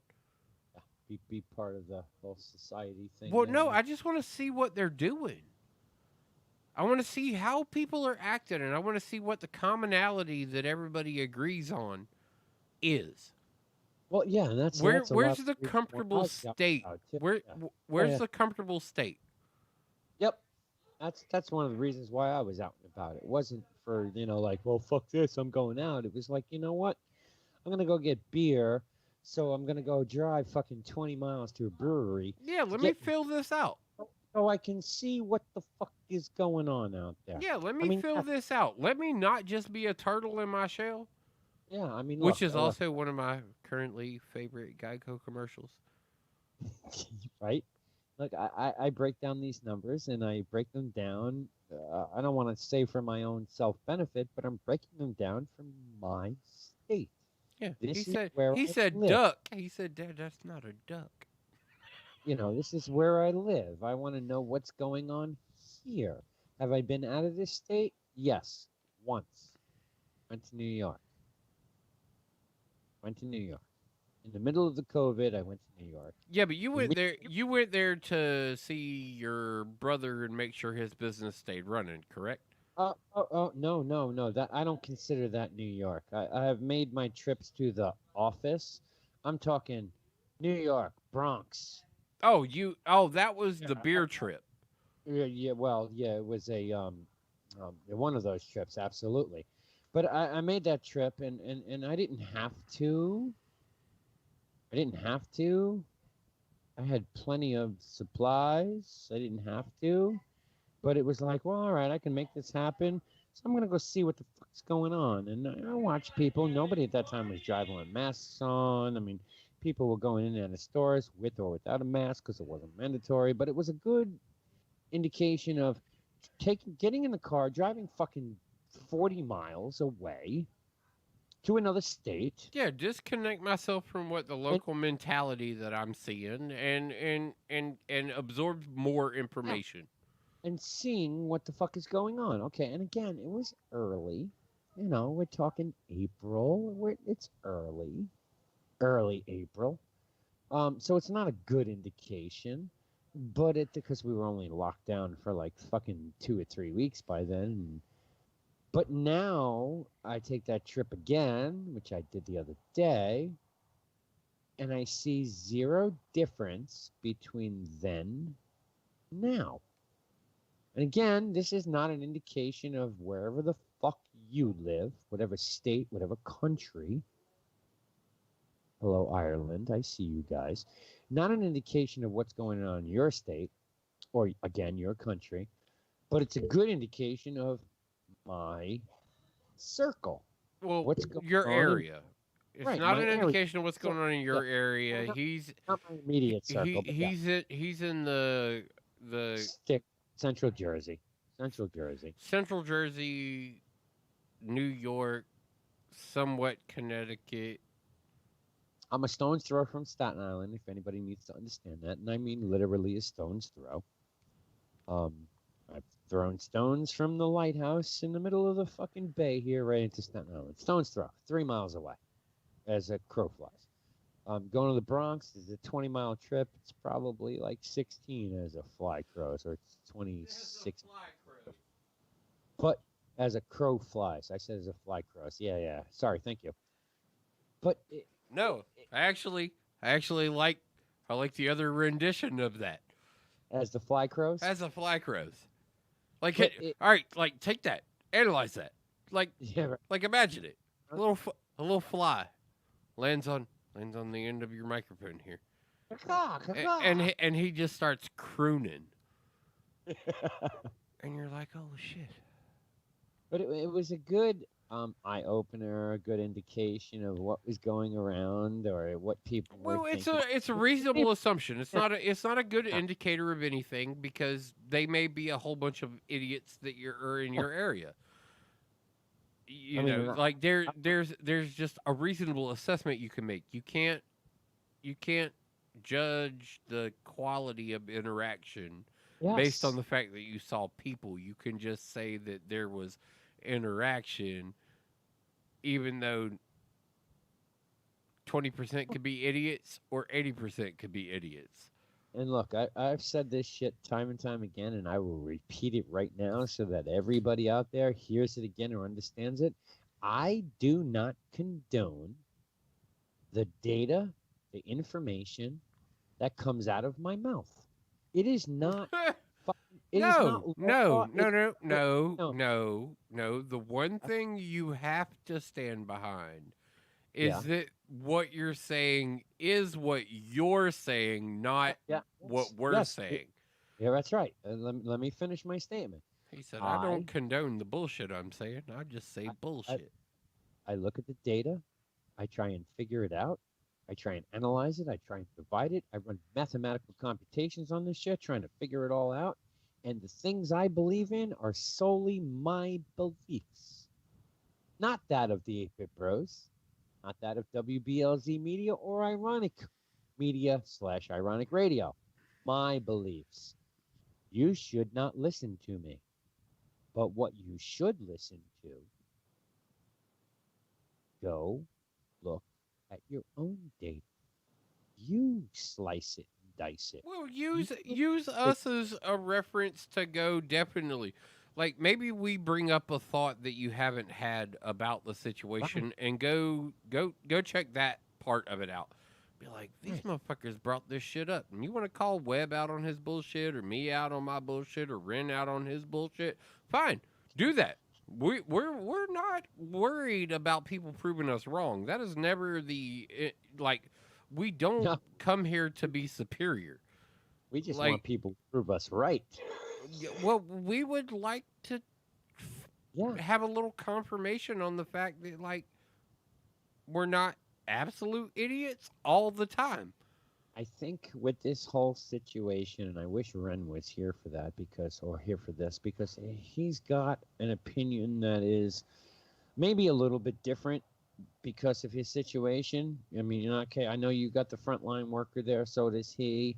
His is a nurse. That's His is a nurse, a that's little bit little more more- frontliner. no, Yeah, I'm not going to take away from what's going on over there, and I wouldn't belittle, anybody in that situation. But there is a slight bit of a difference. I mean, Oh if it no, was hit- there should be a major difference. Like, but if she works in a hospital, yeah, oh yeah, then she's at a certain elevation. If she works in the ER, she actually is probably one of the higher risk.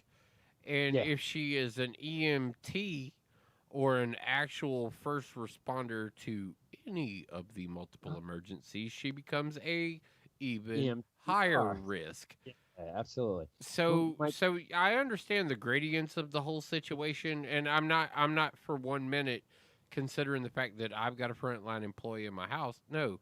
If somebody gets COVID at home, somebody who has been in contact with that COVID patient has come and seen my girl. Like, that is a guarantee. Like,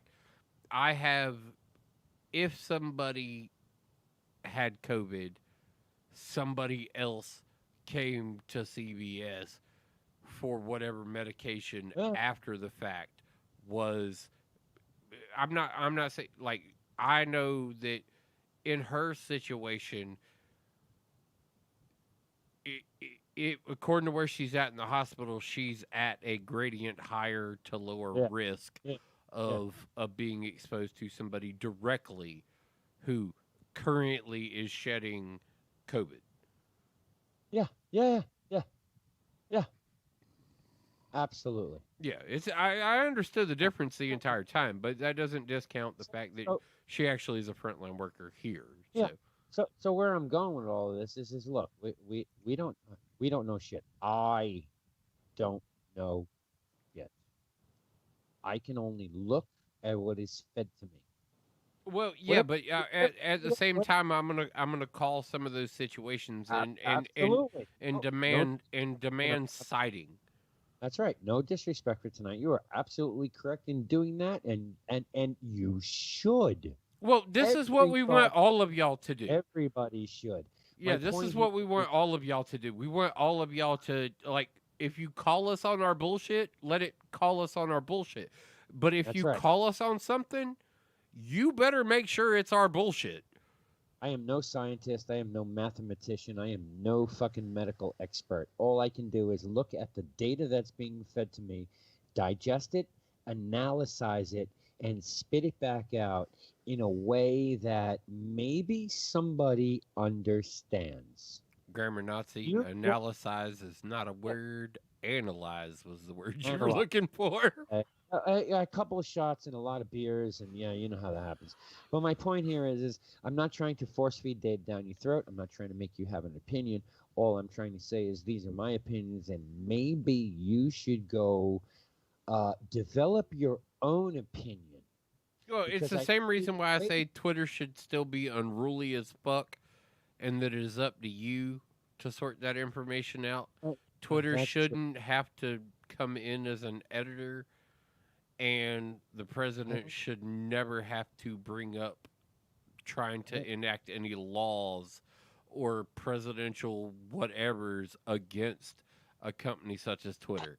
It I should don't- never happen. This I don't entire altercation is a complete violation of the foundation of the Constitution and Twitter. I think Those two things coincide.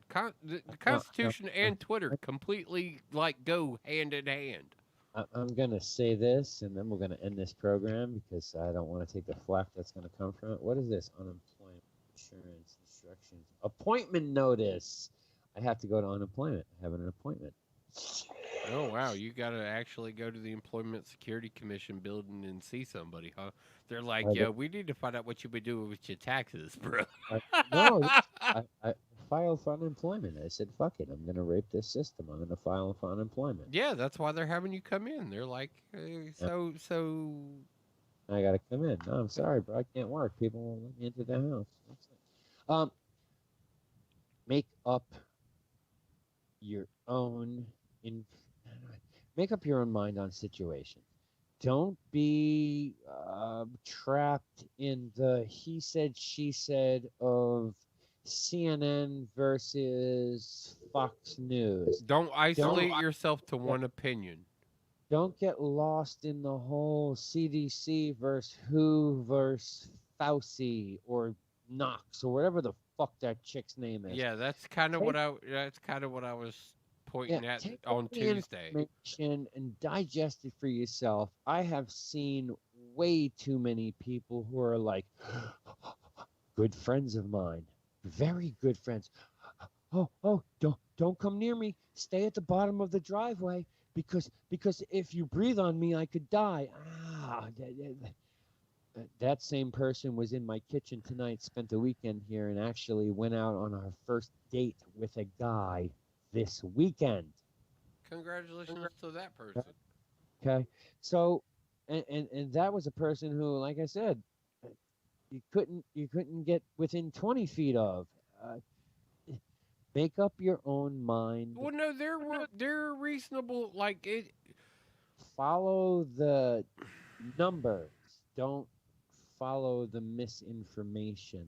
Look at the numbers and make a decision for yourself. Definitely make a decision for yourself, but also don't listen to even how Webb may be condemning you. No, you did. My point. No, you're. Hold on. No, you're. The best way I can hold say on. it is Hold get on. the politics out of it. Hold Get on. the politics out of it. Hold on, Webb. Here's what I'm talking about. When I say even the condemnation that comes out of you, when you talked about your friend, right?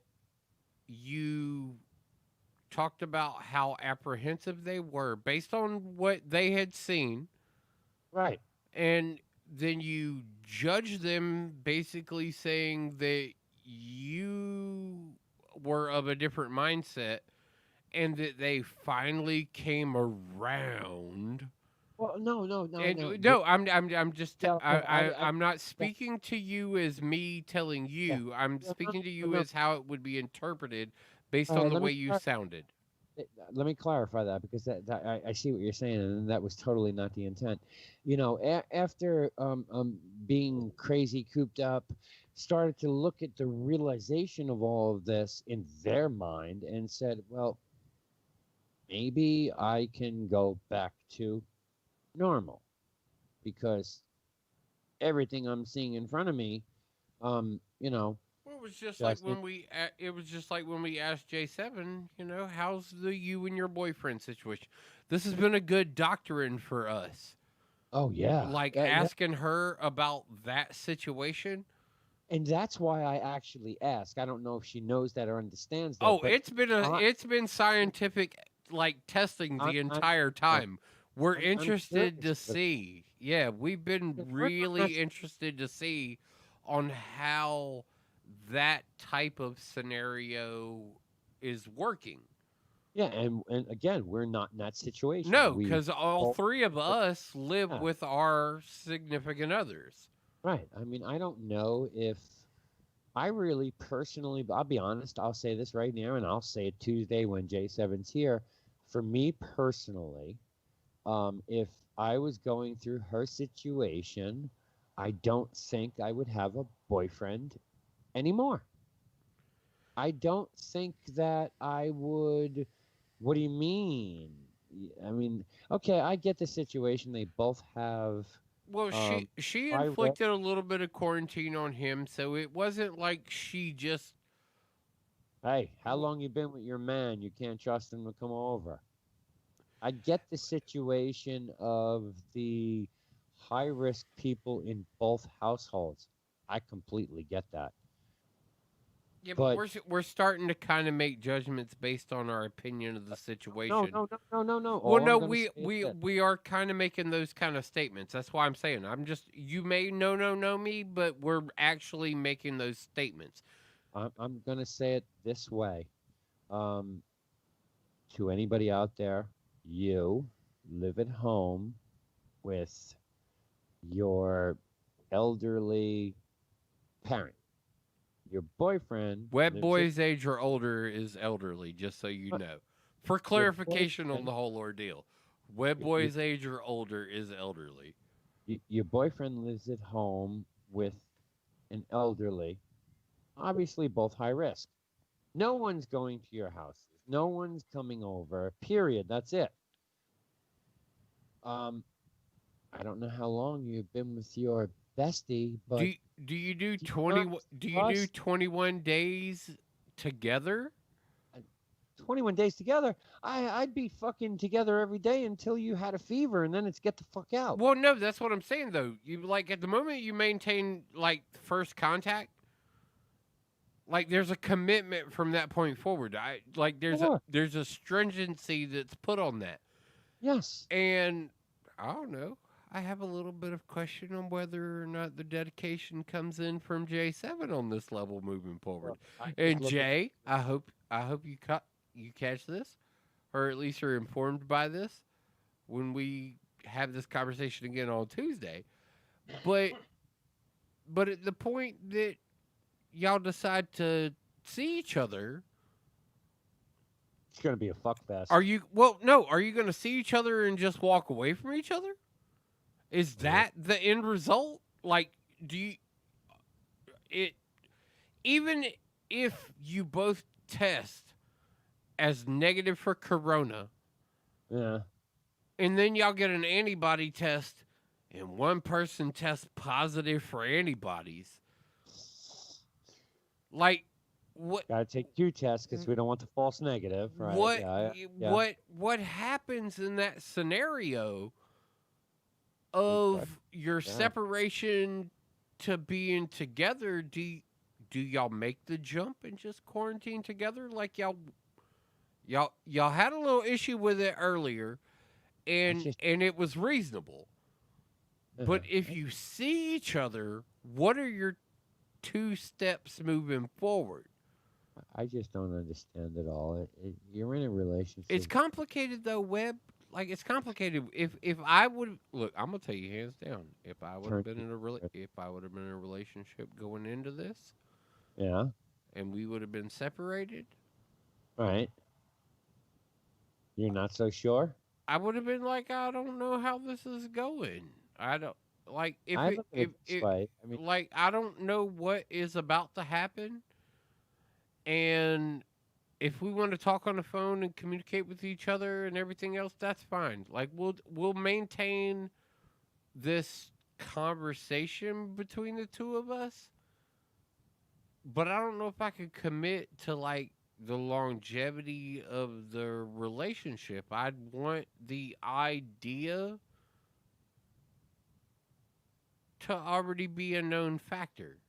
I don't know, bro. If you're in some sort of long-term relationship at this point, not living together, and this whole coronavirus thing fucking hits. Oh no, her situation together and separated are almost synonymous. I mean, I'm not talking her. I'm talking anyone in general. I mean, if you're in a relationship with somebody, I don't know, a year, is that a good amount of time? A year? Is that acceptable? I don't know. A year for what though? That's what I'm saying. What decision are you making at a year?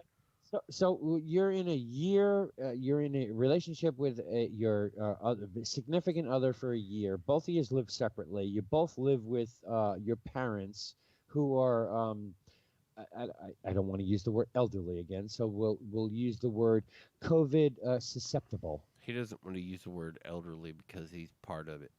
I am. I'm 51. Yeah, I'm the same guy. Lock me the fuck down. All y'all go back to work. But anyway, so you're in a relationship with somebody at least a year. You both live in separate places. You both live with your parents still because, you know, you're fucking millennial or young. they're of age or susceptible to COVID. So this whole shit hits, and you guys decide, well, we can't see each other. But nobody's going to your house. Nobody. It's you living with your mother and your better half living with their parent. That's it. 4 fucking people. You've already swapped. We'll say 4 to 6. Whatever. You've already swapped bodily fluids for a fucking year. So whatever each of you have, you've got it. Oh yeah, your biomes are definitely in some kind of structure together. They're in sync. They're in sync. Again, the only people being exposed is you and your parent or parents. Yeah, but no, she's made a valid argument for the fact that like she goes out and sees the public to a certain risk Sure, because you got to go shopping and to herself and her mother, and it's an acceptable risk that they have within themselves. Sure. I just don't understand why you wouldn't be with your significant other. We don't know what the separation is between the two of them, and if the distance is great enough that they would need to travel. Uber. Look, I saw one that had a zip-up fucking plastic fucking separator in their shit the other day, and I almost wanted to call them on the fact that they didn't have their damn front plate in the window. You know, I'm not trying to make light of any situations. Everybody needs to take. It's just the conversation. It's legitimately just a conversation. I can't wait to have J7 back in on Tuesday to like kind of iron a little bit more of this out. But it is a unique situation. Weren't they also thinking of like at least seeing each other this week? I thought that they were going to see each other a couple of weeks ago, but then the COVID test question kind of derailed that moment. Kind of weird, bro. And it's not weird. I mean, to each his own. I get it. I'm not for anything. I think J7 got cold feet. Oh, we had because she was the one that put the question forward. So we had it out on fucking Facebook today in a not so hard way. We were definitely going at each other on Facebook today. Oh yeah. Yeah, it's over this. Well, the new law that came. Oh, you don't. Yeah, you and her in the elderly situation do not agree. I am behind what the president did today. I think that social media companies should be a little bit more responsible for the content that they let put out there or leak to the general public. Nope, I don't believe that company should be responsible for it. I believe that if there are companies behind the misinformation being put out on that platform, they need to be held accountable, not the company not the company that is allowing people to publish their personal information. I look at it this way. I think this law or protective order, whatever the fuck it's being called, is a step in a better direction. It's probably aimed the wrong way. Well, let me finish. It's probably aimed the wrong way, but here's what I know. The Communication Acts, all 3 of them that have been enacted, from net neutrality to the Communications Decency Act to the Millennial Act, have all been flawed drastically. Okay, and there has been situations in this country that prove it. Because of the laws that were written that gave certain platforms immunity to the law, we had situations happen where, like 9/11, 15 fucking guys got in planes and blew up areas all over the country. Wait, hold on. Whose fault is that? When our government went to the proper places and said, we need all of their data. Google, Twitter, Facebook, whoever. Wait, so this is post 9/11 asking for the information, right? The point is, yes, whatever 9/11 after the fact. No, whatever. No. This is a very determining factor. Yeah. Did they go after the fact to ask for this information, or were they going after this information based on what they already knew? I don't know if it was August or October. I don't know that. The point here is Okay, well, the it's a very laws- important definition of the subject. I can use any example. Oh, That's no, just- you just used one, and Like, I'm already telling you that the shit. timeline is flawed. No, it's not. The timeline's not flawed. But when the government went back and said to X companies, we need the data, those companies turned around and said, no. You put laws into place that said we don't have to give this information. So Right, protect the customer that is part of the subscription platform. Now, I think that making these companies liable for the data opens up another channel that gives us the availability to seize data that should be seized. You know, like last week when they stopped fucking 8 guys who wanted, United States is letting everybody on the beach. Let's fucking bomb the entire beaches up and down the eastern seaboard. Okay? Because they had the ability to get this data beforehand and could prove Ability to get what data beforehand? the data that was flying back and forth between whatever communications they were using. I don't want to pinpoint it because I'm not sure if it was text messages or Okay, email. well, I don't like the fact that you're point willing is- to so boldly speak upon something you clearly point- stated you don't even know whether it's factual or not. The point here is they had enough data to go to these companies and go, well, here it is, so let us have the data. And they were like, okay, yeah, that's pretty bad. They made a decision on, that's pretty bad. But they didn't trust months and years ago when the companies came and said, we need this fucking data. And they turned around and said, no. Companies need to be held responsible for certain things. Is this over and above? I agree with you. The censorship that can I come don't out believe of the government needs any access to the information unless they believe that it is in the act of a crime.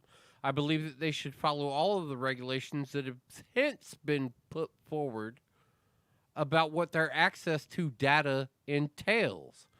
They should not have free roam of my information, but if they come to me as a corporation with a reasonable complaint, right?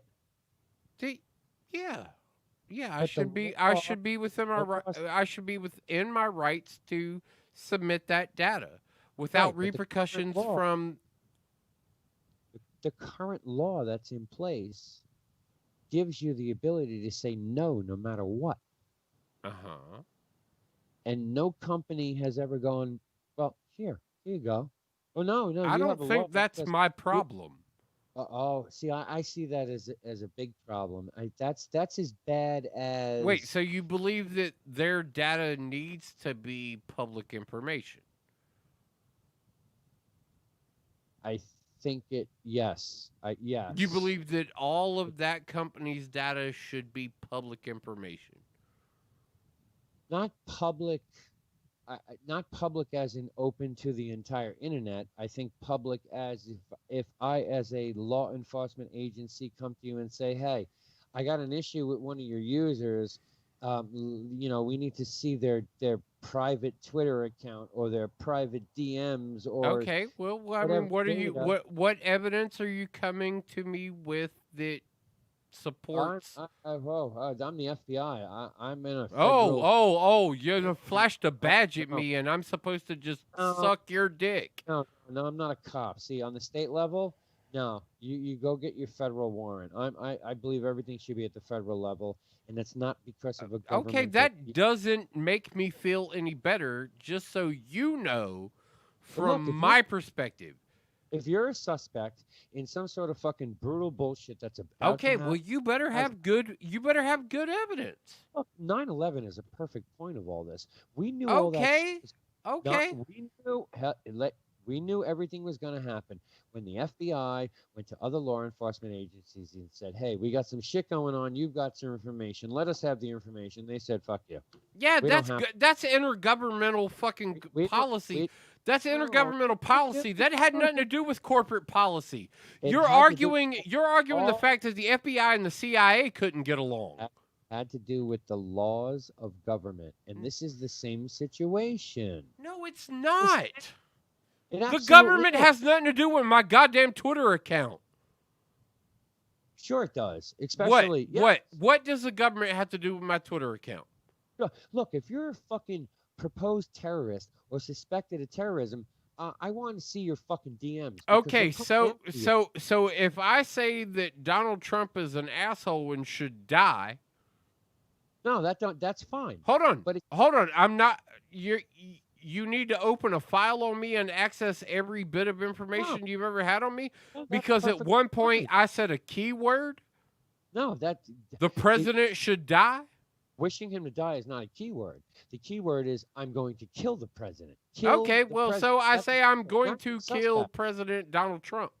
I'm going Sure. to kill the 45th president of the United States. 45. So for that, my entire Your entire social fucking life should be platform open should wide up. be That's right. should be Absolutely. available for them to monitor. Absolutely. To investigate. Absolutely. Monitors and the whole monitor. No, is no, a- no. At the monitor moment I is a open it up, it's open. Monitor is a warrant. But to have all your data at that very second and given time, absolutely. Absolutely. You threaten to kill the president.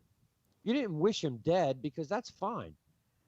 Anybody in the world can wish the president dead. But if you turn around and said, I'm going to kill the fucking president, you're a number one fucking criminal. You're a number one fucking suspect, period. Your entire world should be, here you go. This guy just said he wants to kill the president. We want all of his fucking data. Private emails, hello Google, Twitter, Facebook, YouTube. Hello, Instagram, FBI, CIA, and every fucking buddy else that is that- already fucking monitoring my open public communications You mean where to you tell me heard me if just you're- say this. You mean to tell me if your next door neighbor was a fucking closet Unabomber and was building massive bombs of destruction in his house and the FBI figured it out, you wouldn't want them to be able to gain access to Wait, all hold the on. data Hold possible? on. No, shut the fuck up. Because just right say now, that. right now you're arguing a weird, stupid fucking semantic. How is it weird? If they've already proven that he's a Not proven, Unabomber. Suspect. Not proven. I said suspect. No, you just said if they've already said proven that suspect. he is No, possibly going to don't- do this. Don't put words. I said y- suspect. If no, your neighbor Run the fucking tape back, suspected- bitch. if your neighbor is suspected of building fucking bombs in the house, weapons of mass destruction to take out your town, wouldn't you want the government to be able to have access to a alleged suspect to find out what the fuck's going on? Hey. Oh, is he sending DMs to people to Hey, find out how to hey, build hey! bombs? What if Web Boy was tired of the cops getting called on him all the time, and decided to just say that a person near him was capable of doing such things, and the government found reasonable suspicion Yeah. to say that, oh well, he's a known militia member. Sure. So that guy should be investigated, even though you were completely claiming a falsity. I mean, that happens. Oh every yeah, that day. happens. On a regular basis, and they should just Sure be does. given an It's hard to unlimited get access by. to all of your information, regardless mean- of whether or not the claim is factual. I mean, you see it on TV all the time. If you know anything, call 1-800-TIPS. Anybody can call in. Oh yeah, Okay. yeah, and I believe but- that the government should just be allowed to exploit that. The government doesn't exploit that, but if you've got some sort of fucking data. Wait, hold that- on. Do you Look, honestly there have been believe so that? many Do you honestly yes, believe that? Yes, I do. There has been so much shit that has happened in this country that we have found out after the fact. If we only fucking ask these people this, if these people only talk to these people, this would have never have happened. It's gone on since fucking 1940. You know, that's a very hindsight is 2020 situation. I don't believe that in any of those situations, even if we allowed the government complete and total access to every bit of fucking data that you ever fucking submitted to the internet, that they would ever have a fucking clue of what was going on. So for you to sit here and say they should just have access is asinine. No, it's not. The ability to someone else to say you can't have access to that, I think is asinine. What? You don't believe you have a right to privacy? You have a right to privacy. but Not you're if fucking- not if anything I say is being constantly possibly monitored, because right now you're not saying, "Oh, well they're monitoring you." You're saying, "Oh, well if your And they're name gonna comes up in a monitor. conversation where they want to look at you, then they just get all your shit." No. You're adding shit to the. I never said anybody was being monitored. All I said is if you're a suspect in a serious situation, I should have access to your data as law enforcement, whether it's government, local, whatever. Period. That's it. If you're Question. Hold on. not the Question. bullshit How of, many well, we can't do that because well, no, this motherfucker is how trying to many blow up the times has world. your public record been put on display? Twice. Do you believe that it was justified in the moments it happened? Yes, I had no choice. Absolutely. By letter of the law, it was. Was I happy about it? I said, Yes. do you believe it was Yeah. justified? Yes. Yes. So Yeah. a random individual, because of the access that was granted, published your information. Now, you don't believe that they violated any rights Oh, it was by violated. public.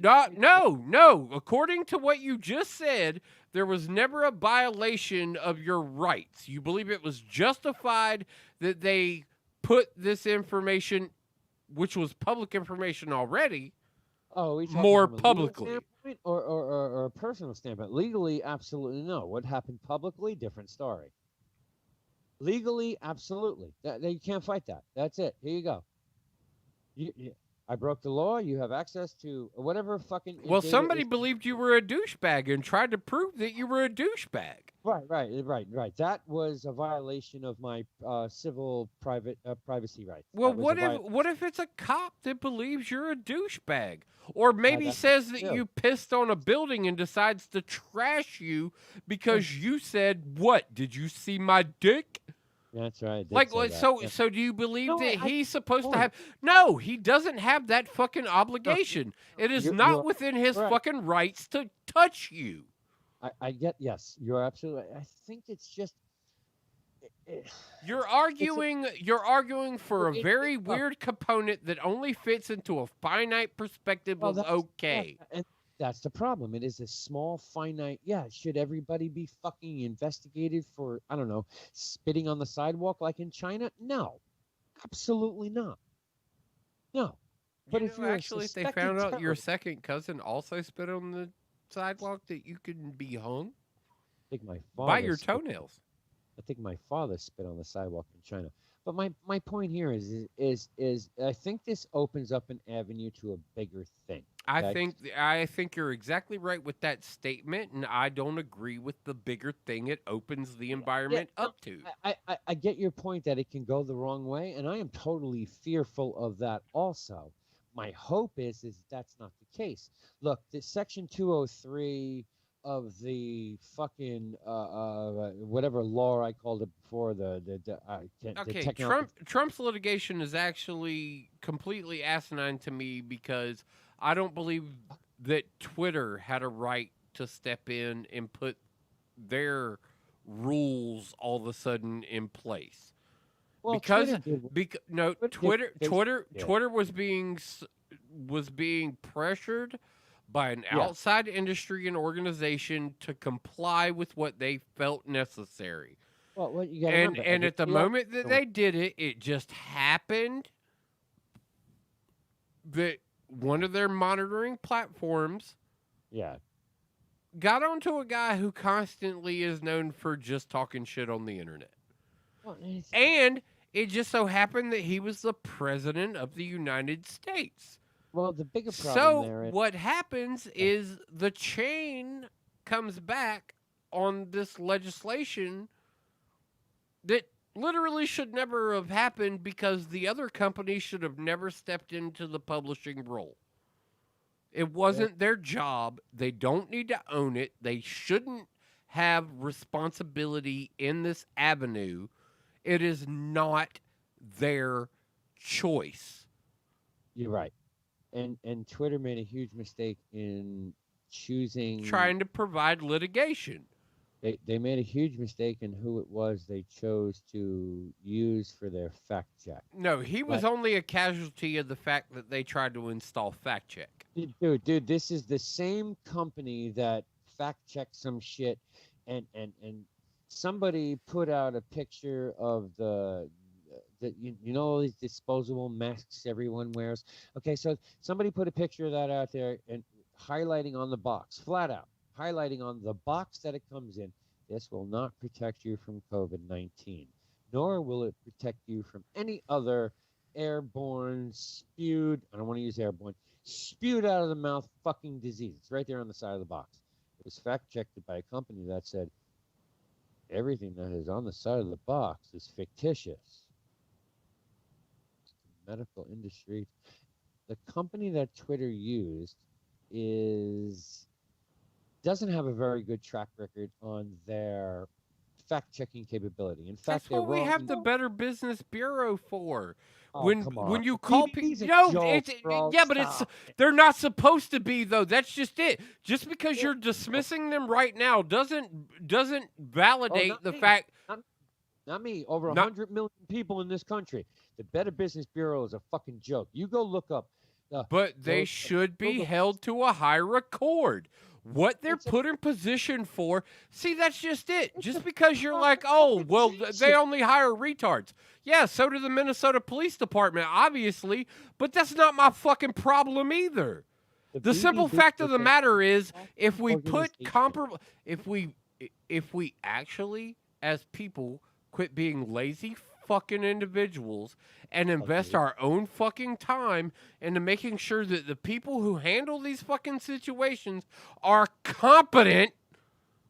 I could cheer you right now. I'm empty. Yes. Everything you're fucking saying is so asinine. No, it's not asinine. Yeah, it is, because you're like, oh, because the way things are, this is the way things are. And it's like, dude, come on, don't be that guy. Don't support the behavior by saying, well, this is the way it legally is. Don't support the behavior. That's kind of the point. You got to fight the system. I think this the is Better Business Bureau was put into position for what reason? Well, it was a twofold reason. It was to rate businesses on their competency and accuracy of doing business, and its second point was to make money. It's a for-profit organization. At what point does Objective One become accountable? I mean, if they're not fulfilling the position and we feel that we need to put another organization in place to do that, isn't that kind of our responsibility?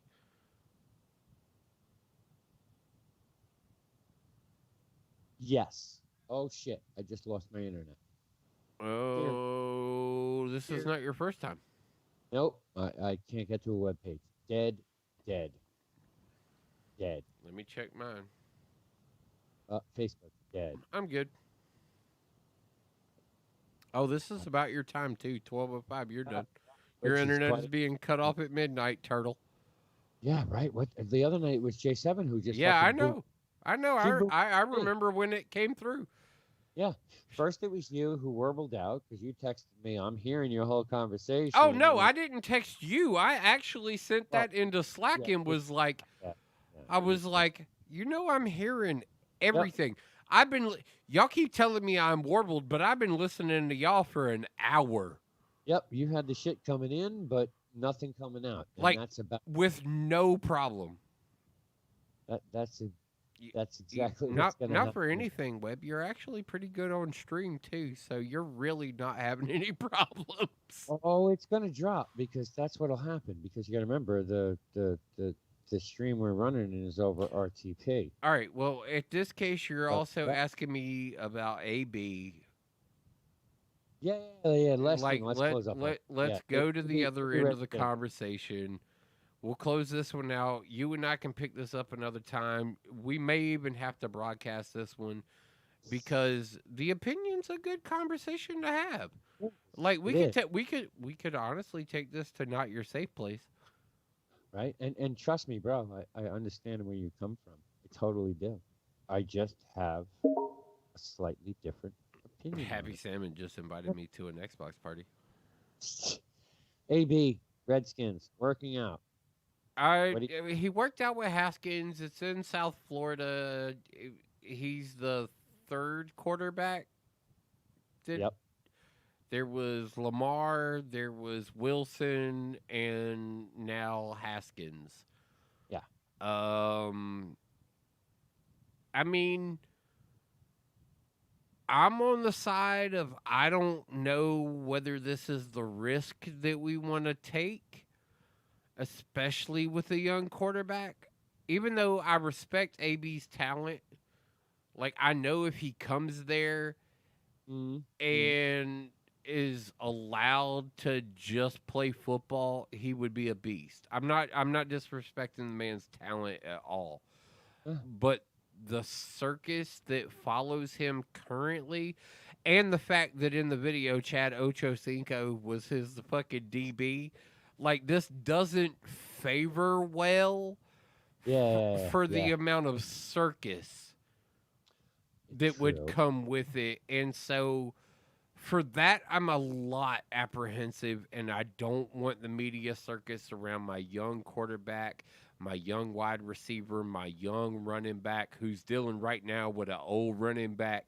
This got a lot of problems about what we just did with the offensive line, like dealing with new defensive talent coming in on the other side.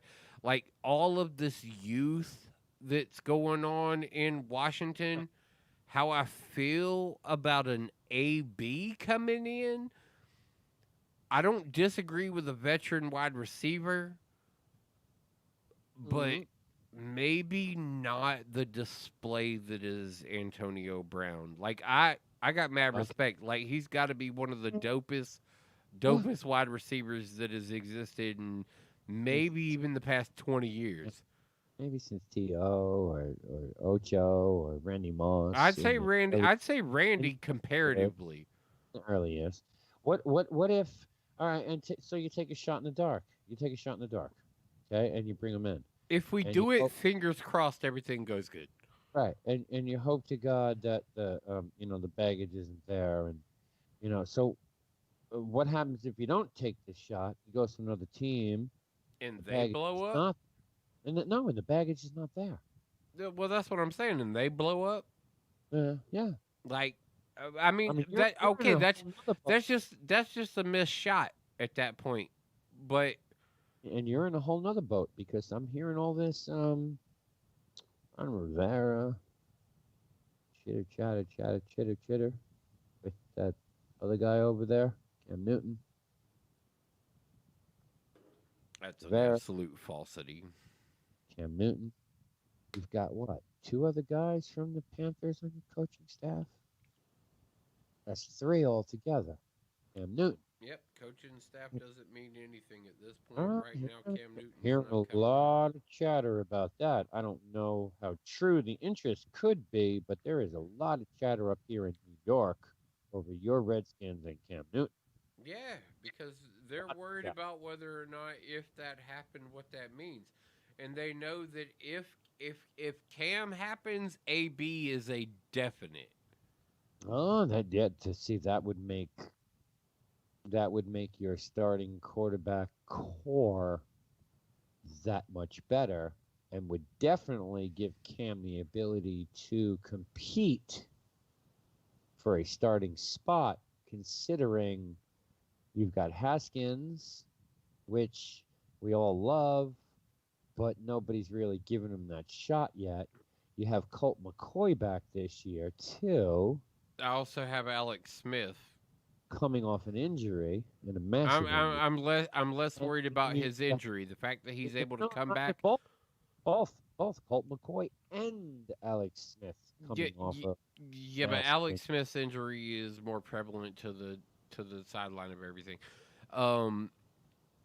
Basically, you've got a quarterback controversy before the season even gets kicked off. Potentially, but I don't really think that that's going to be a thing. I think Interesting. I think Ron's going to work with Haskins, and he's going to move forward with this program as he's being given it, and he'll make his own evaluation of this next season. Considering the contract that he was given, it's not about a win now contract. This is show improvement. I can't get to a website. This is pissing me off. You know, so I don't see Cam coming to DC.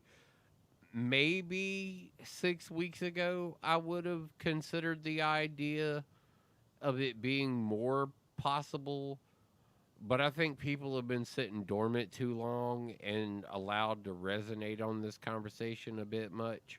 And I don't believe it's an actual conversation that's happening. I know Bleacher Report put out an article, and I can't get to it because I can't open a fucking website except Google search. That's it. But I know Bleacher Report put out an article stating that the Cam Newton signing with the Redskins is not a thought in Rivera's head, but wouldn't be ruled out. That's the only real information I've heard. I mean, even like NBC's got CBS. Yeah, but now, see, that's just it. They're not defining the but on that, like, because Ron liked Cam. Oh yeah, like Ron liked Cam, and so if something happened, Cam Newton got a bad deal. Well, I'm not even worried about Cam in this conversation when I'm actually having this. If something happened to the team that Ron is inheriting, right, Cam would be the number one guy coming in. That's a lot of money to give up. You know that he's already accepted one Panthers quarterback. Yeah. Yeah. And that Colt McCoy's not going to be a Redskin next year. No. He's going either to Chicago or back to Philly. Yeah, you're stuck with Alex Smith for another 2 years. No, well, we're stuck with Alex Smith for another year. Alex has already said that he would allow that last year contract part. That conversation's already been had publicly, that we're only stuck with him for another year, and that's even potentially not a thing. So, no. You still have Kyle Allen too? Kyle Allen is the guy we just got. He was a Panther. Yeah, Kyle Allen, right? So Kyle Allen is who we got to replace Colt McCoy. That's fucking 4 quarterbacks. Actually, Colt McCoy is already gone. Is he? McCoy's gone? Yeah. Hold on. Okay. I can't get anywhere. I can't get anywhere. Roster 2020. It will not let me hit a fucking web page anywhere. But I can Google search. All right, Dwayne Haskins, Alex Smith, Kyle Allen, Steven Montez, Darius Geis, Adrian Peterson, Peyton Barber, Bryce Love, Antonio Gibson. Let's just can we do quarterbacks? You gotta scroll down there. Put the quarterback. There we go. QB.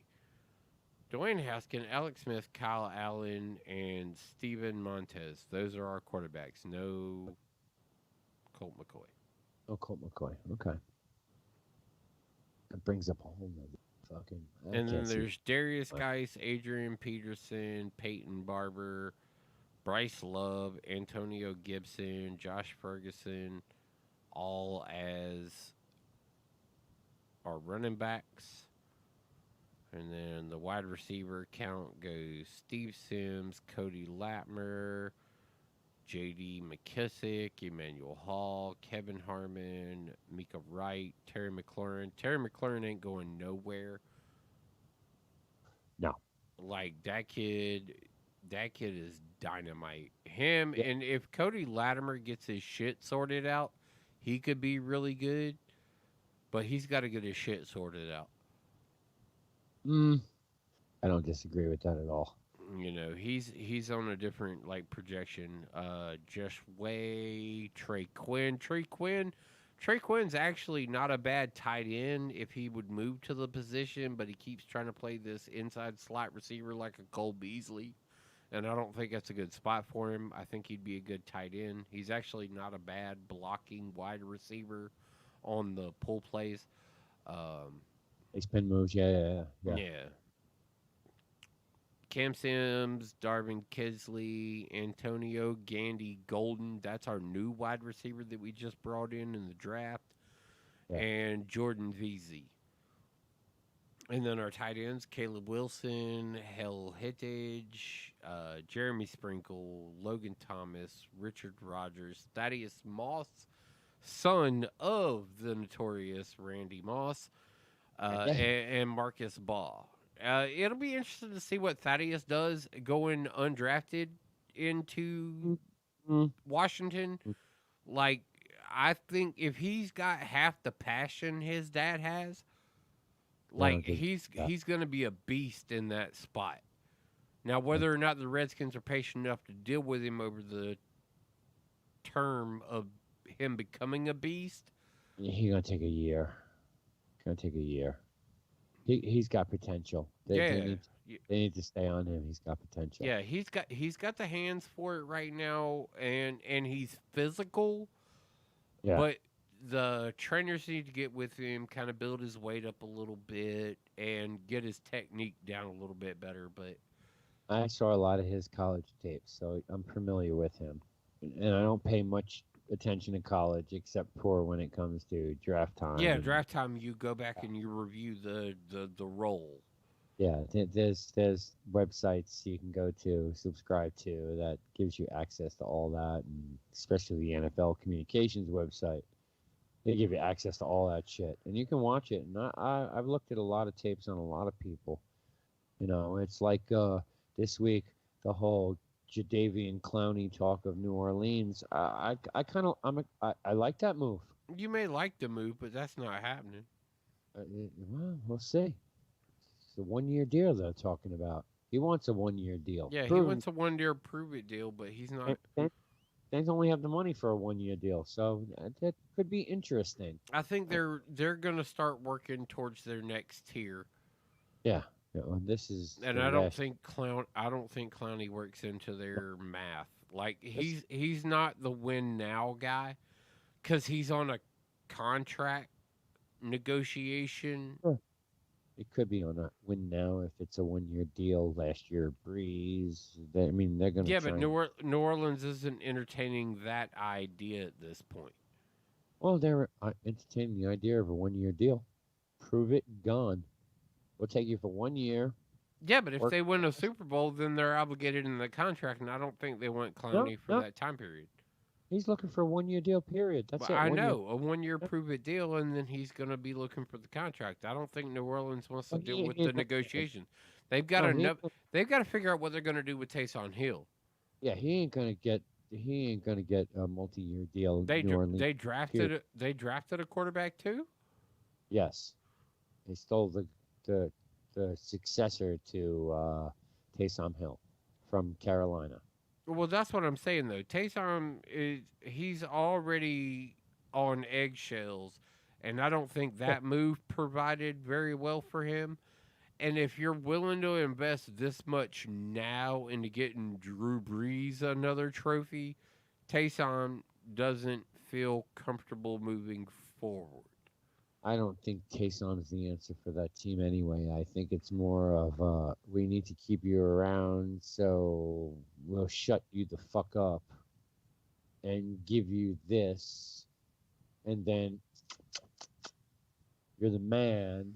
And then next year, I think he's gone anyway. I think they'll probably draft another quarterback and have a young crew and deal with the 3 I don't know, man. I don't know if I'd be willing to let go of a Taysom talent. I don't think they'll let him go as much, but I don't think he's not. If you look at the numbers. By internet, I'm actually kind of tired of talking to y'all. He's not a quarterback. Just not a quarterback. Yeah. We're what- gonna- let's wrap. Yeah. You done over there? Is that what you press buttons? Is that- I want. I'm ready to. All right. Yeah. Why don't we? Yeah. Let's. AP Bros. Thursday, late edition. We'll be back Tuesday with more nonsensical, Late absurd running late edition. fucking bullshit that is the 8-Bit Bros. I'm good. We out. Peace.